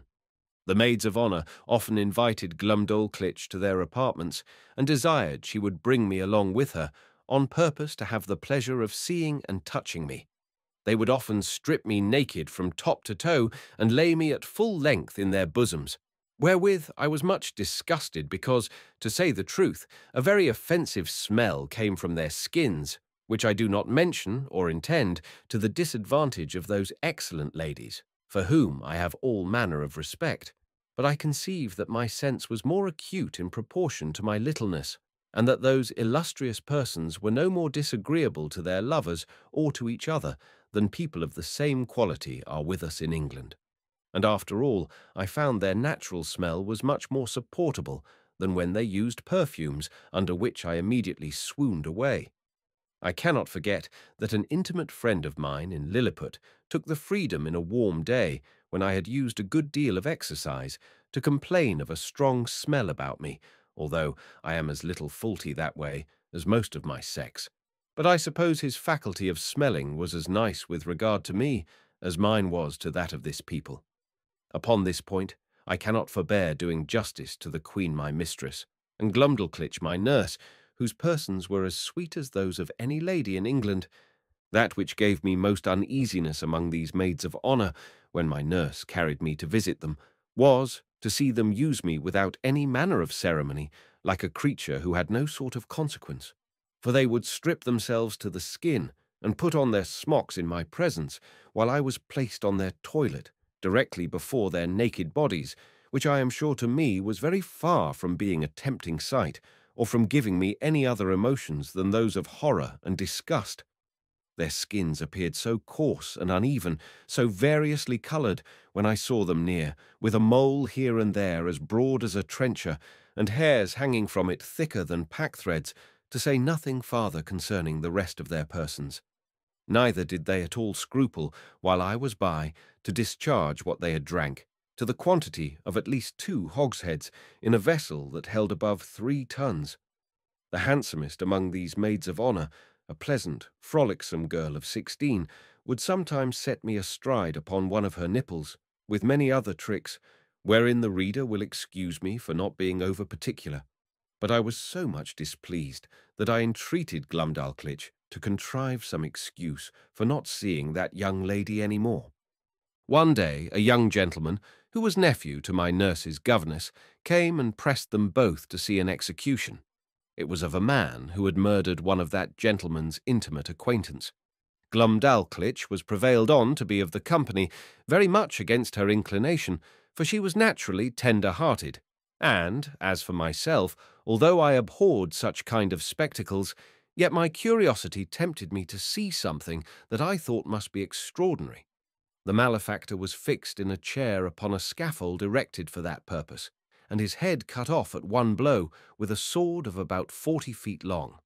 The veins and arteries spouted up such a prodigious quantity of blood, and so high in the air, that the great jet d'eau at Versailles was not equal to it for the time it lasted, and the head, when it fell on the scaffold floor, gave such a bounce as made me start, although I was at least half an English mile distant. The Queen, who often used to hear me talk of my sea voyages, and took all occasions to divert me when I was melancholy, asked me whether I understood how to handle a sail or an oar, and whether a little exercise of rowing might not be convenient for my health. I answered that I understood both very well, For although my proper employment had been to be surgeon or doctor to the ship, yet often, upon a pinch, I was forced to work like a common mariner. But I could not see how this could be done in their country, where the smallest wherry was equal to a first-rate man of war among us, and such a boat as I could manage would never live in any of their rivers. Her Majesty said, if I would contrive a boat, her own joiner should make it, and she would provide a place for me to sail in. The fellow was an ingenious workman, and by my instructions in 10 days finished a pleasure boat with all its tackling, able conveniently to hold 8 Europeans. When it was finished, the Queen was so delighted that she ran with it in her lap to the King, who ordered it to be put into a cistern full of water, with me in it, by way of trial, where I could not manage my 2 sculls or little oars for want of room. But the Queen had before contrived another project. She ordered the joiner to make a wooden trough of 300 feet long, 50 broad, and 8 deep, which, being well pitched to prevent leaking, was placed on the floor along the wall in an outer room of the palace. It had a cock near the bottom to let out the water when it began to grow stale, and 2 servants could easily fill it in half an hour. Here I often used to row for my own diversion, as well as that of the Queen and her ladies, who thought themselves well entertained with my skill and agility. Sometimes I would put up my sail, and then my business was only to steer, while the ladies gave me a gale with their fans, and, when they were weary, some of their pages would blow my sail forward with their breath, while I showed my art by steering starboard or larboard as I pleased. When I had done, Glumdalclitch always carried back my boat into her closet and hung it on a nail to dry. In this exercise I once met an accident, which had like to have cost me my life. For one of the pages having put my boat into the trough, the governess who attended Glumdalclitch very officiously lifted me up to place me in the boat, but I happened to slip through her fingers and should infallibly have fallen down 40 feet upon the floor if, by the luckiest chance in the world, I had not been stopped by a corking pin that stuck in the good gentlewoman's stomacher, the head of the pin passing between my shirt and the waistband of my breeches, and thus I was held by the middle in the air till Glumdalclitch ran to my relief. Another time, one of the servants, whose office it was to fill my trough every 3rd day with fresh water, was so careless as to let a huge frog, not perceiving it, slip out of his pail. The frog lay concealed till I was put into my boat, but then, seeing a resting place, climbed up and made it lean so much on one side that I was forced to balance it with all my weight on the other to prevent overturning. When the frog was got in, it hopped at once half the length of the boat, and then over my head, backward and forward, daubing my face and clothes with its odious slime. The largeness of its features made it appear the most deformed animal that can be conceived. However, I desired Glumdalclitch to let me deal with it alone. I banged it a good while with one of my sculls, and at last forced it to leap out of the boat. But the greatest danger I ever underwent in that kingdom was from a monkey who belonged to one of the clerks of the kitchen. Glumdalclitch had locked me up in her closet while she went somewhere upon business or a visit. The weather being very warm, the closet window was left open, as well as the windows and the door of my bigger box, in which I usually lived because of its largeness and conveniency. As I sat quietly meditating at my table, I heard something bounce in at the closet window and skip about from one side to the other, whereat, although I was much alarmed, yet I ventured to look out, but not stirring from my seat, and then I saw this frolicsome animal frisking and leaping up and down, till at last he came to my box, which he seemed to view with great pleasure and curiosity, peeping in at the door and every window. I retreated to the farther corner of my room, or box, but the monkey looking in at every side put me in such a fright that I wanted presence of mind to conceal myself under the bed, as I might easily have done.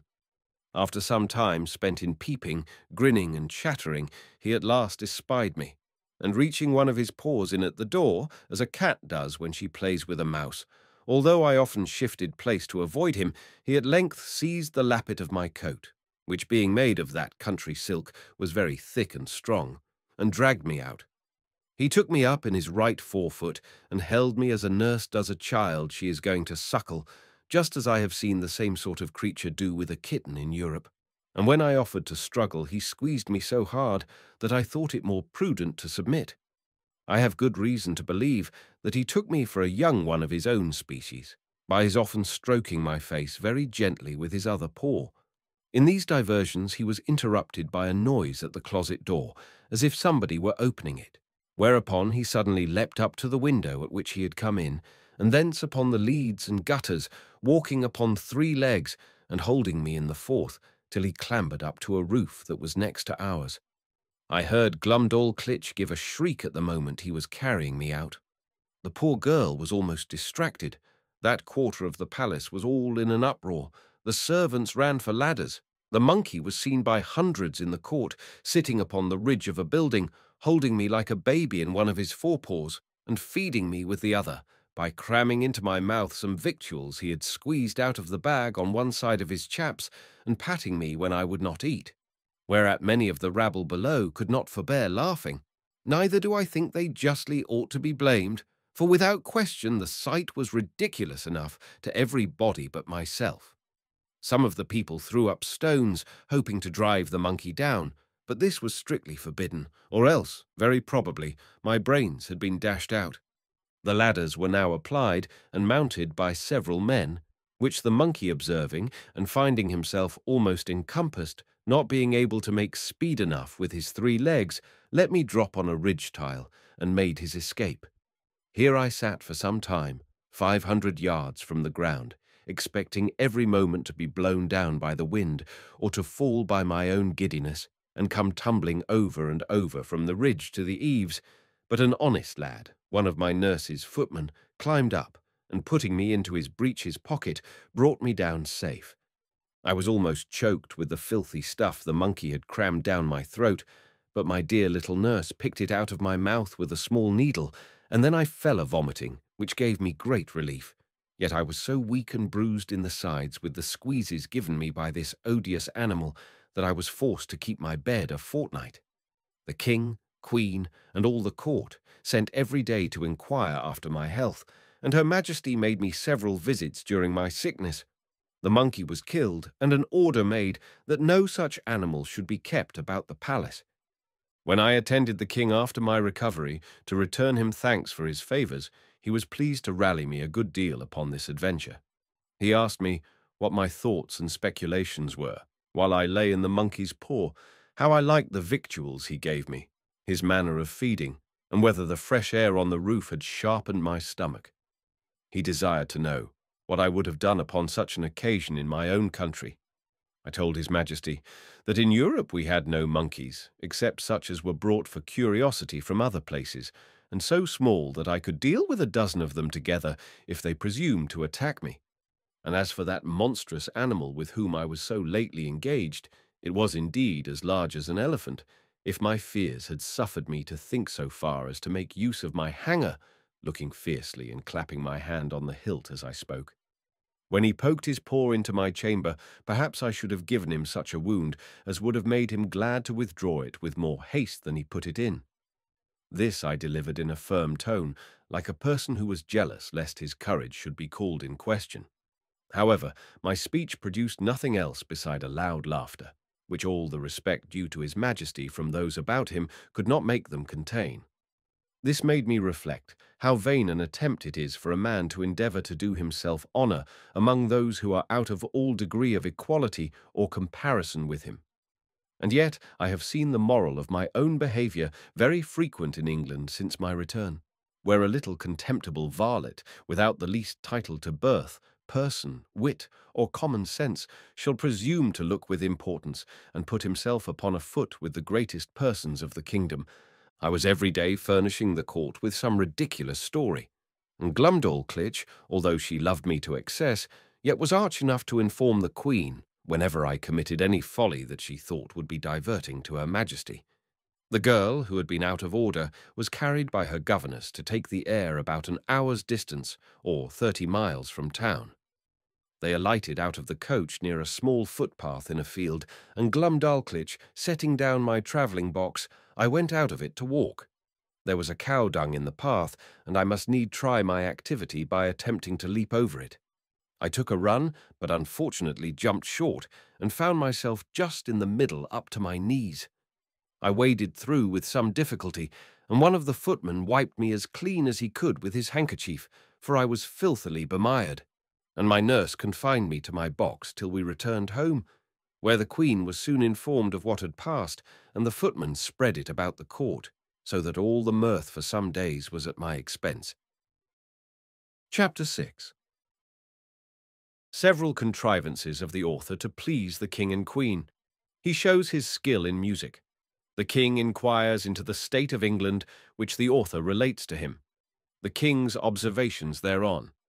I used to attend the King's levee once or twice a week, and had often seen him under the barber's hand, which indeed was at first very terrible to behold, for the razor was almost twice as long as an ordinary scythe. His Majesty, according to the custom of the country, was only shaved twice a week. I once prevailed on the barber to give me some of the suds or lather, out of which I picked 40 or 50 of the strongest stumps of hair. I then took a piece of fine wood and cut it like the back of a comb, making several holes in it at equal distances with as small a needle as I could get from Glumdalclitch. I fixed in the stumps so artificially, scraping and sloping them with my knife toward the points, that I made a very tolerable comb, which was a seasonable supply, my own being so much broken in the teeth that it was almost useless. Neither did I know any artist in that country so nice and exact as would undertake to make me another. And this puts me in mind of an amusement, wherein I spent many of my leisure hours. I desired the Queen's woman to save for me the combings of Her Majesty's hair, whereof in time I got a good quantity, and consulting with my friend the cabinet-maker, who had received general orders to do little jobs for me, I directed him to make 2 chair frames, no larger than those I had in my box, and to bore little holes with a fine awl round those parts where I designed the backs and seats. Through these holes I wove the strongest hairs I could pick out, just after the manner of cane chairs in England. When they were finished, I made a present of them to Her Majesty, who kept them in her cabinet, and used to show them for curiosities, as indeed they were the wonder of every one that beheld them. The Queen would have me sit upon one of these chairs, but I absolutely refused to obey her, protesting I would rather die than place a dishonourable part of my body on those precious hairs that once adorned Her Majesty's head. Of these hairs, as I had always a mechanical genius, I likewise made a neat little purse, about 5 feet long, with Her Majesty's name deciphered in gold letters, which I gave to Glumdalclitch by the Queen's consent. To say the truth, it was more for show than use, being not of strength to bear the weight of the larger coins, and therefore she kept nothing in it but some little toys that girls are fond of. The King, who delighted in music, had frequent concerts at court, to which I was sometimes carried, and set in my box on a table to hear them.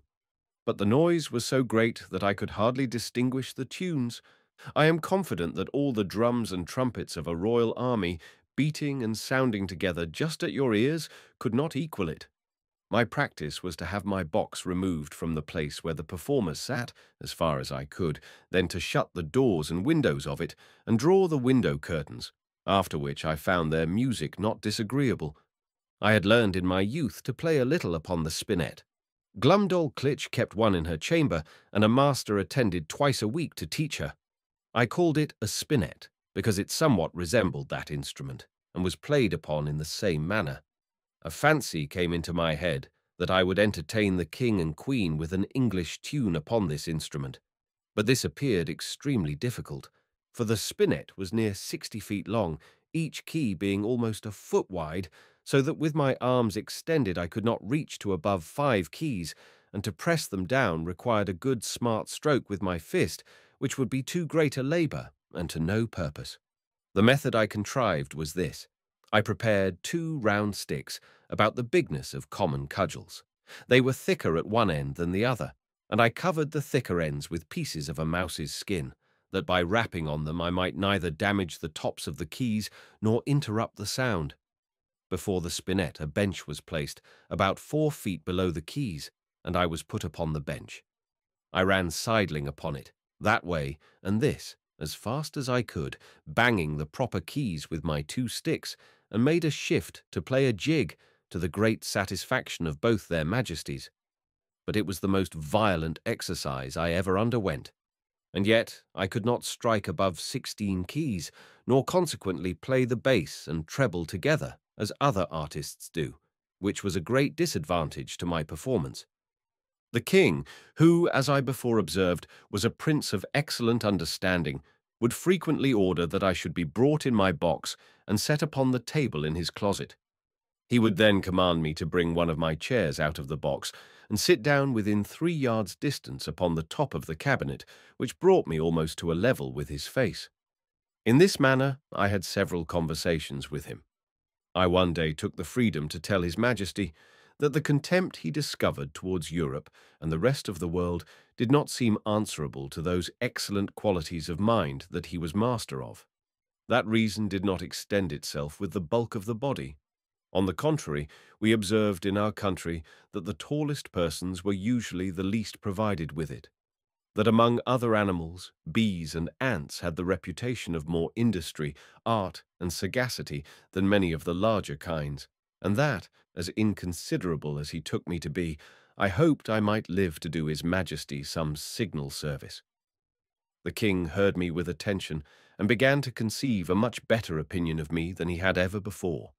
He desired I would give him as exact an account of the government of England as I possibly could, because as fond as princes commonly are of their own customs, for so he conjectured of other monarchs by my former discourses, he should be glad to hear of anything that might deserve imitation. Imagine with thyself, courteous reader, how often I then wished for the tongue of Demosthenes or Cicero that might have enabled me to celebrate the praise of my own dear native country in a style equal to its merits and felicity. I began my discourse by informing His Majesty that our dominions consisted of 2 islands, which composed 3 mighty kingdoms under one sovereign beside our plantations in America. I dwelt long upon the fertility of our soil and the temperature of our climate. I then spoke at large upon the constitution of an English Parliament, partly made up of an illustrious body called the House of Peers, persons of the noblest blood and of the most ancient and ample patrimonies. I described that extraordinary care always taken of their education in arts and arms, to qualify them for being counsellors both to the king and kingdom, to have a share in the legislature, to be members of the highest court of judicature, whence there can be no appeal, and to be champions always ready for the defence of their prince and country by their valour, conduct, and fidelity. That these were the ornament and bulwark of the kingdom, worthy followers of their most renowned ancestors, whose honour had been the reward of their virtue, from which their posterity were never once known to degenerate. To these were joined several holy persons as part of that assembly under the title of bishops, whose peculiar business is to take care of religion and of those who instruct the people therein. These were searched and sought out through the whole nation by the prince and his wisest counsellors, among such of the priesthood as were most deservedly distinguished by the sanctity of their lives and the depth of their erudition, who were indeed the spiritual fathers of the clergy and the people. That the other part of the Parliament consisted of an assembly called the House of Commons, who were all principal gentlemen, freely picked and culled out by the people themselves for their great abilities and love of their country, to represent the wisdom of the whole nation, and that these 2 bodies made up the most august assembly in Europe, to whom, in conjunction with the prince, the whole legislature is committed. I then descended to the courts of justice, over which the judges, those venerable sages and interpreters of the law, presided, for determining the disputed rights and properties of men, as well as for the punishment of vice and protection of innocence. I mentioned the prudent management of our treasury, the valour and achievements of our forces by sea and land. I computed the number of our people by reckoning how many millions there might be of each religious sect or political party among us. I did not omit even our sports and pastimes or any other particular which I thought might redound to the honour of my country, and I finished all with a brief historical account of affairs and events in England for about 100 years past. This conversation was not ended under 5 audiences, each of several hours, and the king heard the whole with great attention, frequently taking notes of what I spoke, as well as memorandums of what questions he intended to ask me. When I had put an end to these long discourses, His Majesty, in a sixth audience, consulting his notes, proposed many doubts, queries, and objections upon every article. He asked, what methods were used to cultivate the minds and bodies of our young nobility, and in what kind of business they commonly spent the first and teachable parts of their lives? What course was taken to supply that assembly when any noble family became extinct? What qualifications were necessary in those who are to be created new lords, whether the humour of the prince, a sum of money to a court lady, or a design of strengthening a party opposite to the public interest, ever happened to be the motive in those advancements?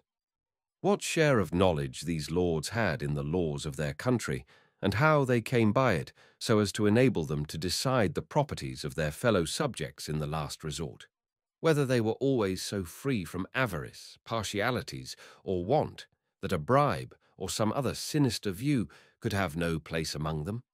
Whether those holy lords I spoke of were always promoted to that rank upon account of their knowledge in religious matters and the sanctity of their lives, had never been compliers with the times while they were common priests, or slavish prostitute chaplains to some nobleman whose opinions they continued servilely to follow after they were admitted into that assembly. He then desired to know what arts were practised in electing those whom I called commoners, whether a stranger with a strong purse might not influence the vulgar voters to choose him before their own landlord or the most considerable gentleman in the neighbourhood, how it came to pass that people were so violently bent upon getting into this assembly, which I allowed to be a great trouble and expense, often to the ruin of their families, without any salary or pension, because this appeared such an exalted strain of virtue and public spirit that His Majesty seemed to doubt it might possibly not be always sincere, and he desired to know whether such zealous gentlemen could have any views of refunding themselves for the charges and trouble they were at by sacrificing the public good to the designs of a weak and vicious prince in conjunction with a corrupted ministry. He multiplied his questions and sifted me thoroughly upon every part of this head, proposing numberless inquiries and objections, which I think it not prudent or convenient to repeat. Upon what I said in relation to our courts of justice, His Majesty desired to be satisfied in several points, and this I was the better able to do, having been formerly almost ruined by a long suit in Chancery, which was decreed for me with costs. He asked, what time was usually spent in determining between right and wrong, and what degree of expense? Whether advocates and orators had liberty to plead in causes manifestly known to be unjust, vexatious, or oppressive? Whether party in religion or politics were observed to be of any weight in the scale of justice? Whether those pleading orators were persons educated in the general knowledge of equity, or only in provincial, national, and other local customs? Whether they or their judges had any part in penning those laws which they assumed the liberty of interpreting and glossing upon at their pleasure? Whether they had ever, at different times, pleaded for and against the same cause, and cited precedents to prove contrary opinions? Whether they were a rich or a poor corporation? Whether they received any pecuniary reward for pleading or delivering their opinions? And particularly, whether they were ever admitted as members in the lower Senate?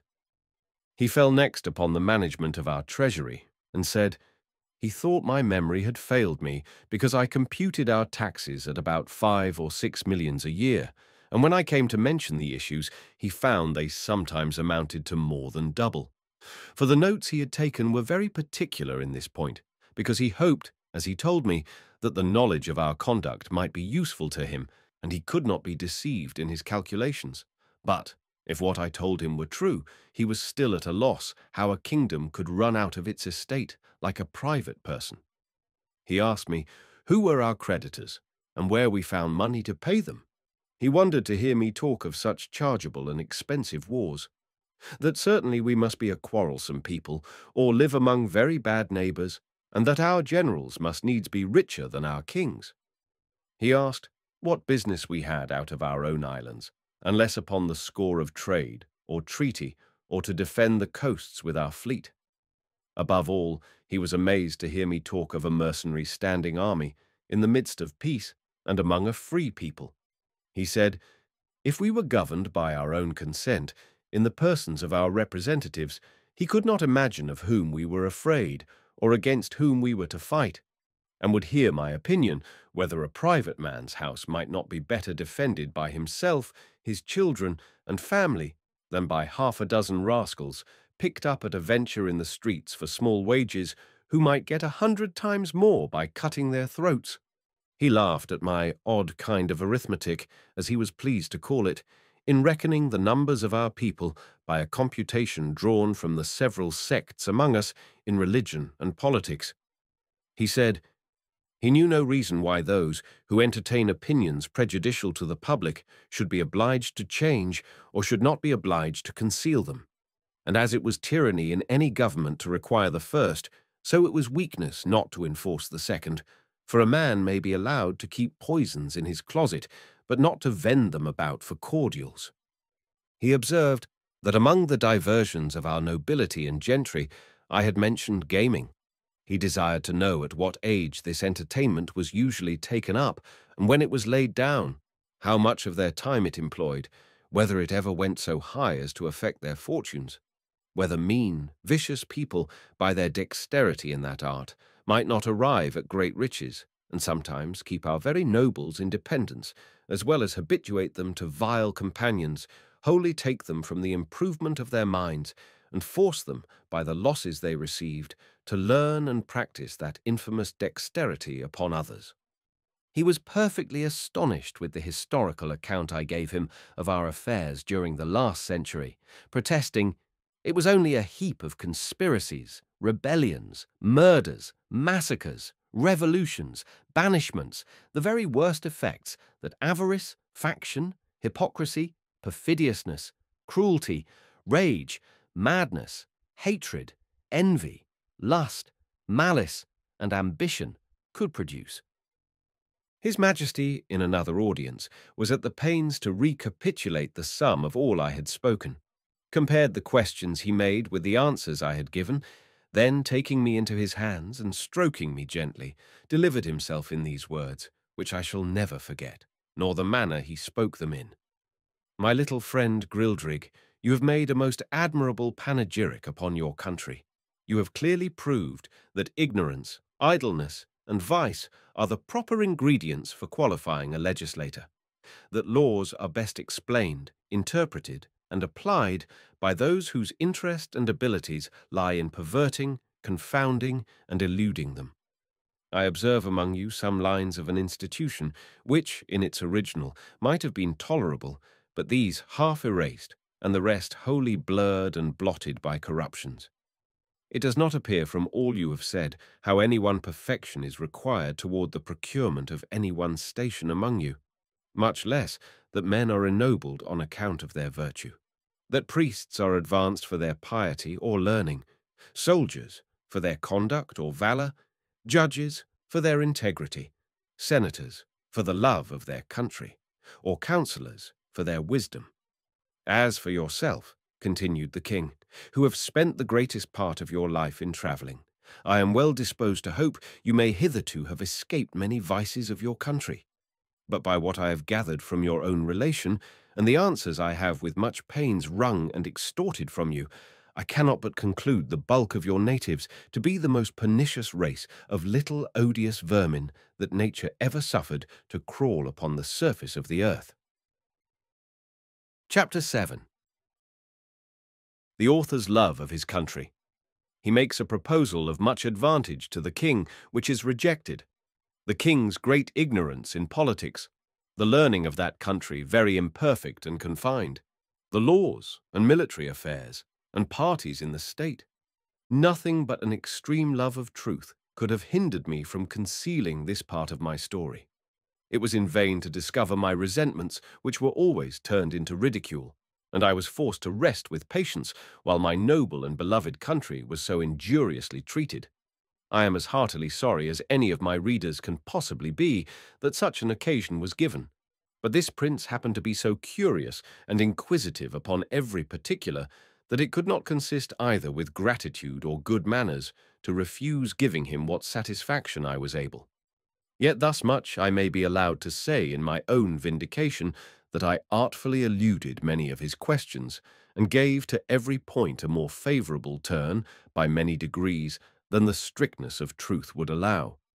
For I have always borne that laudable partiality to my own country, which Dionysius Halicarnassensis, with so much justice, recommends to an historian. I would hide the frailties and deformities of my political mother, and place her virtues and beauties in the most advantageous light. This was my sincere endeavour in those many discourses I had with that monarch, although it unfortunately failed of success.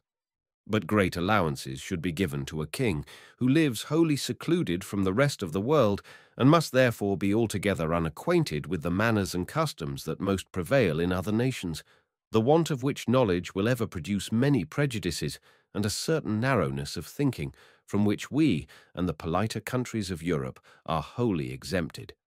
And it would be hard indeed if so remote a prince's notions of virtue and vice were to be offered as the standard for all mankind.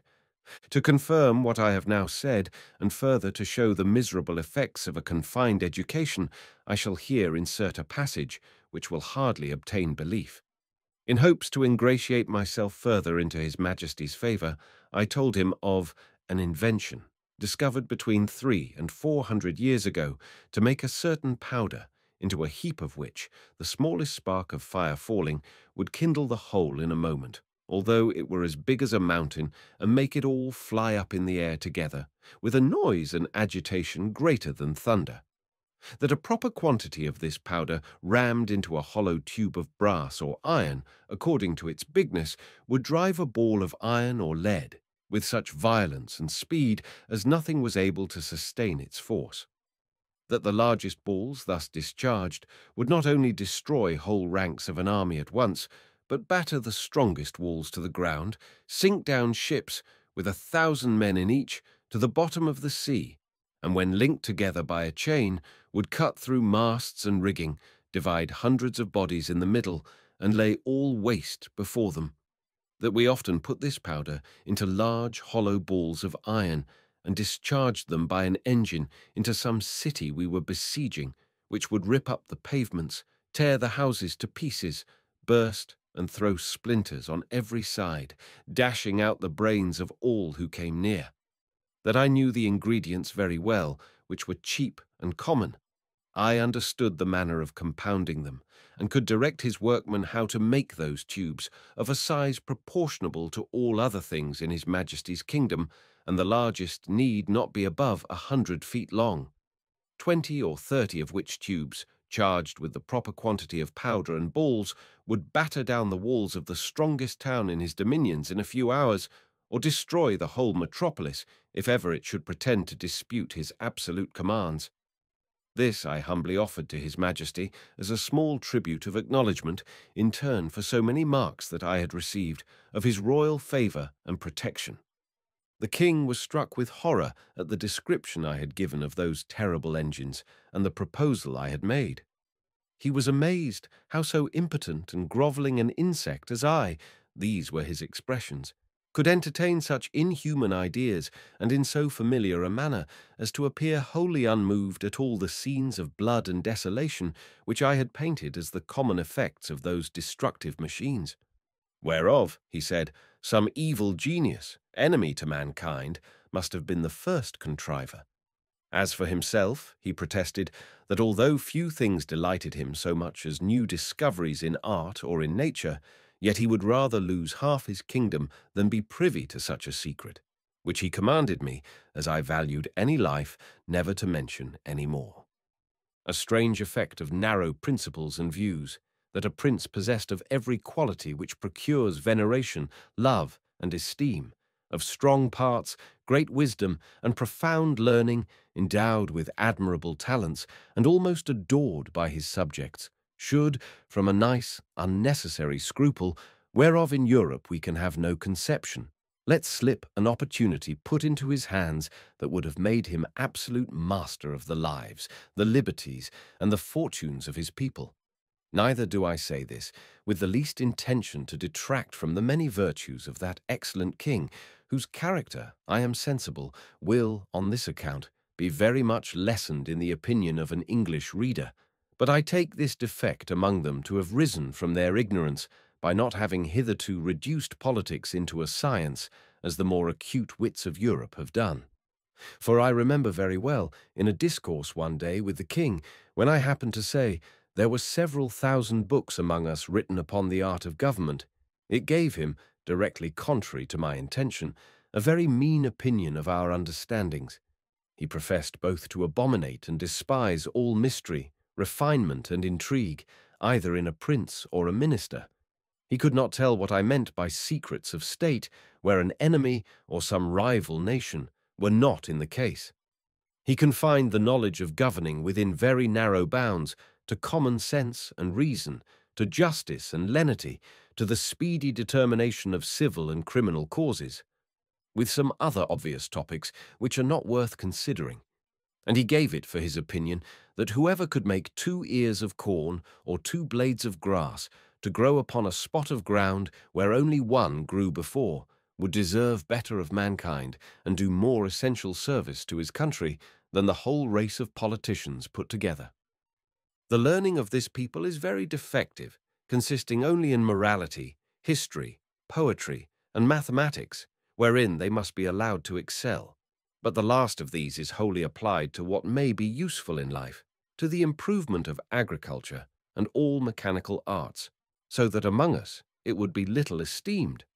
And as to ideas, entities, abstractions, and transcendentals, I could never drive the least conception into their heads. No law in that country must exceed in words the number of letters in their alphabet, which consist only of 2 and 20, but indeed few of them extend even to that length. They are expressed in the most plain and simple terms, wherein those people are not mercurial enough to discover above one interpretation, and to write a comment upon any law is a capital crime. As to the decision of civil causes or proceedings against criminals, their precedents are so few that they have little reason to boast of any extraordinary skill in either. They have had the art of printing, as well as the Chinese, time out of mind, but their libraries are not very large, for that of the king, which is reckoned the largest, does not amount to above 1,000 volumes, placed in a gallery of 1,200 feet long, whence I had liberty to borrow what books I pleased. The Queen's joiner had contrived in one of Glumdalclitch's rooms a kind of wooden machine 25 feet high, formed like a standing ladder. The steps were each 50 feet long. It was indeed a movable pair of stairs, the lowest end placed at 10 feet distance from the wall of the chamber. The book I had a mind to read was put up leaning against the wall. I first mounted to the upper step of the ladder, and turning my face towards the book, began at the top of the page, and so walking to the right and left about 8 or 10 paces, according to the length of the lines, till I had gotten a little below the level of my eyes, and then descending gradually till I came to the bottom. After which I mounted again, and began the other page in the same manner, and so turned over the leaf, which I could easily do with both my hands, for it was as thick and stiff as a pasteboard, and in the largest folios not above 18 or 20 feet long. Their style is clear, masculine, and smooth, but not florid, for they avoid nothing more than multiplying unnecessary words or using various expressions. I have perused many of their books, especially those in history and morality. Among the rest, I was much diverted with a little old treatise, which always lay in Glumdalclitch's bedchamber, and belonged to her governess, a grave, elderly gentlewoman who dealt in writings of morality and devotion. The book treats of the weakness of humankind, and is in little esteem, except among the women and the vulgar. However, I was curious to see what an author of that country could say upon such a subject. This writer went through all the usual topics of European moralists, showing how diminutive, contemptible, and helpless an animal was man in his own nature, how unable to defend himself from inclemencies of the air or the fury of wild beasts, how much he was excelled by one creature in strength, by another in speed, by a third in foresight, by a fourth in industry. He added that nature was degenerated in these latter declining ages of the world, and could now produce only small abortive births in comparison of those in ancient times. He said, It was very reasonable to think not only that the species of men were originally much larger, but also that there must have been giants in former ages, which, as it is asserted by history and tradition, so it has been confirmed by huge bones and skulls, casually dug up in several parts of the kingdom, far exceeding the common dwindled race of men in our days. He argued that the very laws of nature absolutely required we should have been made in the beginning of a size more large and robust, not so liable to destruction from every little accident of a tile falling from a house, or a stone cast from the hand of a boy, or being drowned in a little brook. From this way of reasoning, the author drew several moral applications, useful in the conduct of life, but needless here to repeat. For my own part, I could not avoid reflecting how universally this talent was spread, of drawing lectures in morality, or indeed rather matter of discontent and repining, from the quarrels we raise with nature. And I believe, upon a strict inquiry, those quarrels might be shown as ill-grounded among us, as they are among that people. As to their military affairs, they boast that the king's army consists of 176,000 foot and 32,000 horse, if that may be called an army, which is made up of tradesmen in the several cities and farmers in the country, whose commanders are only the nobility and gentry, without pay or reward. They are indeed perfect enough in their exercises, and under very good discipline, wherein I saw no great merit. For how should it be otherwise, where every farmer is under the command of his own landlord, and every citizen under that of the principal men in his own city, chosen after the manner of Venice, by ballot? I have often seen the militia of Lord Brulgrud drawn out to exercise in a great field near the city of 20 miles square. They were in all not above 25,000 foot and 6,000 horse, but it was impossible for me to compute their number, considering the space of ground they took up. A cavalier, mounted on a large steed, might be about 90 feet high. I have seen this whole body of horse, upon a word of command, draw their swords at once, and brandish them in the air. Imagination can figure nothing so grand, so surprising, and so astonishing. It looked as if 10,000 flashes of lightning were darting at the same time from every quarter of the sky. I was curious to know how this prince, to whose dominions there is no access from any other country, came to think of armies, or to teach his people the practice of military discipline. But I was soon informed, both by conversation and reading their histories, for in the course of many ages they have been troubled with the same disease to which the whole race of mankind is subject. The nobility often contending for power, the people for liberty, and the king for absolute dominion. All which, however happily tempered by the laws of that kingdom, have been sometimes violated by each of the three parties, and have more than once occasioned civil wars. The last whereof was happily put an end to by this prince's grandfather in a general composition, and the militia, then settled with common consent, has been ever since kept in the strictest duty. Chapter 8. The king and queen make a progress to the frontiers. The author attends them, the manner in which he leaves the country very particularly related. He returns to England. I had always a strong impulse that I should some time recover my liberty, though it was impossible to conjecture by what means, or to form any project with the least hope of succeeding. The ship in which I sailed was the first ever known to be driven within sight of that coast, and the king had given strict orders that if at any time another appeared, it should be taken ashore, and with all its crew and passengers brought in a tumbril to Lord Brulgrud. He was strongly bent to get me a woman of my own size, by whom I might propagate the breed, but I think I should rather have died than undergone the disgrace of leaving a posterity to be kept in cages like tame canary birds, and perhaps, in time, sold about the kingdom to persons of quality for curiosities. I was indeed treated with much kindness.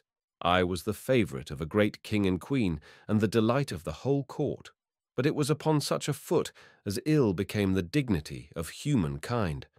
I could never forget those domestic pledges I had left behind me. I wanted to be among people with whom I could converse upon even terms, and walk about the streets and fields without being afraid of being trod to death like a frog or a young puppy. But my deliverance came sooner than I expected, and in a manner not very common, the whole story and circumstances of which I shall faithfully relate. I had now been 2 years in this country, and about the beginning of the third, Glumdalclitch and I attended the King and Queen in a progress to the south coast of the kingdom. I was carried, as usual, in my travelling box, which, as I have already described, was a very convenient closet of 12 feet wide, and I had ordered a hammock to be fixed by silken ropes from the 4 corners at the top to break the jolts, when a servant carried me before him on horseback, as I sometimes desired, and would often sleep in my hammock while we were upon the road. On the roof of my closet, not directly over the middle of the hammock, I ordered the joiner to cut out a hole of a foot square to give me air in hot weather as I slept, which hole I shut at pleasure with a board that drew backward and forward through a groove. When we came to our journey's end, the king thought proper to pass a few days at a palace he has near Llanflasnic, a city within 18 English miles of the seaside. Glumdalclitch and I were much fatigued. I had gotten a small cold, but the poor girl was so ill as to be confined to her chamber. I longed to see the ocean, which must be the only scene of my escape, if ever it should happen. I pretended to be worse than I really was, and desired leave to take the fresh air of the sea with a page whom I was very fond of, and who had sometimes been trusted with me. I shall never forget with what unwillingness Glumdalclitch consented, nor the strict charge she gave the page to be careful of me, bursting at the same time into a flood of tears, as if she had some foreboding of what was to happen. The boy took me out in my box, about half an hour's walk from the palace, towards the rocks on the seashore. I ordered him to set me down, and lifting up one of my sashes, cast many a wistful, melancholy look towards the sea. I found myself not very well, and told the page that I had a mind to take a nap in my hammock, which I hoped would do me good. I got in, and the boy shut the window close down, to keep out the cold. I soon fell asleep, and all I can conjecture is, while I slept, the page, thinking no danger could happen, went among the rocks to look for birds' eggs, having before observed him from my window searching about, and picking up 1 or 2 in the clefts. Be that as it will, I found myself suddenly awaked with a violent pull upon the ring, which was fastened at the top of my box for the conveniency of carriage. I felt my box raised very high in the air, and then borne forward with prodigious speed. The first jolt had like to have shaken me out of my hammock, but afterward the motion was easy enough. I called out several times, as loud as I could raise my voice, but all to no purpose. I looked towards my windows, and could see nothing but the clouds and sky.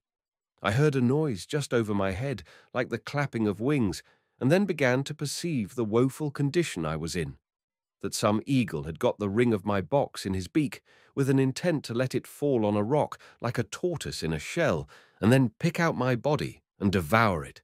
For the sagacity and smell of this bird enables him to discover his quarry at a great distance, though better concealed than I could be within a 2-inch board. In a little time I observed the noise and flutter of wings to increase very fast, and my box was tossed up and down like a sign in a windy day. I heard several bangs or buffets, as I thought given to the eagle, for such I am certain it must have been that held the ring of my box in his beak, and then, all on a sudden, felt myself falling perpendicularly down for above a minute, but with such incredible swiftness that I almost lost my breath. My fall was stopped by a terrible squash that sounded louder to my ears than the cataract of Niagara, after which I was quite in the dark for another minute, and then my box began to rise so high that I could see light from the tops of the windows. I now perceived I was fallen into the sea. My box, by the weight of my body, the goods that were in, and the broad plates of iron fixed for strength at the 4 corners of the top and bottom, floated about 5 feet deep in water. I did then, and do now suppose, that the eagle which flew away with my box was pursued by 2 or 3 others, and forced to let me drop, while he defended himself against the rest, who hoped to share in the prey. The plates of iron fastened at the bottom of the box, for those were the strongest, preserved the balance while it fell, and hindered it from being broken on the surface of the water. Every joint of it was well grooved, and the door did not move on hinges, but up and down like a sash, which kept my closet so tight that very little water came in. I got with much difficulty out of my hammock, having first ventured to draw back the slipboard on the roof already mentioned, contrived on purpose to let in air, for want of which I found myself almost stifled. How often did I then wish myself with my dear Glumdalclitch, from whom one single hour had so far divided me. And I may say with truth that in the midst of my own misfortunes I could not forbear lamenting my poor nurse, the grief she would suffer for my loss, the displeasure of the Queen, and the ruin of her fortune. Perhaps many travellers have not been under greater difficulties and distress than I was at this juncture, expecting every moment to see my box dashed to pieces, or at least overset by the first violent blast or rising wave. A breach in one single pane of glass would have been immediate death, nor could anything have preserved the windows but the strong lattice wires placed on the outside against accidents in travelling. I saw the water ooze in at several crannies, although the leaks were not considerable, and I endeavoured to stop them as well as I could. I was not able to lift up the roof of my closet, which otherwise I certainly should have done, and sat on the top of it, where I might at least preserve myself some hours longer than by being shut up, as I may call it, in the hold. Or if I escaped these dangers for a day or two, what could I expect but a miserable death of cold and hunger? I was 4 hours under these circumstances, expecting, and indeed wishing, every moment to be my last. I have already told the reader that there were 2 strong staples fixed upon that side of my box, which had no window, and into which the servant, who used to carry me on horseback, would put a leathern belt and buckle it about his waist. Being in this disconsolate state, I heard, or at least thought I heard, some kind of grating noise on that side of my box where the staples were fixed, and soon after I began to fancy that the box was pulled or towed along the sea, for I now and then felt a sort of tugging, which made the waves rise near the tops of my windows, leaving me almost in the dark. This gave me some faint hopes of relief, although I was not able to imagine how it could be brought about. I ventured to unscrew one of my chairs, which were always fastened to the floor, and having made a hard shift to screw it down again, directly under the slipping board that I had lately opened, I mounted on the chair, and putting my mouth as near as I could to the hole, I called for help in a loud voice, and in all the languages I understood. I then fastened my handkerchief to a stick I usually carried, and thrusting it up the hole, waved it several times in the air, that if any boat or ship were near, the seamen might conjecture some unhappy mortal to be shut up in the box. I found no effect from all I could do, but plainly perceived my closet to be moved along, and in the space of an hour or better, that side of the box where the staples were, and had no windows, struck against something that was hard. I apprehended it to be a rock, and found myself tossed more than ever. I plainly heard a noise upon the cover of my closet like that of a cable, and the grating of it as it passed through the ring. I then found myself hoisted up, by degrees, at least 3 feet higher than I was before, whereupon I again thrust up my stick and handkerchief, calling for help till I was almost hoarse. In return to which I heard a great shout repeated 3 times, giving me such transports of joy as are not to be conceived but by those who feel them. I now heard a trampling over my head, and somebody calling through the hole with a loud voice, in the English tongue, "If there be anybody below, let them speak." I answered, I was an Englishman, drawn by ill fortune into the greatest calamity that ever any creature underwent, and begged, by all that was moving, to be delivered out of the dungeon I was in. The voice replied, I was safe, for my box was fastened to their ship, and the carpenter should immediately come and saw a hole in the cover, large enough to pull me out. I answered, that was needless, and would take up too much time, for there was no more to be done, but let one of the crew put his finger into the ring and take the box out of the sea into the ship, and so into the captain's cabin. Some of them, upon hearing me talk so wildly, thought I was mad. Others laughed, for indeed it never came into my head that I was now got among people of my own stature and strength. The carpenter came, and in a few minutes sawed a passage about 4 feet square, then let down a small ladder upon which I mounted, and thence was taken into the ship in a very weak condition. The sailors were all in amazement, and asked me 1,000 questions, which I had no inclination to answer. I was equally confounded at the sight of so many pygmies, for such I took them to be, after having so long accustomed my eyes to the monstrous objects I had left. But the captain, Mr. Thomas Wilcox, an honest, worthy Shropshire man, observing I was ready to faint, took me into his cabin, gave me a cordial to comfort me, and made me turn in upon his own bed, advising me to take a little rest, of which I had great need. Before I went to sleep, I gave him to understand that I had some valuable furniture in my box, too good to be lost: a fine hammock, a handsome field bed, 2 chairs, a table, and a cabinet; that my closet was hung on all sides, or rather quilted, with silk and cotton; that if he would let one of the crew bring my closet into his cabin, I would open it there before him and show him my goods. The captain, hearing me utter these absurdities, concluded I was raving.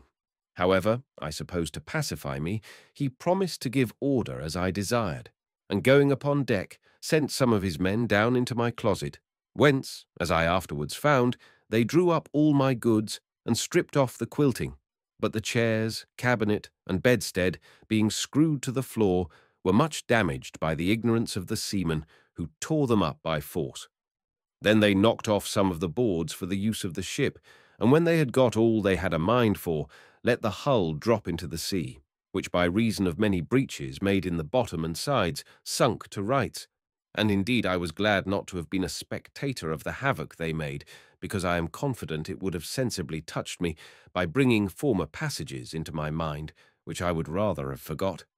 I slept some hours, but perpetually disturbed with dreams of the place I had left, and the dangers I had escaped. However, upon waking, I found myself much recovered. It was now about 8 o'clock at night, and the captain ordered supper immediately, thinking I had already fasted too long.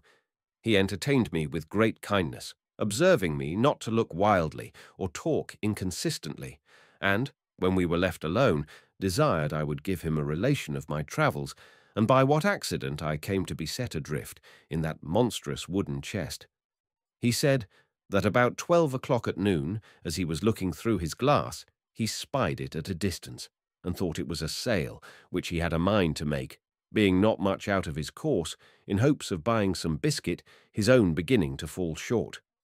That upon coming nearer, and finding his error, he sent out his longboat to discover what it was; that his men came back in a fright, swearing they had seen a swimming-house; that he laughed at their folly, and went himself in the boat, ordering his men to take a strong cable along with them; that the weather being calm, he rowed round me several times, observed my windows and wire lattices that defended them; that he discovered 2 staples upon one side, which was all of boards, without any passage for light. He then commanded his men to row up to that side, and fastening a cable to one of the staples, ordered them to tow my chest, as they called it, toward the ship. When it was there, he gave directions to fasten another cable to the ring fixed in the cover, and to raise up my chest with pulleys, which all the sailors were not able to do above 2 or 3 feet.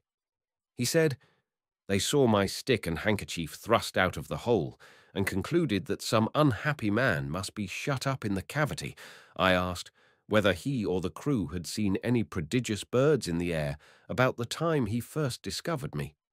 To which he answered, that discoursing this matter with the sailors while I was asleep, one of them said, he had observed 3 eagles flying towards the north, but remarked nothing of their being larger than the usual size, which I suppose must be imputed to the great height they were at, and he could not guess the reason of my question. I then asked the captain how far he reckoned we might be from land. He said, by the best computation he could make, we were at least 100 leagues. I assured him that he must be mistaken by almost half, for I had not left the country whence I came above 2 hours before I dropped into the sea. Whereupon he began again to think that my brain was disturbed, of which he gave me a hint, and advised me to go to bed in a cabin he had provided. I assured him I was well refreshed with his good entertainment and company, and as much in my senses as ever I was in my life.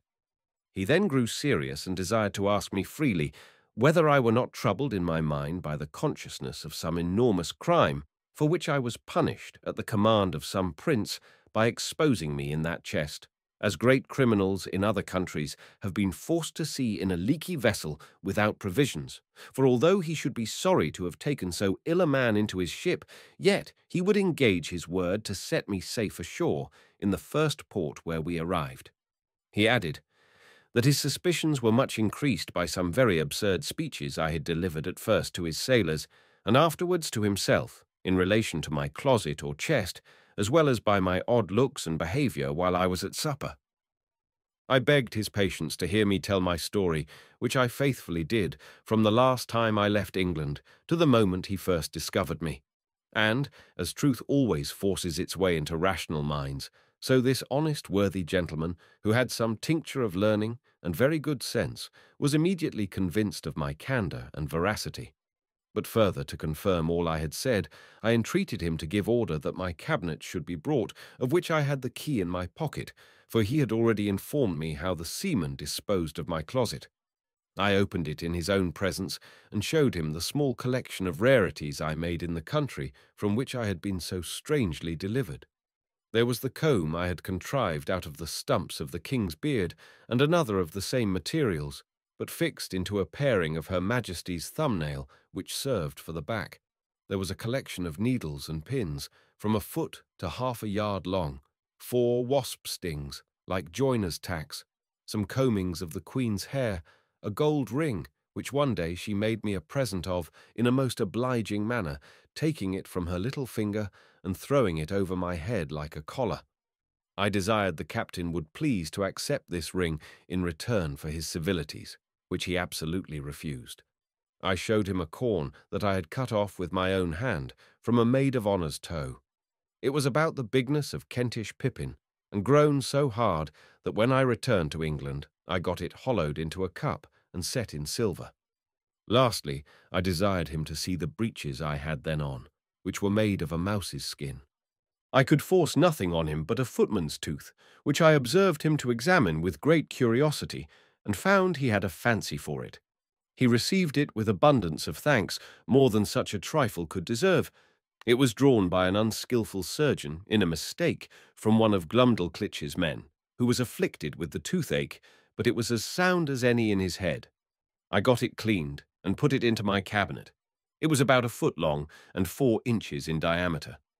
The captain was very well satisfied with this plain relation I had given him, and said, he hoped, when we returned to England, I would oblige the world by putting it on paper and making it public.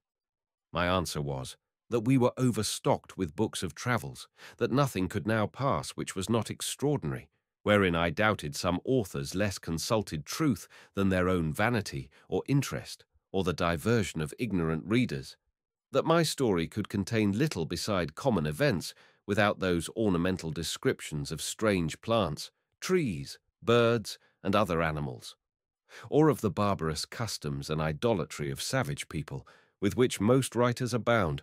However, I thanked him for his good opinion, and promised to take the matter into my thoughts. He said he wondered at one thing very much, which was to hear me speak so loud, asking me whether the king or queen of that country were thick of hearing. I told him it was what I had been used to for above 2 years past, and that I admired as much at the voices of him and his men, who seemed to me only to whisper, and yet I could hear them well enough.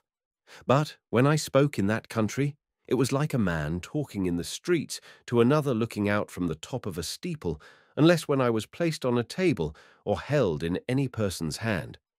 I told him I had likewise observed another thing, that when I first got into the ship and the sailors stood all about me, I thought they were the most little contemptible creatures I had ever beheld. For indeed, while I was in that prince's country, I could never endure to look in a glass, after my eyes had been accustomed to such prodigious objects, because the comparison gave me so despicable a conceit of myself. The captain said that while we were at supper, he observed me to look at everything with a sort of wonder, and that I often seemed hardly able to contain my laughter, which he knew not well how to take, but imputed it to some disorder in my brain. I answered, it was very true, and I wondered how I could forbear when I saw his dishes of the size of a silver threepence, a leg of pork hardly a mouthful, a cup not so big as a nutshell. And so I went on, describing the rest of his household stuff and provisions after the same manner. For although the Queen had ordered a little equipage of all things necessary for me while I was in her service, yet my ideas were wholly taken up with what I saw on every side of me, and I winked at my own littleness, as people do at their own faults.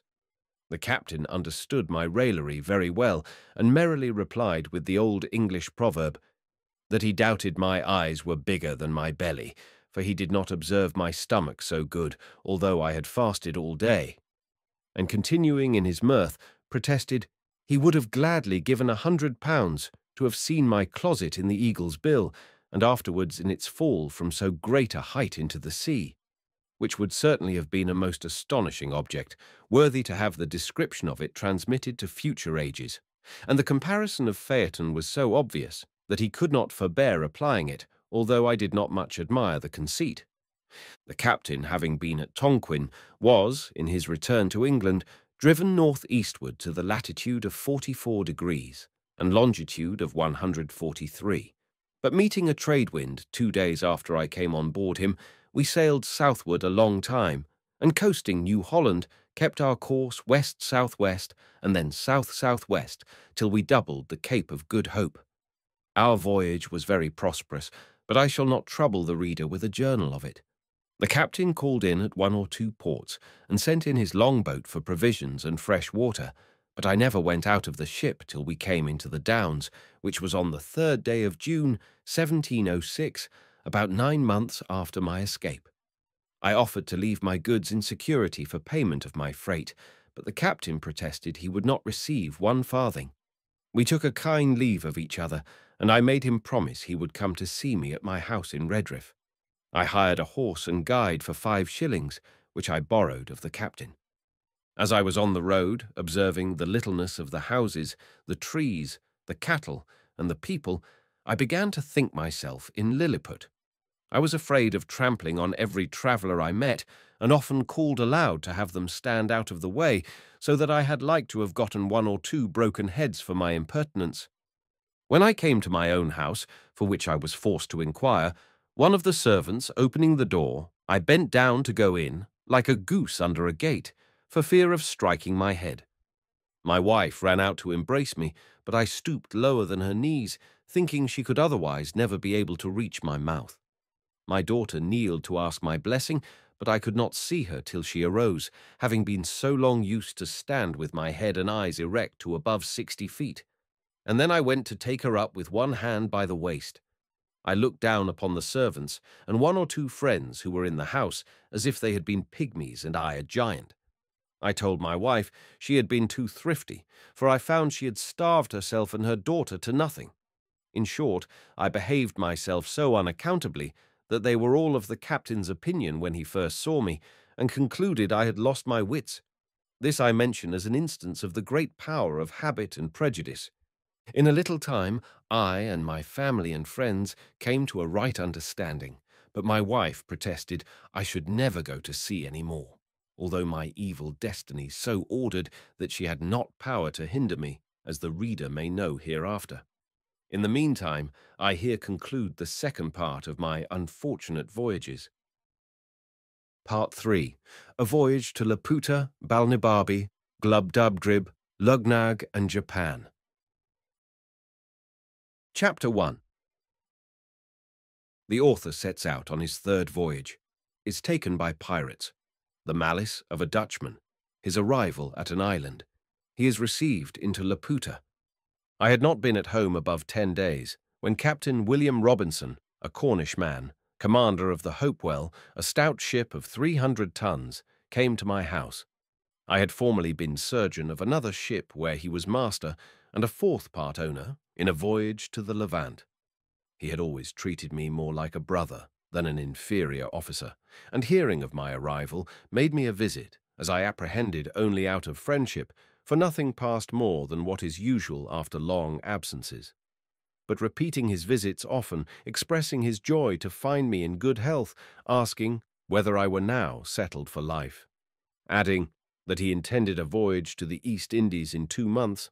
At last he plainly invited me, though with some apologies, to be surgeon of the ship, that I should have another surgeon under me, beside our 2 mates, that my salary should be double to the usual pay, and that having experienced my knowledge in sea affairs to be at least equal to his, he would enter into any engagement to follow my advice, as much as if I had shared in the command. He said so many other obliging things, and I knew him to be so honest a man that I could not reject this proposal, the thirst I had of seeing the world, notwithstanding my past misfortunes, continuing as violent as ever. The only difficulty that remained was to persuade my wife, whose consent, however, I at last obtained by the prospect of advantage she proposed to her children. We set out the 5th day of August, 1706, and arrived at Fort St. George the 11th of April, 1707. We stayed there 3 weeks to refresh our crew, many of whom were sick. From thence we went to Tonquin, where the captain resolved to continue some time, because many of the goods he intended to buy were not ready, nor could he expect to be dispatched in several months. Therefore, in hopes to defray some of the charges he must be at, he bought a sloop, loaded it with several sorts of goods, wherewith the Tonquinese usually trade to the neighbouring islands, and putting 14 men on board, whereof 3 were of the country, he appointed me master of the sloop, and gave me power to traffic, while he transacted his affairs at Tonquin. We had not sailed above 3 days, when a great storm arising, we were driven 5 days to the north-northeast, and then to the east, after which we had fair weather, but still with a pretty strong gale from the west. Upon the 10th day we were chased by 2 pirates, who soon overtook us, for my sloop was so deep laden that she sailed very slow, neither were we in a condition to defend ourselves. We were boarded about the same time by both the pirates, who entered furiously at the head of their men, but finding us all prostrate upon our faces, for so I gave order, they pinioned us with strong ropes, and setting guard upon us, went to search the sloop. I observed among them a Dutchman, who seemed to be of some authority, though he was not commander of either ship. He knew us by our countenances to be Englishmen, and jabbering to us in his own language, swore we should be tied back to back and thrown into the sea. I spoke Dutch tolerably well. I told him who we were, and begged him, in consideration of our being Christians and Protestants of neighbouring countries in strict alliance, that he would move the captains to take some pity on us. This inflamed his rage. He repeated his threatenings, and turning to his companions, spoke with great vehemence in the Japanese language, as I suppose, often using the word Christianos. The largest of the 2 pirate ships was commanded by a Japanese captain, who spoke a little Dutch, but very imperfectly. He came up to me, and after several questions, which I answered in great humility, he said, "We should not die." I made the captain a very low bow, and then turning to the Dutchman said, I was sorry to find more mercy in a heathen than in a brother Christian. But I had soon reason to repent those foolish words, for that malicious reprobate, having often endeavoured in vain to persuade both the captains that I might be thrown into the sea, which they would not yield to after the promise made me that I should not die, however, prevailed so far as to have a punishment inflicted on me, worse, in all human appearance, than death itself. My men were sent by an equal division into both the pirate ships, and my sloop new manned. As to myself, it was determined that I should be set adrift in a small canoe with paddles and a sail and 4 days' provisions, which last the Japanese captain was so kind to double out of his own stores and would permit no man to search me. I got down into the canoe, while the Dutchman, standing upon the deck, loaded me with all the curses and injurious terms his language could afford. About an hour before we saw the pirates, I had taken an observation, and found we were in the latitude of 46 degrees north and longitude of 183 degrees. When I was at some distance from the pirates, I discovered, by my pocket-glass, several islands to the southeast. I set up my sail, the wind being fair, with a design to reach the nearest of those islands, which I made a shift to do in about 3 hours. It was all rocky. However, I got many birds' eggs, and, striking fire, I kindled some heath and dry seaweed, by which I roasted my eggs. I ate no other supper, being resolved to spare my provisions as much as I could. I passed the night under the shelter of a rock, strewing some heath under me, and slept pretty well. The next day I sailed to another island, and thence to a third and fourth, sometimes using my sail, and sometimes my paddles. But, not to trouble the reader with a particular account of my distresses, let it suffice that on the fifth day I arrived at the last island in my sight, which lay south-southeast to the former. This island was at a greater distance than I expected, and I did not reach it in less than 5 hours. I encompassed it almost round before I could find a convenient place to land in, which was a small creek, about 3 times the wideness of my canoe. I found the island to be all rocky, only a little intermingled with tufts of grass and sweet-smelling herbs. I took out my small provisions, and after having refreshed myself, I secured the remainder in a cave, whereof there were great numbers. I gathered plenty of eggs upon the rocks, and got a quantity of dry seaweed and parched grass, which I designed to kindle the next day, and roast my eggs as well as I could, for I had about me my flint, steel, match, and burning glass. I lay all night in the cave where I had lodged my provisions. My bed was the same dry grass and seaweed which I intended for fuel. I slept very little, for the disquiets of my mind prevailed over my weariness and kept me awake. I considered how impossible it was to preserve my life in so desolate a place, and how miserable my end must be, yet found myself so listless and desponding that I had not the heart to rise, and before I could get spirits enough to creep out of my cave, the day was far advanced. I walked a while among the rocks. The sky was perfectly clear, and the sun so hot that I was forced to turn my face from it, when all on a sudden it became obscure, as I thought, in a manner very different from what happens by the interposition of a cloud. I turned back, and perceived a vast opaque body between me and the sun moving forwards towards the island. It seemed to be about 2 miles high, and hid the sun 6 or 7 minutes, but I did not observe the air to be much colder or the sky more darkened than if I had stood under the shade of a mountain. As it approached nearer over the place where I was, it appeared to be a firm substance, the bottom flat, smooth, and shining very bright from the reflection of the sea below. I stood upon a height about 200 yards from the shore, and saw this vast body descending almost to a parallel with me, at less than an English mile distance. I took out my pocket perspective, and could plainly discover numbers of people moving up and down the sides of it, which appeared to be sloping. But what those people were doing I was not able to distinguish. The natural love of life gave me some inward motion of joy, and I was ready to entertain a hope that this adventure might, some way or other, help to deliver me from the desolate place and condition I was in. But at the same time the reader can hardly conceive my astonishment to behold an island in the air, inhabited by men who were able, as it should seem, to raise or sink or put it into progressive motion as they pleased. But not being at that time in a disposition to philosophize upon this phenomenon, I rather chose to observe what course the island would take, because it seemed for a while to stand still. Yet soon after it advanced nearer, and I could see the sides of it encompassed with several gradations of galleries and stairs at certain intervals to descend from one to the other. In the lowest gallery I beheld some people fishing with long angling rods, and others looking on.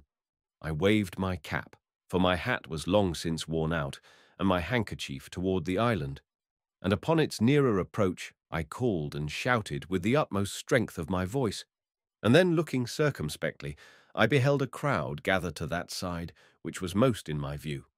I found by their pointing towards me and to each other that they plainly discovered me, although they made no return to my shouting. But I could see 4 or 5 men running in great haste up the stairs to the top of the island, who then disappeared. I happened rightly to conjecture that these were sent for orders to some person in authority upon this occasion. The number of people increased, and, in less than half an hour, the island was moved and raised in such a manner that the lowest gallery appeared in a parallel of less than 100 yards distance from the height where I stood. I then put myself in the most supplicating posture, and spoke in the humblest accent, but received no answer. Those who stood nearest over against me seemed to be persons of distinction, as I supposed by their habit. They conferred earnestly with each other, looking often upon me. At length one of them called out in a clear, polite, smooth dialect, not unlike in sound to the Italian, and therefore I returned an answer in that language, hoping at least that the cadence might be more agreeable to his ears. Although neither of us understood the other, yet my meaning was easily known, for the people saw the distress I was in. They made signs for me to come down from the rock and go towards the shore, which I accordingly did. And the flying island being raised to a convenient height, the verge directly over me, a chain was let down from the lowest gallery, with a seat fastened to the bottom, to which I fixed myself, and was drawn up by pulleys. Chapter 2. The humours and dispositions of the Laputans described, an account of their learning, of the king and his court, the author's reception there, the inhabitants subject to fear and disquietudes, an account of the women. At my alighting, I was surrounded with a crowd of people, but those who stood nearest seemed to be of better quality. They beheld me with all the marks and circumstances of wonder. Neither indeed was I much in their debt, having never till then seen a race of mortals so singular in their shapes, habits, and countenances. Their heads were all reclined, either to the right or the left, one of their eyes turned inward, and the other directly up to the zenith. Their outward garments were adorned with the figures of suns, moons, and stars, interwoven with those of fiddles, flutes, harps, trumpets, guitars, harpsichords, and many other instruments of music unknown to us in Europe. I observed, here and there, many in the habit of servants, with a blown bladder, fastened like a flail to the end of a stick which they carried in their hands. In each bladder was a small quantity of dried peas or little pebbles, as I was afterwards informed. With these bladders they now and then flapped the mouths and ears of those who stood near them, of which practice I could not then conceive the meaning. It seems the minds of these people are so taken up with intense speculations that they neither can speak nor attend to the discourses of others, without being roused by some external taction upon the organs of speech and hearing. For which reason those persons who are able to afford it always keep a flapper, the original is Climonole, in their family as one of their domestics, nor ever walk abroad or make visits without him. And the business of this officer is, when 2, 3, or more persons are in company, gently to strike with his bladder the mouth of him who is to speak, and the right ear of him or them to whom the speaker addresses himself. This flapper is likewise employed diligently to attend his master in his walks, and upon occasion to give him a soft flap on his eyes, because he is always so wrapped up in cogitation that he is in manifest danger of falling down every precipice, and bouncing his head against every post, and in the streets of justling others, or being justled himself into the kennel.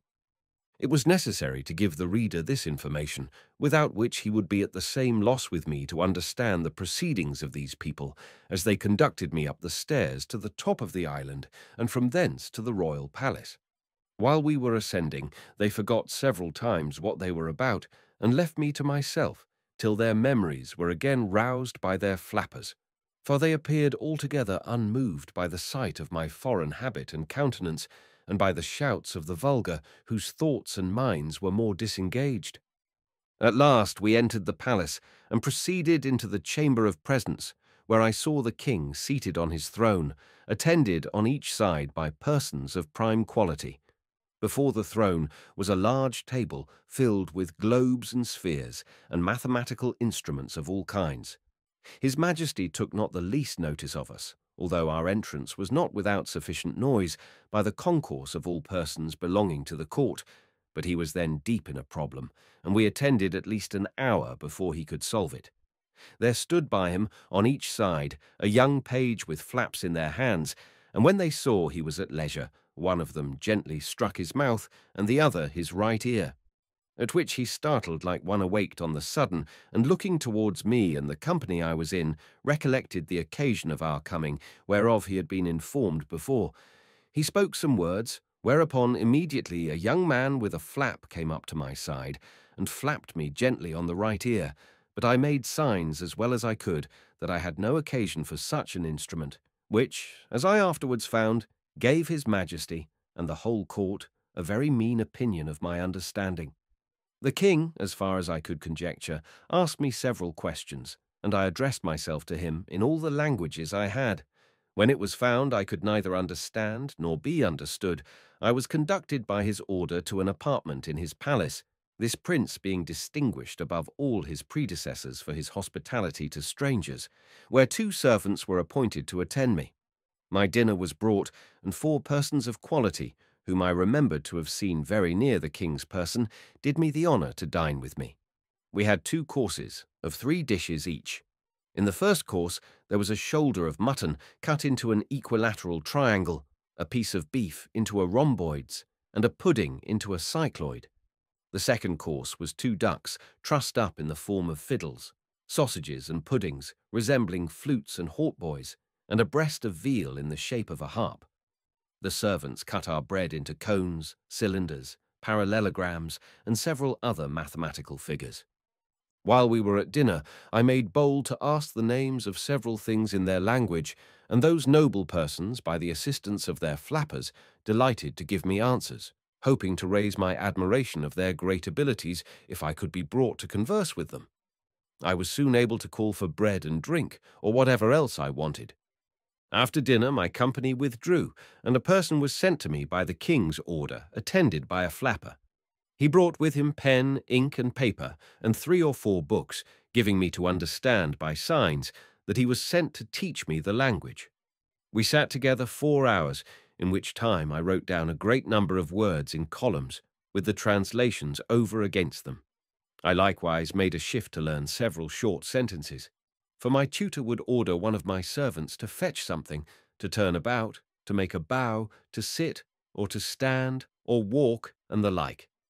Then I took down the sentence in writing. He showed me also in one of his books the figures of the sun, moon, and stars, the zodiac, the tropics, and polar circles, together with the denominations of many planes and solids. He gave me the names and descriptions of all the musical instruments and the general terms of art in playing on each of them. After he had left me, I placed all my words, with their interpretations, in alphabetical order. And thus, in a few days, by the help of a very faithful memory, I got some insight into their language. The word, which I interpret the flying or floating island, is in the original Laputa, whereof I could never learn the true etymology. Lap, in the old obsolete language, signifies high, and untu, a governor, from which they say, by corruption, was derived Laputa from Lapuntu. But I do not approve of this derivation, which seems to be a little strained.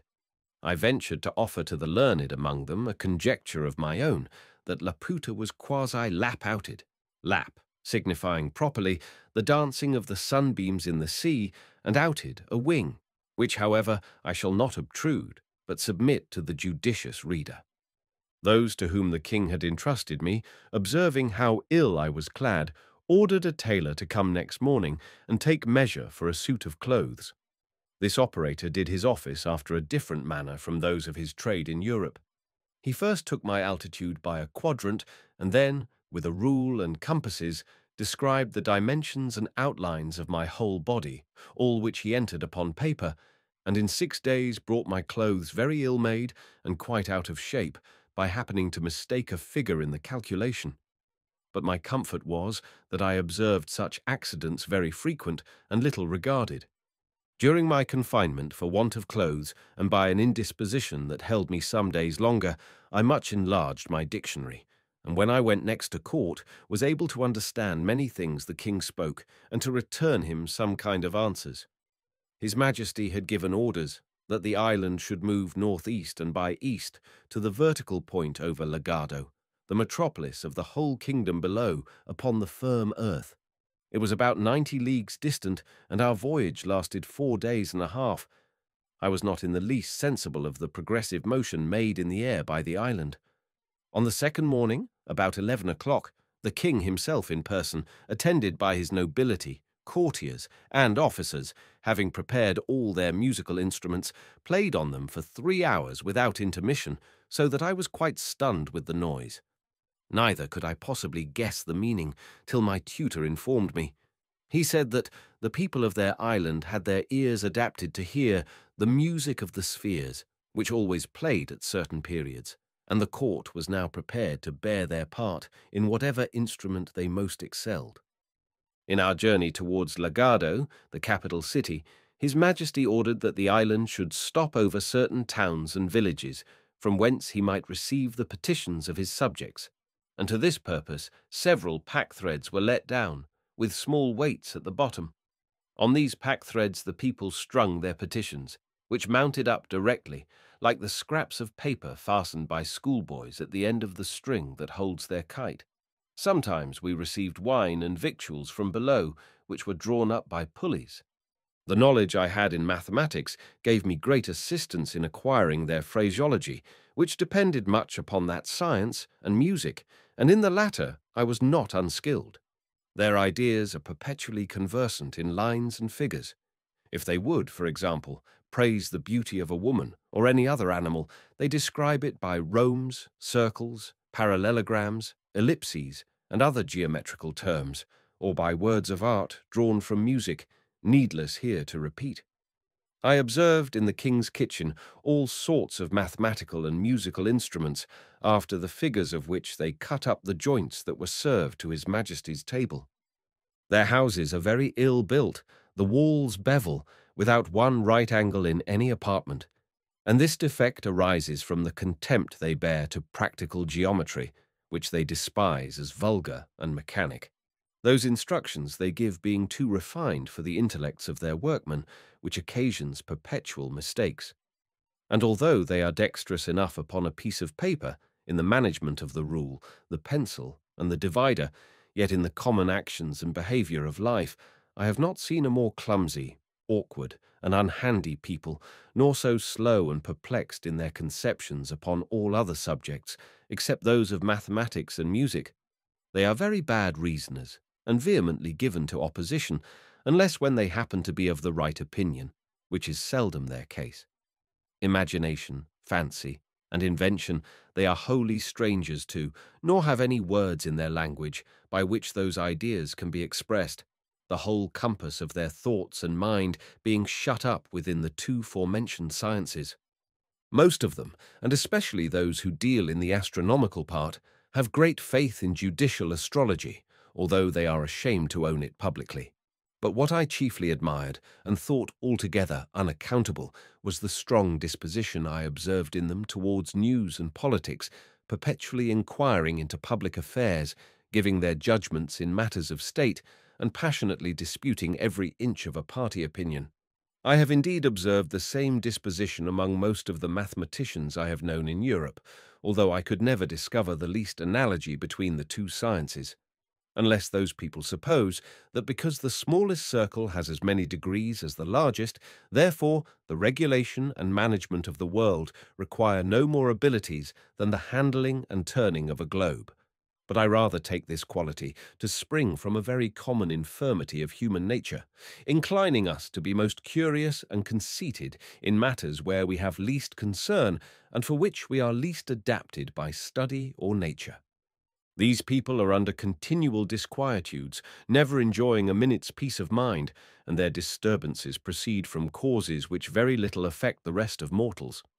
Their apprehensions arise from several changes they dread in the celestial bodies. For instance, that the earth, by the continual approaches of the sun towards it, must, in course of time, be absorbed or swallowed up, that the face of the sun will, by degrees, be encrusted with its own effluvia, and give no more light to the world, that the earth very narrowly escaped a brush from the tail of the last comet, which would have infallibly reduced it to ashes, and that the next, which they have calculated for 31 years hence, will probably destroy us. For if, in its perihelion, it should approach within a certain degree of the sun, as by their calculations they have reason to dread, it will receive a degree of heat 10,000 times more intense than that of red-hot glowing iron, and in its absence from the sun, carry a blazing tail 10,114 miles long, through which, if the Earth should pass at the distance of 100,000 miles from the nucleus or main body of the comet, it must in its passage be set on fire and reduced to ashes. That the sun, daily spending its rays without any nutriment to supply them, will at last be wholly consumed and annihilated, which must be attended with the destruction of this earth and of all the planets that receive their light from it. They are so perpetually alarmed with the apprehensions of these and the like impending dangers that they can neither sleep quietly in their beds nor have any relish for the common pleasures and amusements of life. When they meet an acquaintance in the morning, the first question is about the sun's health, how he looked at his setting and rising, and what hopes they have to avoid the stroke of the approaching comet. This conversation they are apt to run into with the same temper that boys discover in delighting to hear terrible stories of spirits and hobgoblins, which they greedily listen to and dare not go to bed for fear. The women of the island have abundance of vivacity. They contemn their husbands and are exceedingly fond of strangers, whereof there is always a considerable number from the continent below, attending at court either upon affairs of the several towns and corporations or their own particular occasions, but are much despised because they want the same endowments. Among these the ladies choose their gallants, but the vexation is that they act with too much ease and security, for the husband is always so wrapped in speculation that the mistress and lover may proceed to the greatest familiarities before his face, if he be but provided with paper and implements, and without his flapper at his side. The wives and daughters lament their confinement to the island, although I think it the most delicious spot of ground in the world, and although they live here in the greatest plenty and magnificence, and are allowed to do whatever they please, they long to see the world and take the diversions of the metropolis, which they are not allowed to do without a particular license from the king. And this is not easy to be obtained, because the people of quality have found, by frequent experience, how hard it is to persuade their women to return from below. I was told that a great court lady, who had several children, is married to the Prime Minister, the richest subject in the kingdom, a very graceful person, extremely fond of her, and lives in the finest palace of the island. Went down to Lagado on the pretence of health. They hid herself for several months, till the king sent a warrant to search for her, and she was found in an obscure eating-house, all in rags, having pawned her clothes to maintain an old deformed footman who beat her every day, and in whose company she was taken, much against her will. And although her husband received her with all possible kindness, and without the least reproach, she soon after contrived to steal down again, with all her jewels, to the same gallant, and has not been heard of since. This may perhaps pass with the reader rather for an European or English story than for one of a country so remote, but he may please to consider that the caprices of womankind are not limited by any climate or nation, and that they are much more uniform than can be easily imagined. In about a month's time I had made a tolerable proficiency in their language, and was able to answer most of the king's questions when I had the honour to attend him. His Majesty discovered not the least curiosity to inquire into the laws, government, history, religion, or manners of the countries where I had been, but confined his questions to the state of mathematics, and received the account I gave him with great contempt and indifference, though often roused by his flapper on each side. Chapter 3. A phenomenon solved by modern philosophy and astronomy, the Laputans' great improvements in the latter, the king's method of suppressing insurrections. I desired leave of this prince to see the curiosities of the island, which he was graciously pleased to grant, and ordered my tutor to attend me. I chiefly wanted to know to what cause, in art or in nature, it owed its several motions, whereof I will now give a philosophical account to the reader. The flying or floating island is exactly circular, its diameter 7,837 yards, or about 4 miles and a half, and consequently contains 10,000 acres. It is 300 yards thick. The bottom, or under surface, which appears to those who view it below, is one even regular plate of adamant, shooting up to the height of about 200 yards. Above it lie the several minerals in their usual order, and over all is a coat of rich mould, 10 or 12 feet deep. The declivity of the upper surface, from the circumference to the centre, is the natural cause why all the dews and rains which fall upon the island are conveyed in small rivulets toward the middle, where they are emptied into 4 large basins, each of about half a mile in circuit and 200 yards distant from the centre. From these basins the water is continually exhaled by the sun in the daytime, which effectually prevents their overflowing. Besides, as it is in the power of the monarch to raise the island above the region of clouds and vapours, he can prevent the falling of dews and rain whenever he pleases. For the highest clouds cannot rise above 2 miles, as naturalists agree, at least they were never known to do so in that country.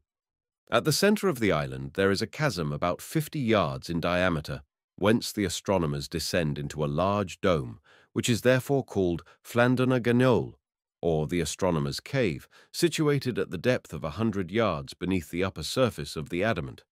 In this cave are 20 lamps continually burning, which, from the reflection of the adamant, cast a strong light into every part. The place is stored with great variety of sextants, quadrants, telescopes, astrolabes, and other astronomical instruments.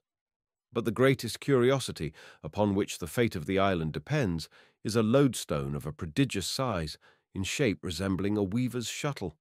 It is in length 6 yards, and in the thickest part at least 3 yards over. This magnet is sustained by a very strong axle of adamant passing through its middle, upon which it plays, and is poised so exactly that the weakest hand can turn it. It is hooped round with a hollow cylinder of adamant, 4 feet deep, as many thick, and 12 yards in diameter, placed horizontally, and supported by 8 adamantine feet, each 6 yards high.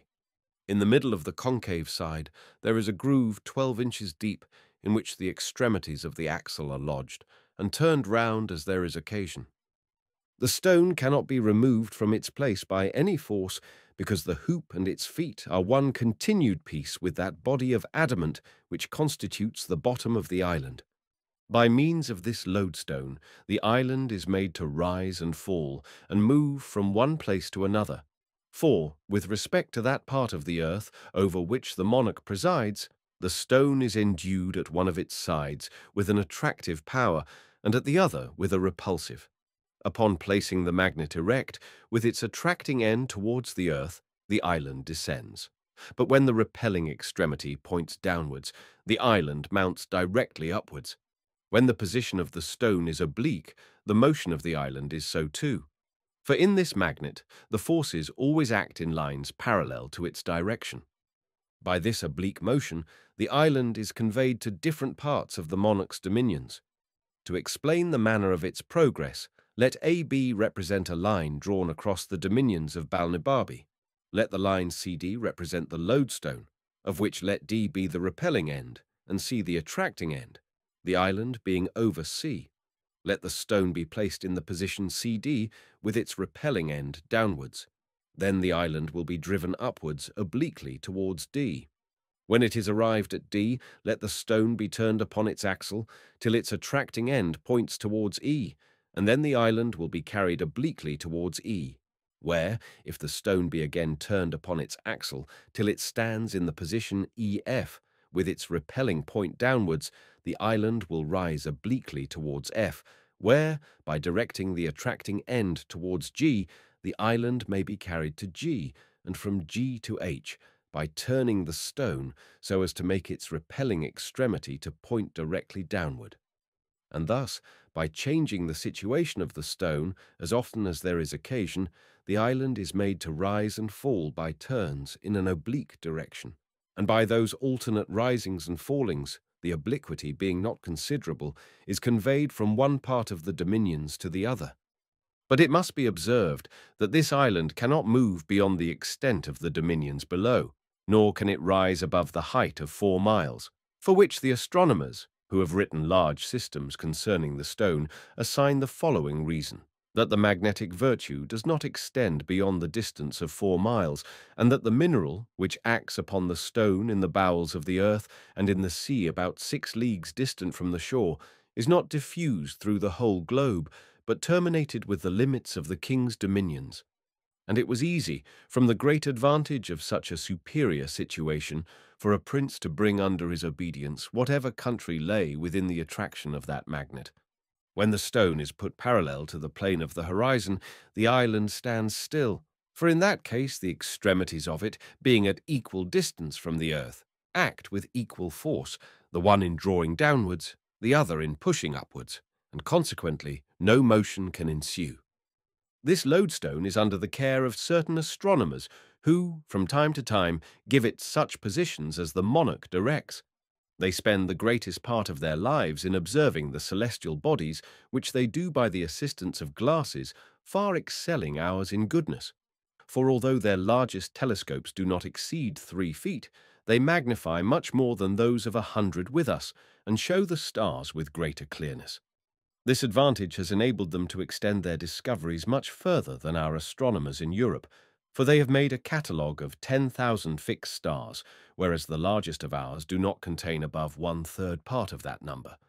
They have likewise discovered 2 lesser stars, or satellites, which revolve about Mars, whereof the innermost is distant from the centre of the primary planet exactly 3 of his diameters, and the outermost 5. The former revolves in the space of 10 hours, and the latter in 21½ so that the squares of their periodical times are very near in the same proportion with the cubes of their distance from the centre of Mars, which evidently shows them to be governed by the same law of gravitation that influences the other heavenly bodies. They have observed 93 different comets and settled their periods with great exactness. If this be true, and they affirm it with great confidence, it is much to be wished that their observations were made public, whereby the theory of comets, which at present is very lame and defective, might be brought to the same perfection with other arts of astronomy.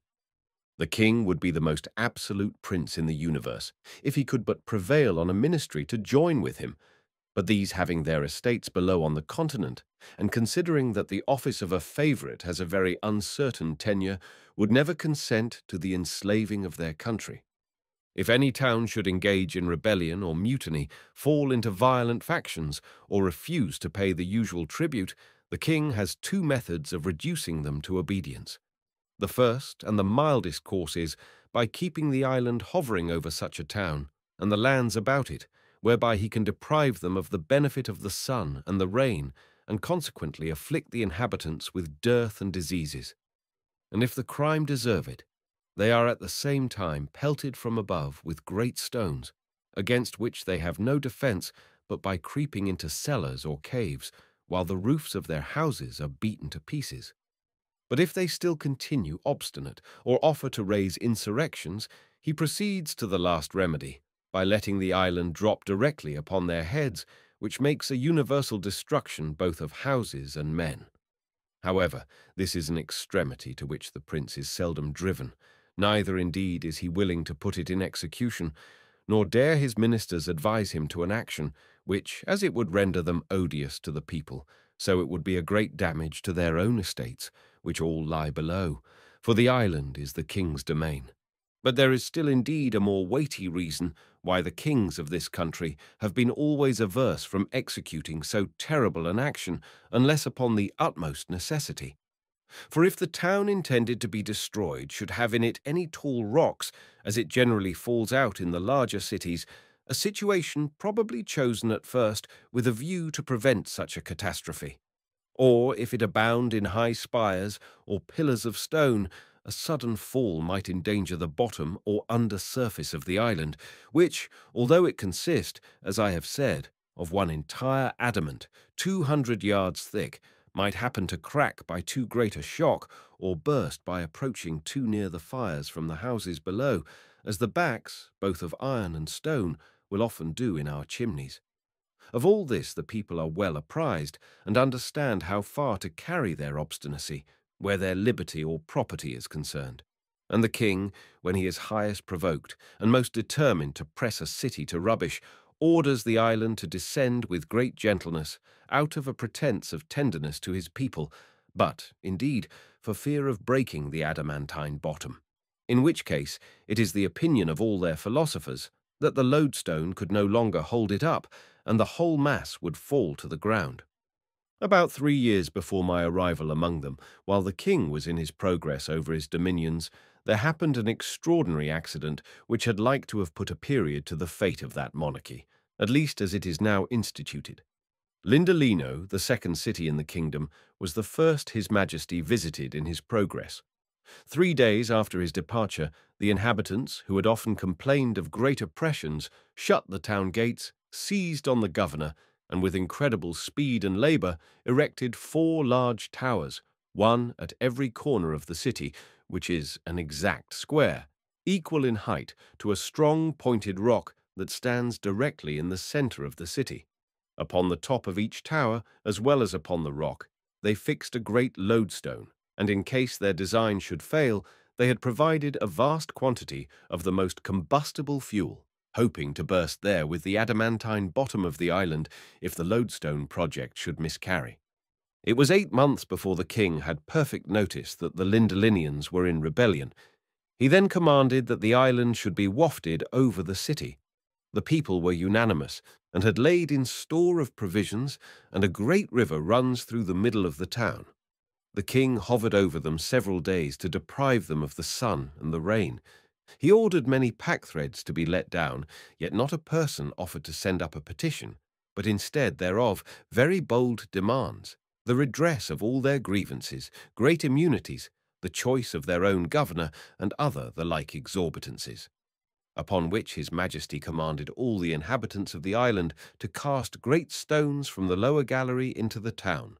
But the citizens had provided against this mischief by conveying their persons and effects into the 4 towers and other strong buildings and vaults underground. The king, being now determined to reduce this proud people, ordered that the island should descend gently within 40 yards of the top of the towers and rock. This was accordingly done, but the officers employed in that work found the descent much speedier than usual, and by turning the lodestone could not without great difficulty keep it in a firm position, but found the island inclining to fall. They sent the king immediate intelligence of this astonishing event, and begged His Majesty's permission to raise the island higher. The king consented, a general council was called, and the officers of the lodestone ordered to attend. One of the oldest and expertest among them obtained leave to try an experiment. He took a strong line of 100 yards, and the island being raised over the town above the attracting power they had felt, he fastened a piece of adamant to the end of his line, which had in it a mixture of iron mineral of the same nature with that whereof the bottom or lower surface of the island is composed, and from the lower gallery let it down slowly towards the top of the towers. The adamant was not descended 4 yards before the officer felt it drawn so strongly downwards that he could hardly pull it back. He then threw down several small pieces of adamant and observed that they were all violently attracted by the top of the tower. The same experiment was made on the other 3 towers, and on the rock with the same effect. This incident broke entirely the king's measures, and, to dwell no longer on other circumstances, he was forced to give the town their own conditions. I was assured by a great minister that if the island had descended so near the town as not to be able to raise itself, the citizens were determined to fix it forever, to kill the king and all his servants, and entirely change the government. By a fundamental law of this realm, neither the king nor either of his 2 eldest sons are permitted to leave the island, nor the queen, till she is past childbearing. Chapter 4. The author leaves Laputa, is conveyed to Balnibarbi, arrives at the metropolis, a description of the metropolis and the country adjoining. The author hospitably received by a great lord, his conversation with that lord. Although I cannot say that I was ill-treated in this island, yet I must confess I thought myself too much neglected, not without some degree of contempt, for neither prince nor people appeared to be curious in any part of knowledge except mathematics and music, wherein I was far their inferior, and upon that account very little regarded. On the other side, after having seen all the curiosities of the island, I was very desirous to leave it, being heartily weary of those people. They were indeed excellent in 2 sciences, for which I have great esteem, and wherein I am not unversed, but, at the same time, so abstracted and involved in speculation that I never met with such disagreeable companions. I conversed only with women, tradesmen, flappers, and court pages during 2 months of my abode there, by which, at last, I rendered myself extremely contemptible. Yet these were the only people from whom I could ever receive a reasonable answer. I had obtained, by hard study, a good degree of knowledge in their language. I was weary of being confined to an island where I received so little countenance, and resolved to leave it with the first opportunity. There was a great lord at court, nearly related to the king, and for that reason alone used with respect. He was universally reckoned the most ignorant and stupid person among them. He had performed many eminent services for the crown, had great natural and acquired parts, adorned with integrity and honor, but so ill an ear for music that his detractors reported he had been often known to beat time in the wrong place. Neither could his tutors, without extreme difficulty, teach him to demonstrate the most easy proposition in the mathematics. He was pleased to show me many marks of favor, often did me the honor of a visit, desired to be informed in the affairs of Europe, the laws and customs, the manners and learning of the several countries where I had traveled. He listened to me with great attention and made very wise observations on all I spoke. He had 2 flappers attending him for state, but never made use of them, except at court and in visits of ceremony, and would always command them to withdraw when we were alone together. I entreated this illustrious person to intercede in my behalf with his majesty for leave to depart, which he accordingly did, as he was pleased to tell me, with regret. For indeed he had made me several offers very advantageous, which, however, I refused, with expressions of the highest acknowledgment. On the 16th day of February I took leave of his majesty and the court. The king made me a present to the value of about £200 English, and my protector, his kinsman, as much more, together with a letter of recommendation to a friend of his in Lagado, the metropolis. The island being then hovering over a mountain about 2 miles from it, I was let down from the lowest gallery, in the same manner as I had been taken up. The continent, as far as it is subject to the monarch of the flying island, passes under the general name of Balnibarbi, and the metropolis, as I said before, is called Lagado. I felt some little satisfaction in finding myself on firm ground. I walked to the city without any concern, being clad like one of the natives and sufficiently instructed to converse with them. I soon found out the person's house to whom I was recommended, presented my letter from his friend, the grandee in the island, and was received with much kindness. This great lord, whose name was Munodi, ordered me an apartment in his own house, where I continued during my stay, and was entertained in a most hospitable manner. The next morning after my arrival, he took me in his chariot to see the town, which is about half the bigness of London, but the houses very strangely built, and most of them out of repair. The people in the streets walked fast, looked wild, their eyes fixed, and were generally in rags. We passed through one of the town gates and went about 3 miles into the country, where I saw many labourers working with several sorts of tools in the ground, but was not able to conjecture what they were about. Neither did I observe any expectation either of corn or grass, although the soil appeared to be excellent.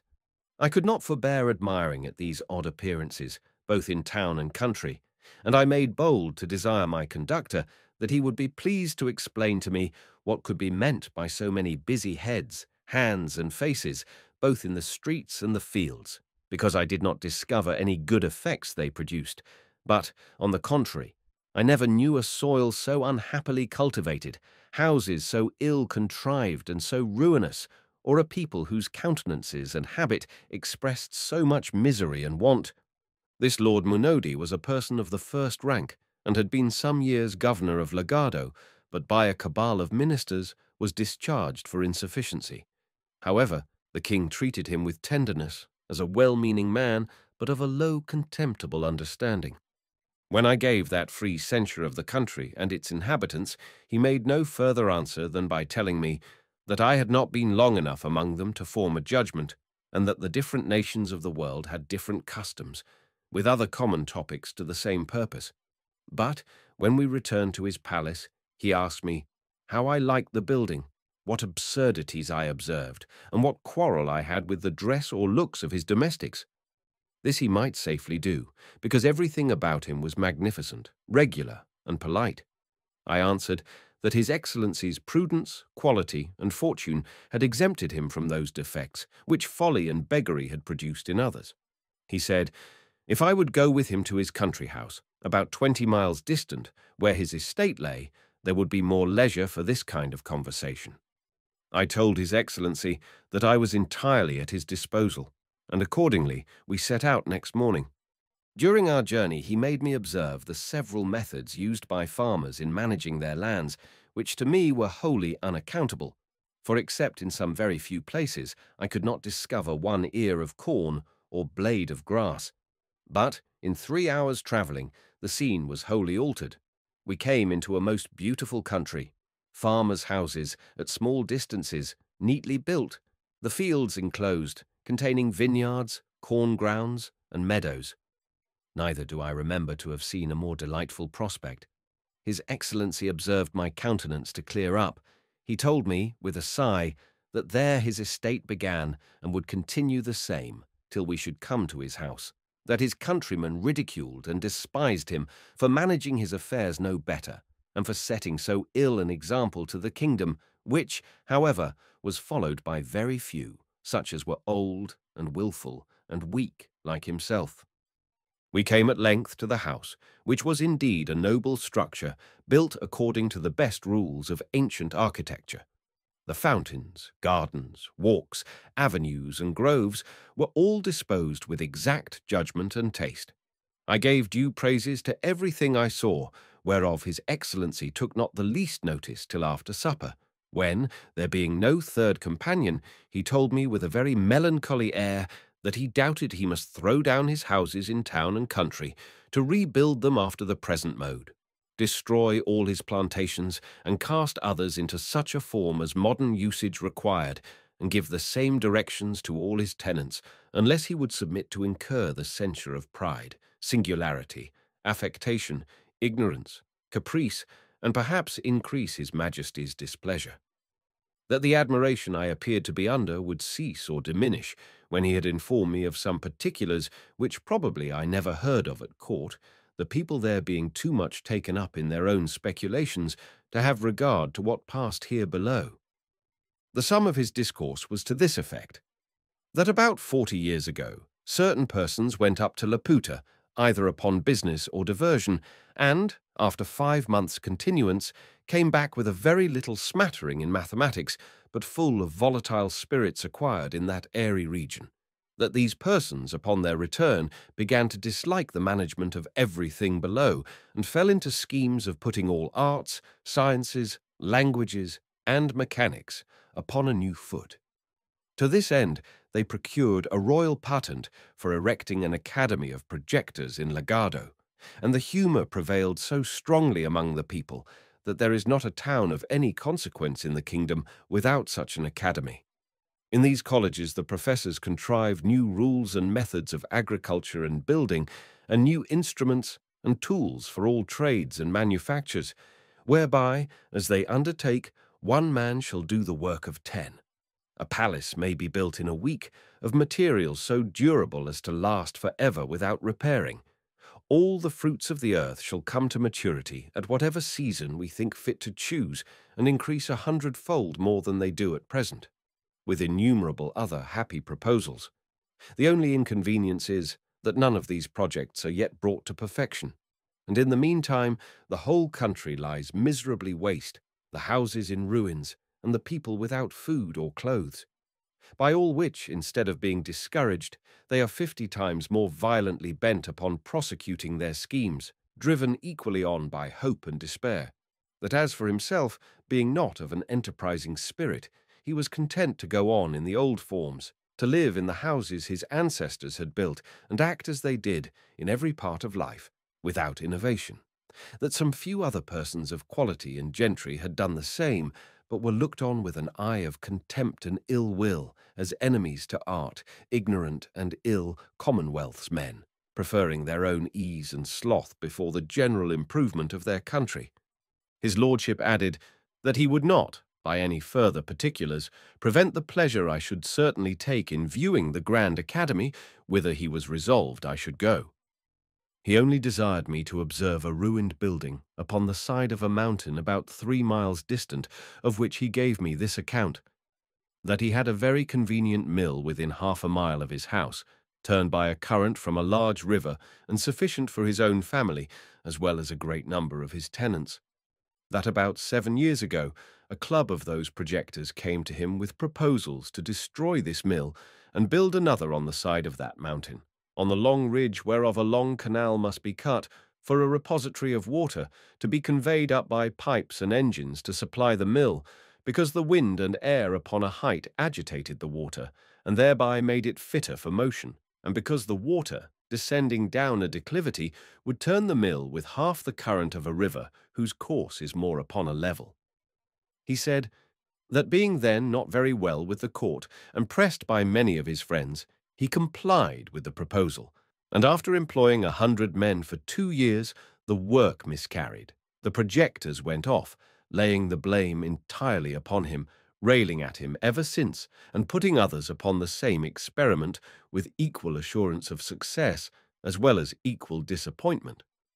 In a few days we came back to town, and His Excellency, considering the bad character he had in the academy, would not go with me himself, but recommended me to a friend of his to bear me company thither.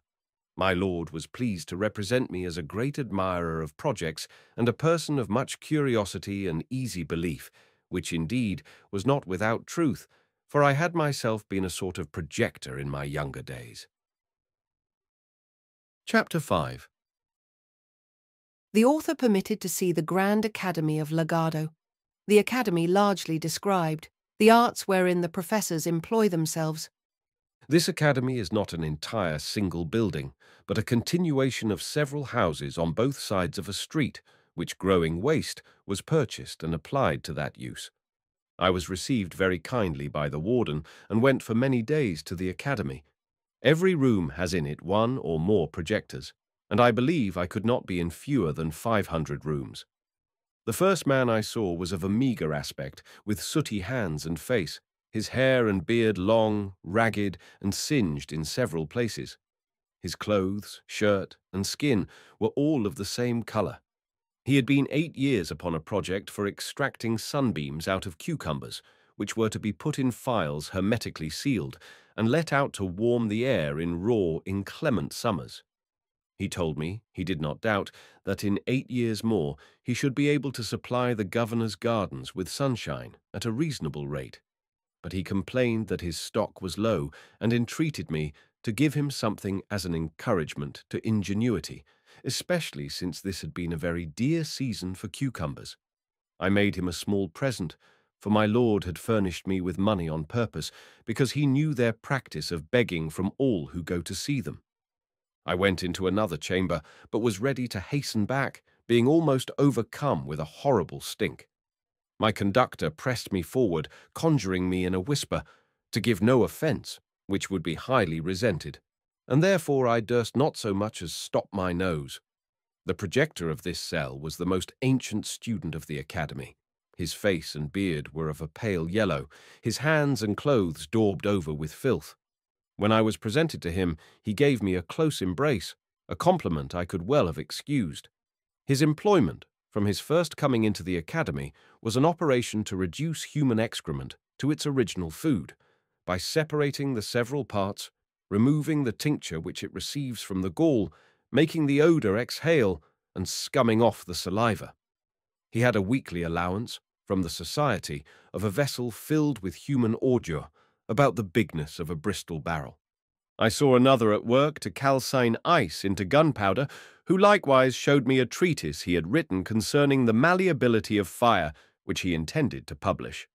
There was a most ingenious architect who had contrived a new method for building houses, by beginning at the roof and working downward to the foundation, which he justified to me by the like practice of those 2 prudent insects, the bee and the spider.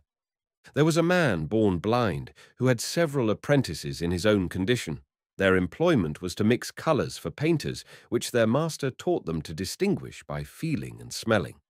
It was indeed my misfortune to find them at that time not very perfect in their lessons, and the professor himself happened to be generally mistaken. This artist is much encouraged and esteemed by the whole fraternity. In another apartment, I was highly pleased with a projector who had found a device of ploughing the ground with hogs to save the charges of ploughs, cattle, and labor. The method is this. In an acre of ground, you bury, at 6 inches distance and 8 deep, a quantity of acorns, dates, chestnuts, and other mast or vegetables, whereof these animals are fondest. Then you drive 600 or more of them into the field, where, in a few days, they will root up the whole ground in search of their food and make it fit for sowing, at the same time manuring it with their dung. It is true, upon experiment, they found the charge and trouble very great, and they had little or no crop. However, it is not doubted that this invention may be capable of great improvement. I went into another room where the walls and ceiling were all hung round with cobwebs, except a narrow passage for the artist to go in and out. At my entrance, he called aloud to me, not to disturb his webs. He lamented the fatal mistake the world had been so long in of using silkworms, while we had such plenty of domestic insects who infinitely excelled the former, because they understood how to weave as well as spin. And he proposed further that by employing spiders, the charge of dyeing silks should be wholly saved, whereof I was fully convinced when he showed me a vast number of flies most beautifully coloured, wherewith he fed his spiders, assuring us that the webs would take a tincture from them, and as he had them of all hues, he hoped to fit everybody's fancy, as soon as he could find proper food for the flies of certain gums, oils, and other glutinous matter to give a strength and consistence to the threads. There was an astronomer who had undertaken to place a sundial upon the great weathercock on the townhouse by adjusting the annual and diurnal motions of the earth and sun, so as to answer and coincide with all accidental turnings of the wind.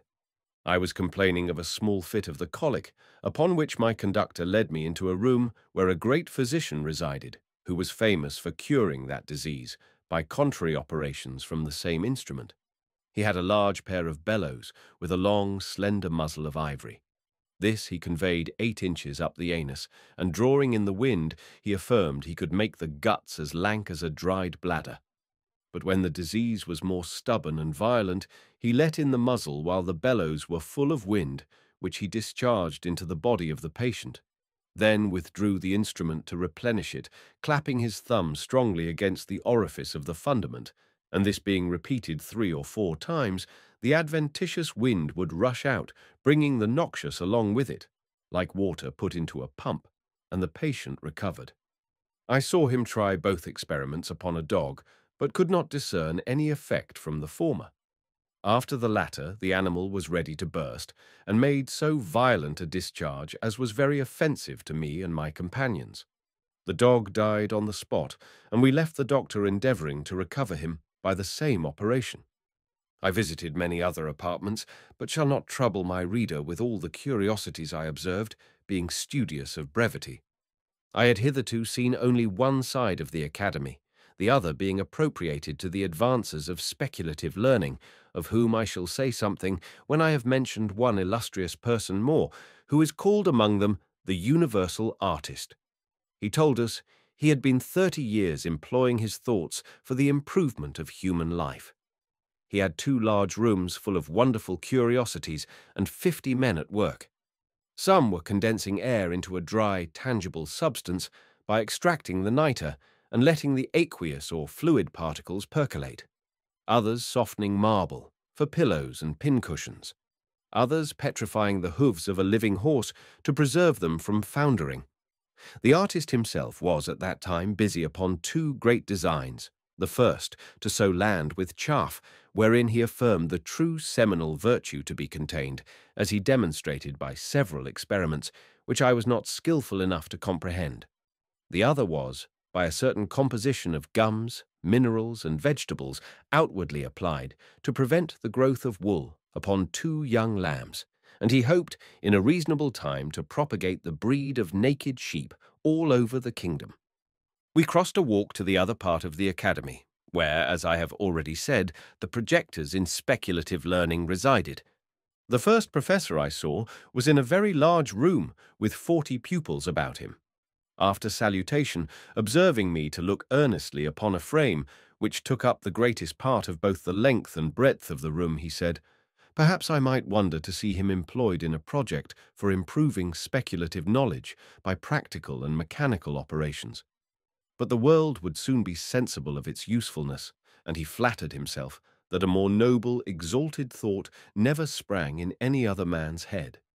Everyone knew how laborious the usual method is of attaining to arts and sciences, whereas, by his contrivance, the most ignorant person, at a reasonable charge, and with a little bodily labour, might write books in philosophy, poetry, politics, laws, mathematics, and theology, without the least assistance from genius or study." He then led me to the frame, about the sides whereof all his pupils stood in ranks. It was 20 feet square, placed in the middle of the room. The superficies was composed of several bits of wood about the bigness of a die, but some larger than others. They were all linked together by slender wires. These bits of wood were covered, on every square, with paper pasted on them, and on these papers were written all the words of their language, in their several moods, tenses, and declensions, but without any order. The professor then desired me to observe, for he was going to set his engine at work. The pupils, at his command, took each of them hold of an iron handle, whereof there were 40 fixed round the edges of the frame, and giving them a sudden turn, the whole disposition of the words was entirely changed. He then commanded 36 of the lads to read the several lines softly as they appeared upon the frame, and where they found 3 or 4 words together that might make part of a sentence, they dictated to the 4 remaining boys, who were scribes. This work was repeated 3 or 4 times, and at every turn the engine was so contrived that the words shifted into new places as the square bits of wood moved upside down.